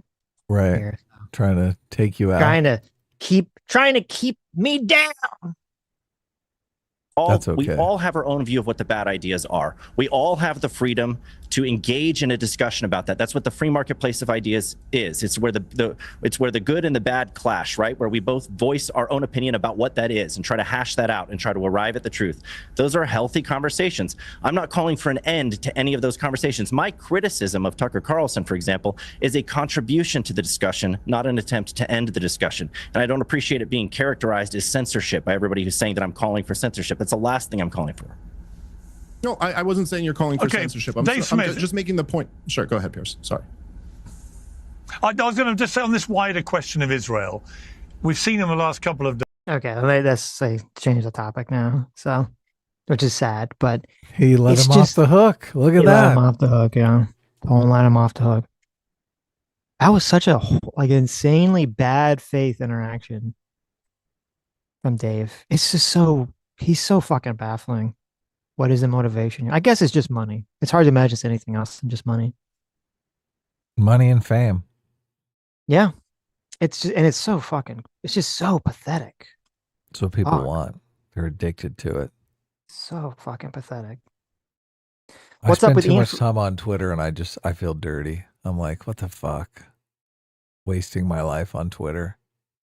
What's up with Ian for 5 Canadians says, I've listened to enough of Dave Smith to see he never responds to people's points. It's just whataboutism. Oh, so that maybe it's just what he does with everyone. That's just that's his general operating strategy, maybe. Hypnotoad for $5 says, I hate Nick, but he was debanked, deplatformed, and censored. He built his own payment processor. He used to dox people. He swept for the pedophiles. He's a roach. Interesting.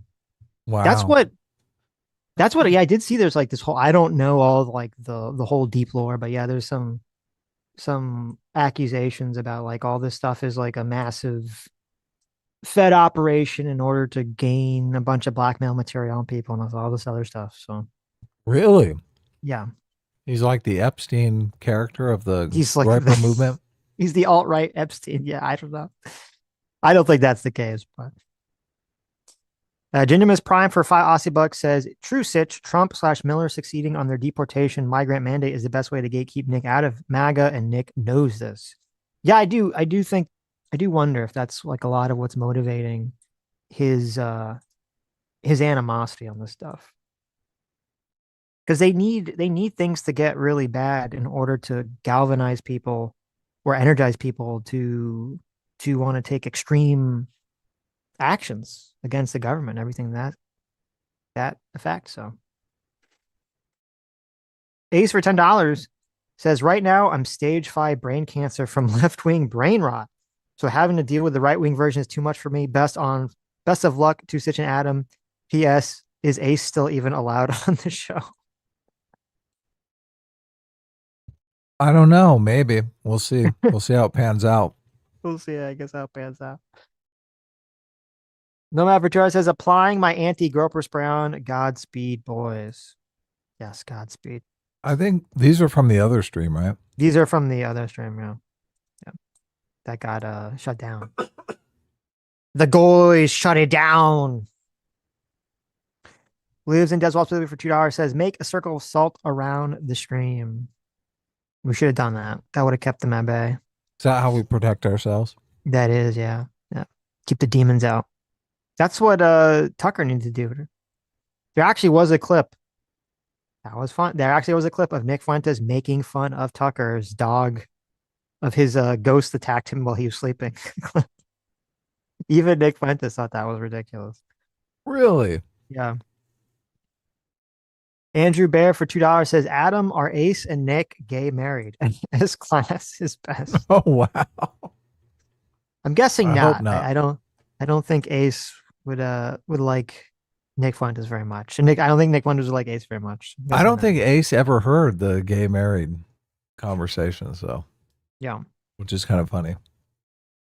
Ace for $5 says, PPPS, look up the knitting controversy with Hank Green, and then you'll understand the rise of Fuentes will make complete sense.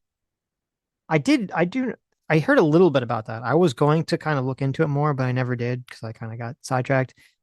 There was something about like Hank Green making some comment about like something about knitting, and everyone got super fucking triggered by it.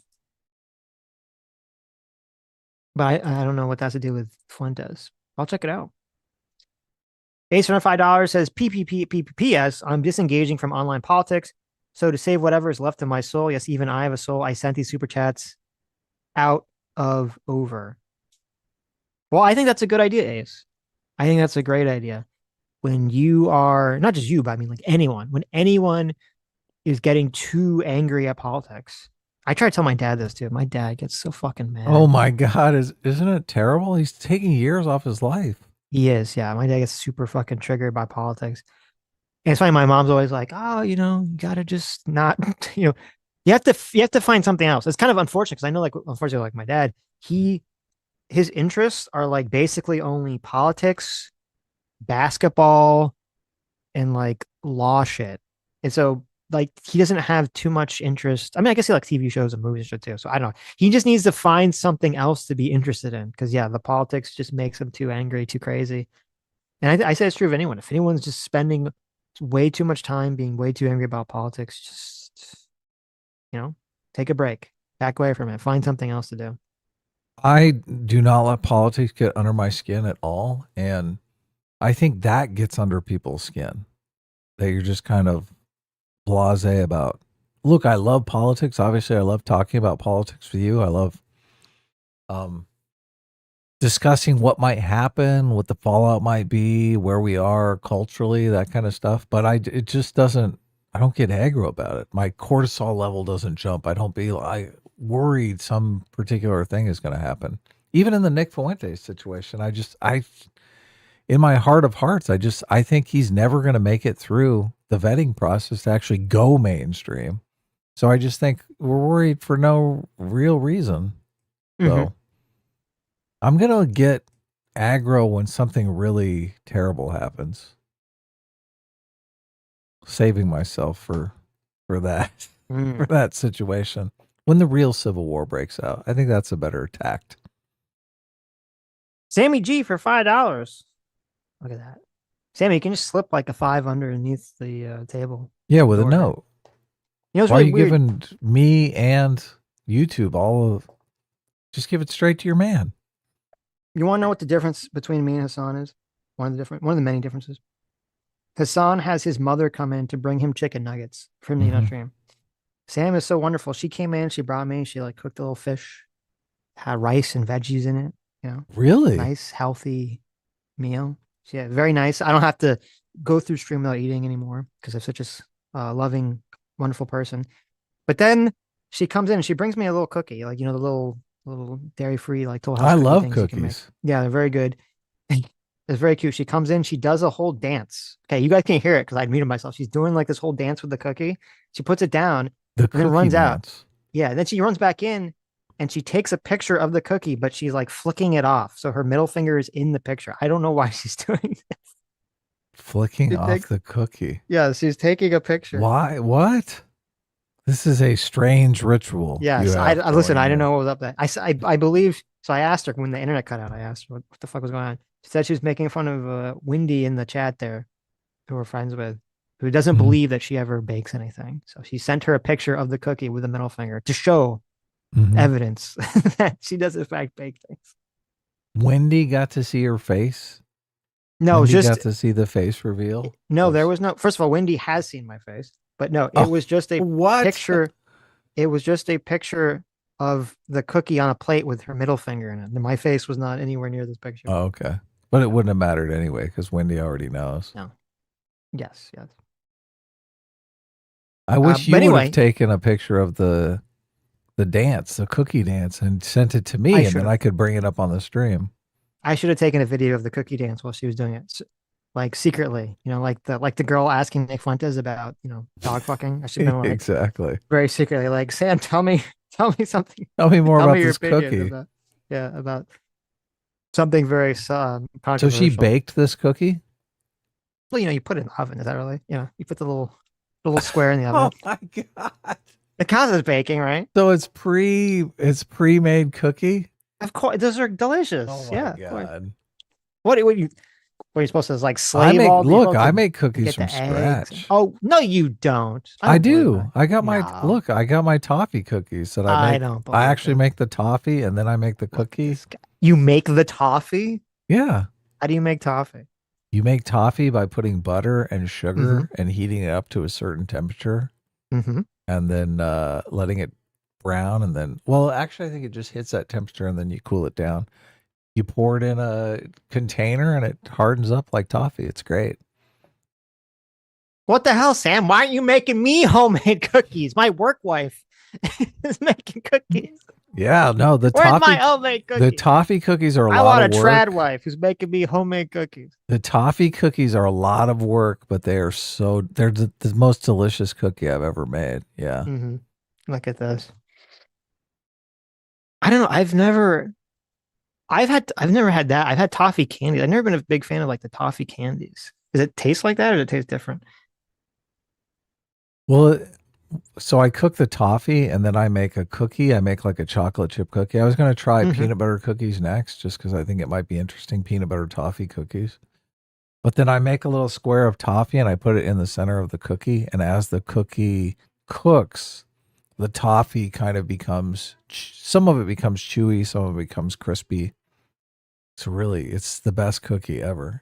Everyone that I share one of those cookies with, they're like, oh my God, this is like premium cookie. Ooh, okay. Yeah. You didn't give me a cookie when I went to visit you. What's up with that? Well, I had never made toffee cookies when you visited. Oh, this is I a new told you, thing. I went to that sandwich shop and they had a cookie that I was like, oh my God, this is the best fucking cookie I've ever tasted. Yeah.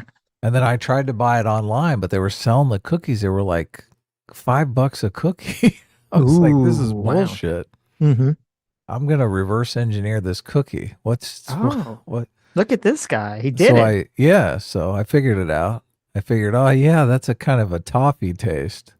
Where do I get some toffee? Couldn't find toffee, so I made the toffee. Mm-hmm. Yeah, no. Yeah, they're Okay. delicious. I'll let you try one next time you come out. You got to make one dairy free for me. Sure. I mean, Probably won't taste as good. what dairy is butter? Does butter count as dairy? Butter does in fact count as dairy. Yes. Oh, well, that's fucked. Yeah. That's fucked up. I'll just take some lactate pills. I'll power through. I want to try toffee with honey in it. Interesting. And I want to like there's toffee. Sometimes they put milk in it. Sometimes they put different things in it. I think English toffee has milk in it. Anyway. Okay. These are Sammy G delicious. for $5 says Tucker talks to Nick equals he's just having a conversation with a controversial asshole. Tucker questions if Venezuela's acting is actually bad. WTF? Afuera his whole show. Yeah, there was that weird thing. Well, now as it looks like, maybe there's going to be some military action against Venezuela. I don't know if you saw, there's like Tucker was defending. He wasn't just against going into Venezuela, but he was like defending Venezuela and like socialism. Did you see that clip? No. It was very weird. He was like defending Maduro and everything. So Sam wasn't very happy about that. Fair and Practical Progress for $5 says beyond his wife, Nick doesn't support Vance because of his rapid political ascendancy, his political mentors, and tying American foreign policy to Israel. I don't know if is Vance really that pro-Israel? I don't feel like he is.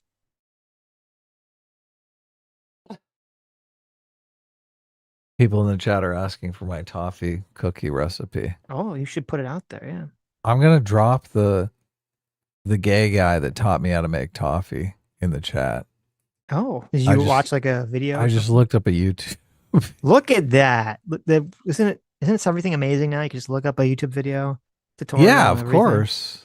There was this really cool thing I saw, which was, I don't know if it was like real or just a potential like prototype.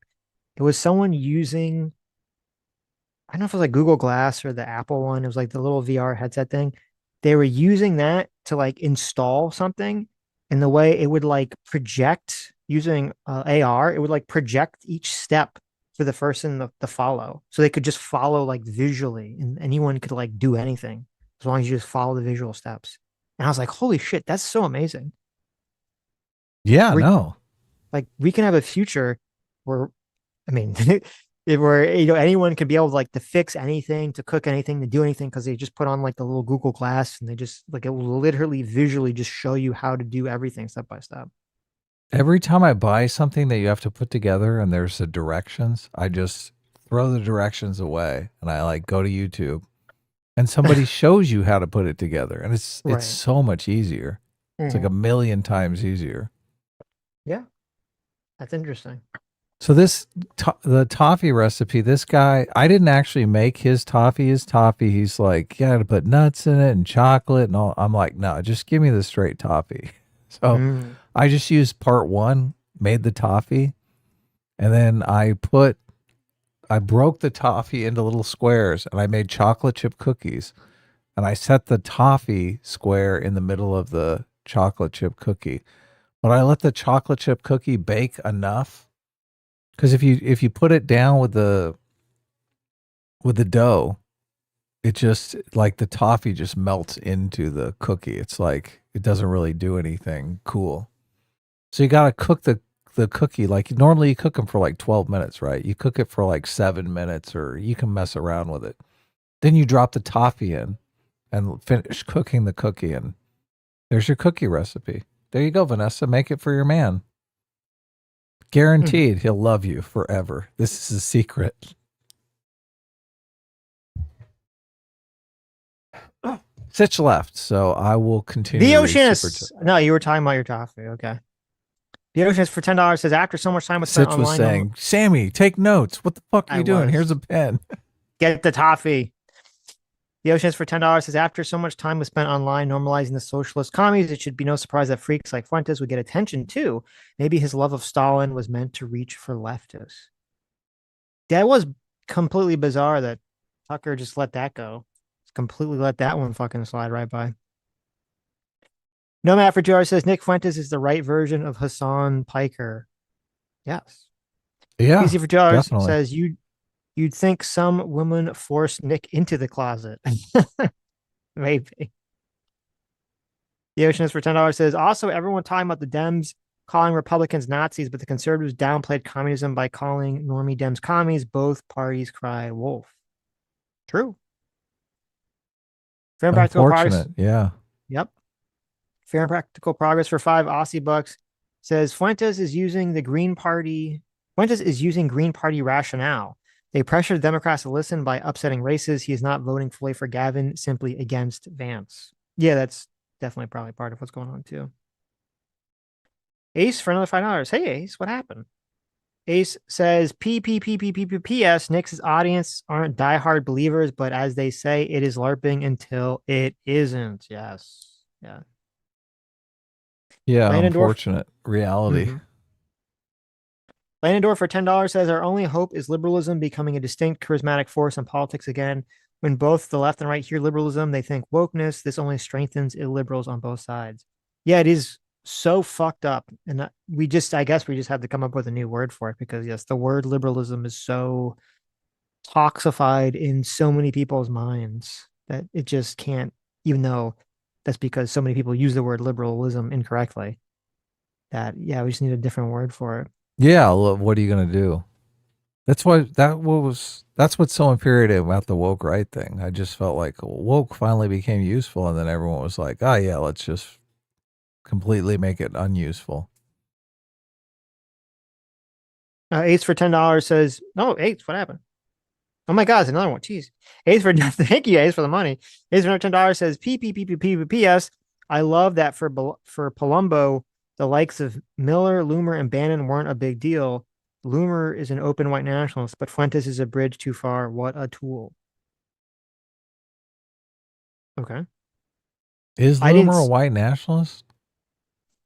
Laura, I don't know. Yeah. I don't know about Laura Loomer's take on any of that stuff. I didn't think she was. I like Brad. Why are you attacking Brad? I didn't see that he did. I saw his video that he did a video on this, but I didn't actually watch it. See what he said Brad about Palumbo? it. I'm assuming that's what he's talking about. I don't know any other Palumbos he'd be talking about. He's not bad. Yeah. What's up with Ian for 5 Canadian says, I think Nick and Candace are fed ops to destroy the right wing. That's why Nick is getting so much attention now. That's a very popular opinion. I don't know if I believe it. Yeah, a lot of people were saying it's fed on fed with Tucker and Nick. They're both factions of the federal government, but how does that even work? What's the goal there? I guess that would be the goal would be to mainstream Nick, to get all the right associated in the white nationalist movement so that they can then be destroyed because everyone would be like, oh, they're fucking racist. So Tucker is working for the Democrats? I don't know. It doesn't make any sense. Who's working for the Democrats? I guess Nick is, and I guess Tucker would be too, which would make no sense for Tucker to. I mean, Tucker has a long career of not working for them, so I don't know why he would suddenly be working for them. It's like a fun LARP, but I don't know how many people actually think it's true. Ace for another $10. Thank you, Ace. Says P.S. The MAGA civil war over Nick isn't real. There is a struggle session where a minority is like Nick and they will lose to the majority who is cool with the dude. That might be true online. That very well might be true online, which is going to be we're going to be in a very weird situation if the online right is just completely dominated by ethno-nationalism for the next 2 years. What is the empty internet theory? Is that what they call it? Or the abandoned internet theory? Isn't it dead internet theory? The dead internet theory? There you go. That's it. Yep. Have you heard that? Have you heard this? The dead internet theory where the internet is just maybe a few thousand people? Well, I think it's more than a few thousand people. But isn't it just that there's like everything is like being controlled by bots and like most of traffic is bots, right? And there's only a few hundred people left interacting on the internet. That can't be true because we all walk around and interact with real people who are like, did you see this TikTok video? Did you see this Reddit post? Did you see this YouTube video? Like if it was dead internet, you would say that. Like you'd say, oh, did you see this thing on YouTube? And they'd be like, no. But the fact that everyone you interact with has seen these things makes it seem like that is not remotely true. Is your dad seeing stuff on TikTok? Well, my dad is not seeing stuff on TikTok. Is your mom seeing stuff on TikTok? No, but the children are. Every child I've ever interacted with has been like, they always like, have you seen this TikTok? And I'm like, I don't have TikTok. And then they like look at me like I'm disgusting. Oh, so you don't have the TikTok? I don't have the TikTok either. But like everyone under like the age, I think of like 18, I've like who's ever like interacted with all are on TikTok. Right. Yeah. So Oh, maybe they're all it on is. TikTok. So whatever number of 14-year-olds there is, that's how many people are on the internet. Exactly. Okay. Okay. Is there a million of them? I'm Well, not my sure. mom sees also my mom watches like all the fucking cat videos. You know, look when you see like a cat video on YouTube and it has like 20 million views. My mom is like one of those people. Okay. I watch the ones with the cats with guns over and over and over. You like again. all the AI I videos can't- with the cat? I Yeah. can't get enough of them. They're pretty funny. Where the owner runs out. Oh my God! Stop shooting! Did you see there's a good one where the guy opens the door and a dog is there and it opens its mouth and it just shoots him like a fire hose? Yes, yes. That was a good one. Finally, It's just something so that I like is it's weird because almost all the AI videos you see are just like you see them and then you never think about it ever again, right? It's just No, the fire But hose for out of the some- mouth. You can't Yeah. get it out of your head. But for some reason, and I don't know why, you're so right. These AI videos of like the fake ring footage of the dogs The or the cat, cats with the yeah. guns, it's just very funny. And it sticks with my mind. I have no fucking clue why. It matches the personality of the cats because like, oh yeah, those are that's the kind of trouble cats would get into if they knew how firearms worked. Right. There's the ones of the cats that are doing like electrical work around the house too. Those are Mhm. funny. Those are absolutely hilarious. Yeah. The cat's like, here, let me fix this electrical outlet. We're gonna be we're literally just a couple years away from being totally mind fucked. Oh, I where know. What you're are we not gonna know the 20 anything is real anymore. The It's so bad. 2028 election. Like, what the Yeah. fuck is going to happen? What is going to Mm. happen? There's going to be so many AI videos of I know. presidential candidates doing crazy shit. Yep. They're just going to flood the zone with that stuff. Yep. It's gonna be fucking a hellscape. Get ready, everybody. It's gonna be fun. Sammy G again. Hey, Sammy, you could just Sammy, just give me some of your money and write like a note on it. So that you don't have to give YouTube a cut. Just slide it under the door. Put it with the cookie. Don't put the money on the cookie because money's gross, but just put it under the plate. Okay. Sammy for another $5 says, not all Jews, but there is one Jew I blame for the fall of one of my favorite YouTube channels with his lack of uploads. 65 days left of 2025, by the way. Wow. That's true. I Counting the days. I have 65 days to make a video. You were for working on a Sammy. video. It seemed like you were half done with it. What's going on with that video? Well, I'm going to do another video. Why don't you stick with the project you started? Because it was... You just got to do it. Doesn't matter. You're making a video for one person. It could suck. Come on. I care. It's just for one person. Okay. My pride, Adam. J-Mac for $10 says, Sammy is right. Make the Final Fantasy VII video, Sitch. Did you know that Sid isn't even a playable character and he doesn't even slap any women? That is pretty crazy. You're right. Sid is not a playable character. You just have Kate. I guess he'll be just in the last one. They'll put him and Vincent, but that is pretty cray-cray. I will 100% make the Final Fantasy video at some point. Landon Dorth for $10 says, a streamer who idolizes genocidal dictators, despises both the Democrats and Republicans, wants to destroy Israel, and is trying desperately to go mainstream by feigning moderation. Who am I describing? That's a good question. That's a good question. I feel like there's two people. Joseph that Stalin. be Nick Fuentes or Hassan. Mike Mills for $5 says, do you think Anna Kasparian is going down the anti-Israel to anti-Semitism pipeline? I've seen her retweet Reuters recently. So I'm unfamiliar with the retweets you're talking about. I don't think that's the case. At least whenever I've seen Anna talk about it, I think she draws she fucking hates Israel. She fucking hates Israel with the burning passion of 1,000 suns. She really, really fucking hates Israel. But I have seen her draw, her and Jank seem to always draw the delineation between Israel and Jews. I don't think at least that I've seen. I haven't seen Anna.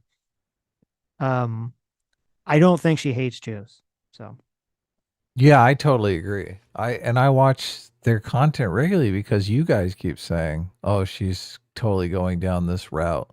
So I see a video and I click on it and think, "Oh, okay, let's see if Anna's being bad about this." But she seems great. She's great at making the distinction. Yeah, I don't think has any anti-Semitism at all. Right. And the happy merchant thing was totally unfair. I mean, I saw the video and I saw the context and everything. I mean, she was making fun of Larry Ellison. Kind of funny. Yeah. Who? Right. Yeah. I think it's like the okay thing. Anyway. It was just funny. Uh-oh. Because the context was like literally just talking about tropes. Right. Yeah. No, I don't think it was intentional either. But. Cerebral Friction for $2 says, so if you're against... Oh, my internet went... You got bad internet today. It's all the... I'm being flooded. I'm being DDoS. That must be it, right? Is that what it is? I don't know. That must be. You're not using a VPN? Why would that help me not get DDoS? I don't know. I don't know what that shit does. Okay. Cerebral Friction for $2 says, so if you're against Israel being an ethno-nationalist country, shouldn't the fact that they attempt to maintain it is such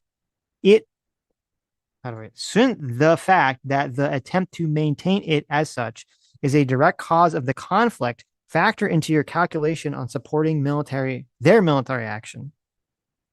So, first of all, as I've said a bajillion times, I am 1,000,000,000% against the settlements in the West Bank, and I think the settlers suck and are bad and are terrible fucking people. In terms of the current action with Hamas, no. Why would whether you support like a policy of Israel's immigration policy, why would that factor into how they're going to react militarily to a terrorist organization that is attacking them and taking people hostage and using the native people or the Palestinian people in the region as human shields? Why would Israel's immigration policy have any impact on that whatsoever? And then he would even go further than that, because you'd say, well, wait a minute. If the question is, well, do you really want to let in a bunch of people who have been completely, mixed in with a bunch of people who believe in an ideology of, suicide bombings and all this other crazy shit? Like that has nothing, like that would be very, very specific to a very specific group of people. Why the fuck would you think that would be even remotely connected? It's so weird. That's weird. That's a weird take to me that you think that those things would be connected. But okay. So no is the answer. Sulfur GR says, continue on the Zach. Hold on. Max Epic says Anna has the same level as Dave Smith, who you rightly give no charity. Is Anna trying to mainstream Nick Fuentes? Did I miss something? Not that I've seen. Oh, okay. I don't agree with a lot of Anna's takes on Israel.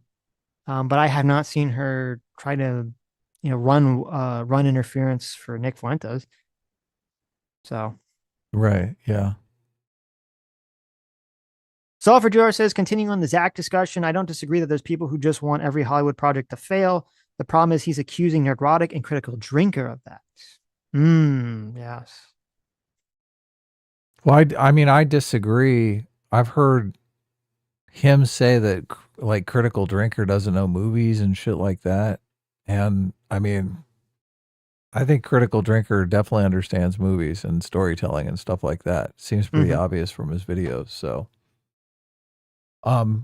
same with Gary. Gary has an understanding of storytelling, and I think his critiques are honest and sincere and all that.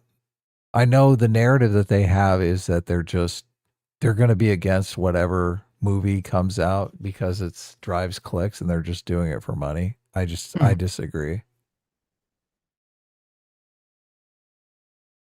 Yeah, I don't really watch Neurotic, so I don't have a take on him. There are channels that do that. I don't think Critical Drinker is one of those channels. He's made videos where he says, look, I was wrong about this video. Yeah, it turned out not to be. The movie looked like it was going to be woke in the trailer. It turned out not to be woke in the movie. So yeah, he always gets attacked for that by like that bird brain guy and some of these other people. But Yeah. it's never been fair, I don't think. So I think he attacked Tron pretty viciously, but he never said it was woke. Well, I guess he did kind of imply it from the girl boss type situation, Yeah, diversity and stuff like that. So, but it seemed like a fair analysis. Dr. Dilla for 2 hours says, isn't it fitting that the libertarian icon is a giant fucking retard? Is that what it is? We're talking about Dave Smith. Oh yeah. Is Dave Smith the libertarian icon? I don't know if he is. I don't know if libertarians care about him. Like as a concept, as a whole. Andrew Bear for $5 says, Sitch, opposites attract. Look at you and Sammy. Naked Ace still have a shot for none interested. My 5 putty puppies have opened their eyes and are almost walking. Oh, well, that's cute. That's what kind of dogs are they? Or is putty a type of dog? Or did you mean to put pity, like pitbull pups? Anyway, congratulations, Andrew. Yes, definitely. 0 for $5 says, if we are sharing baking, I spent my day making homemade PSL ding dongs. A-Team reigns supreme and Dave Smith sucks as class. No, Dave Smith sucks as class is okay, I suppose. Well, thank you. I thought you were saying Dave Smith sucks as class. So. That's cool if you were baking. Yeah, baking's fun. It is a lot of work and takes a long time, so I do it as kind of a procrastination ritual. Sometimes I know I should be doing something and I'm like, I'm just gonna make some toffee cookies instead. I find baking is, I mean, not baking, cleaning is very good at like when you know you're supposed to be doing something else. Procrastination. Oh yeah. Yeah. That's another good one. Because then you're cleaning and you feel like you're productive. Yeah, like, exactly. I'm so productive at cleaning. It feels great. That's a good like hack, like a good mental hack. If you have to clean but you don't want to, is you actually have to like figure out something else you're supposed to do and you procrastinate by cleaning and listening to something. Isn't I mean, the fact that you haven't put out a video probably means your house is like crystal clean. Exactly. Every time I feel like I got to work on some video, I just start cleaning. Right? That's what it always is. It's some sort of form of content creation. It's like, oh, I really should finish this painting, or I really should work on this video. Right. I really should watch this movie for our Thursday live stream. I'm like, but look, maybe I'll just make some toffee cookies and listen to the movie. Yeah. Sammy G for $2 says no with an angry face. I saw that one. Yeah.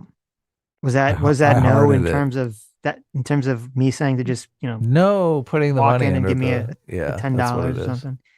Right. So, okay. Okay. Okay. Okay. Well, anyways. Sorry, couldn't watch the rest of the. Is that all the super chats? Really? That's all. Yeah. You couldn't watch the rest of the Tucker Carlson video, assuming that's what got us clipped or triggered or whatever happened. Oh wait, no, hold on. There was some membership chats I missed. Oh, okay. Mark the Cyborg for 19 months. Thank you so much. Says tip of the hat for covering Chainsaw Man. Well, thank you, Mark. That movie was great. I don't know why. We got a lot of that. Oh, thanks for covering this. Yeah. It was nice to see a movie that was actually good. I didn't see that many people cover it. So maybe. Really? Yeah. I saw a lot of it. people cover. My whole algorithm is like Chainsaw Man reviews. Okay. Interesting. Misery Cross for 42 months. Look at that. The secret, the answer to the universe. Says, I understand Tucker took an L here, but that doesn't mean you should leave L out of his name in the title. Did I do that and you fixed it? I did, yeah. You okay. I was like, put Carlson. I went to fix it and I was like, yeah. What the fuck? I spelled it right. And I was like, oh, well, Sitch probably fixed it. Sitch probably saw it. But thank you, obviously. Yeah. Look, it's unless it has, you don't know it's me unless there's a spelling error. So. Dan Richards for 9 months says Nick is everything the left claimed Charlie Kirk was. They really do see a difference. They really do not see a difference. This nutcase and Charlie Kirk. Yeah, it is interesting that is. You're right that is what they saw. They saw Charlie Kirk as the same as Nick Fuentes. Nick Fuentes, fuck it, and they hated each other. They really did not like each other. So Yeah, a lot of people have said that you cleared an opening for Nick Fuentes by assassinating Charlie Kirk, and that's an unfortunate thing because they really aren't the same at all. So yeah, that's a danger. It's another danger when people cry wolf and they attack people as extremists that aren't actually extremists, is that they can't have that effect. So that's why Sloth for 43 months says whenever Nick smiles, I expect him to pull out an axe and start telling me how much he loves Huey Lewis and the News, or perhaps Huey Lewis and the Jews. Oh, wow. Nice. Classic American Psycho reference. One of the greats. Rich Jammer, thanks so much for 43 months. Says, I watched Chainsaw Man because of Adam's tweet. I think it's only showing in one cinema once a day in the whole country. Good thing I caught it. Oh, really? Nice, yeah. Where I was, they were playing in a bunch where I was. But, I walked right out of the movie theater feeling exhilarated, went straight to Twitter and was like, Chainsaw Man's great. Mm-hmm. I'm glad you got to see it, Rich. Yeah. Anime's taken over. Anime's winning. The West has fallen. Nah. To anime. It's so interesting that the in the anime, they have very Western style features. They don't really look like Asian characters to me. So they always do that for some reason in anime, yeah. So how can you say the West has fallen there? Well, like Western. Props to anime for honoring the West. Yeah, it is weird. Though they do have this thing when they'll draw someone who like is supposed to be more Asian, and they do the squinty eyes. Yeah, they kind of make them look more Asian. Yeah. Interesting. All right, are we good? Yes. All right, here we go. Anyways, thank you all for coming. Thank you all for your incredibly generous donations. You have made it in the stream. You, the true heroes. You are the true free will seekers. You are the true individuals who would be the isekai protagonists who would end the slave trade and would not decide to create a cult of racist, loser assholes brainwashing the population and brainwashing their own followers into wasting all their time and energy and money on supporting a completely stupid, pointless, dying cause that will end in heartbreak for everyone. And Angry Bellsprout for 2 hours says, what did you think of the Demon Slayer movie? I thought it was pretty good. Animation was beautiful. If you like Demon Slayer, you should check it out. If you don't know anything about Demon Slayer, you shouldn't check it out because you'll have no fucking clue whatsoever about what's going on. And that's all. See you guys Tuesday. I watched like about half of Mugen Train and thought it was meh, but I want to see. Oh, really? Whoa! We can't end it. You watched half of Moving Train, and you didn't want to like see it? Infinity Castle. I didn't see Infinity Castle because that's what Moving Train's saying good. Okay. Look at this guy. He doesn't like shonen anime. So right. Okay. Well, to be continued. We'll talk more about this on Thursday, obviously. Later. But yeah. Goodbye, everyone. Have a great night. Don't go white supremacist. Yes.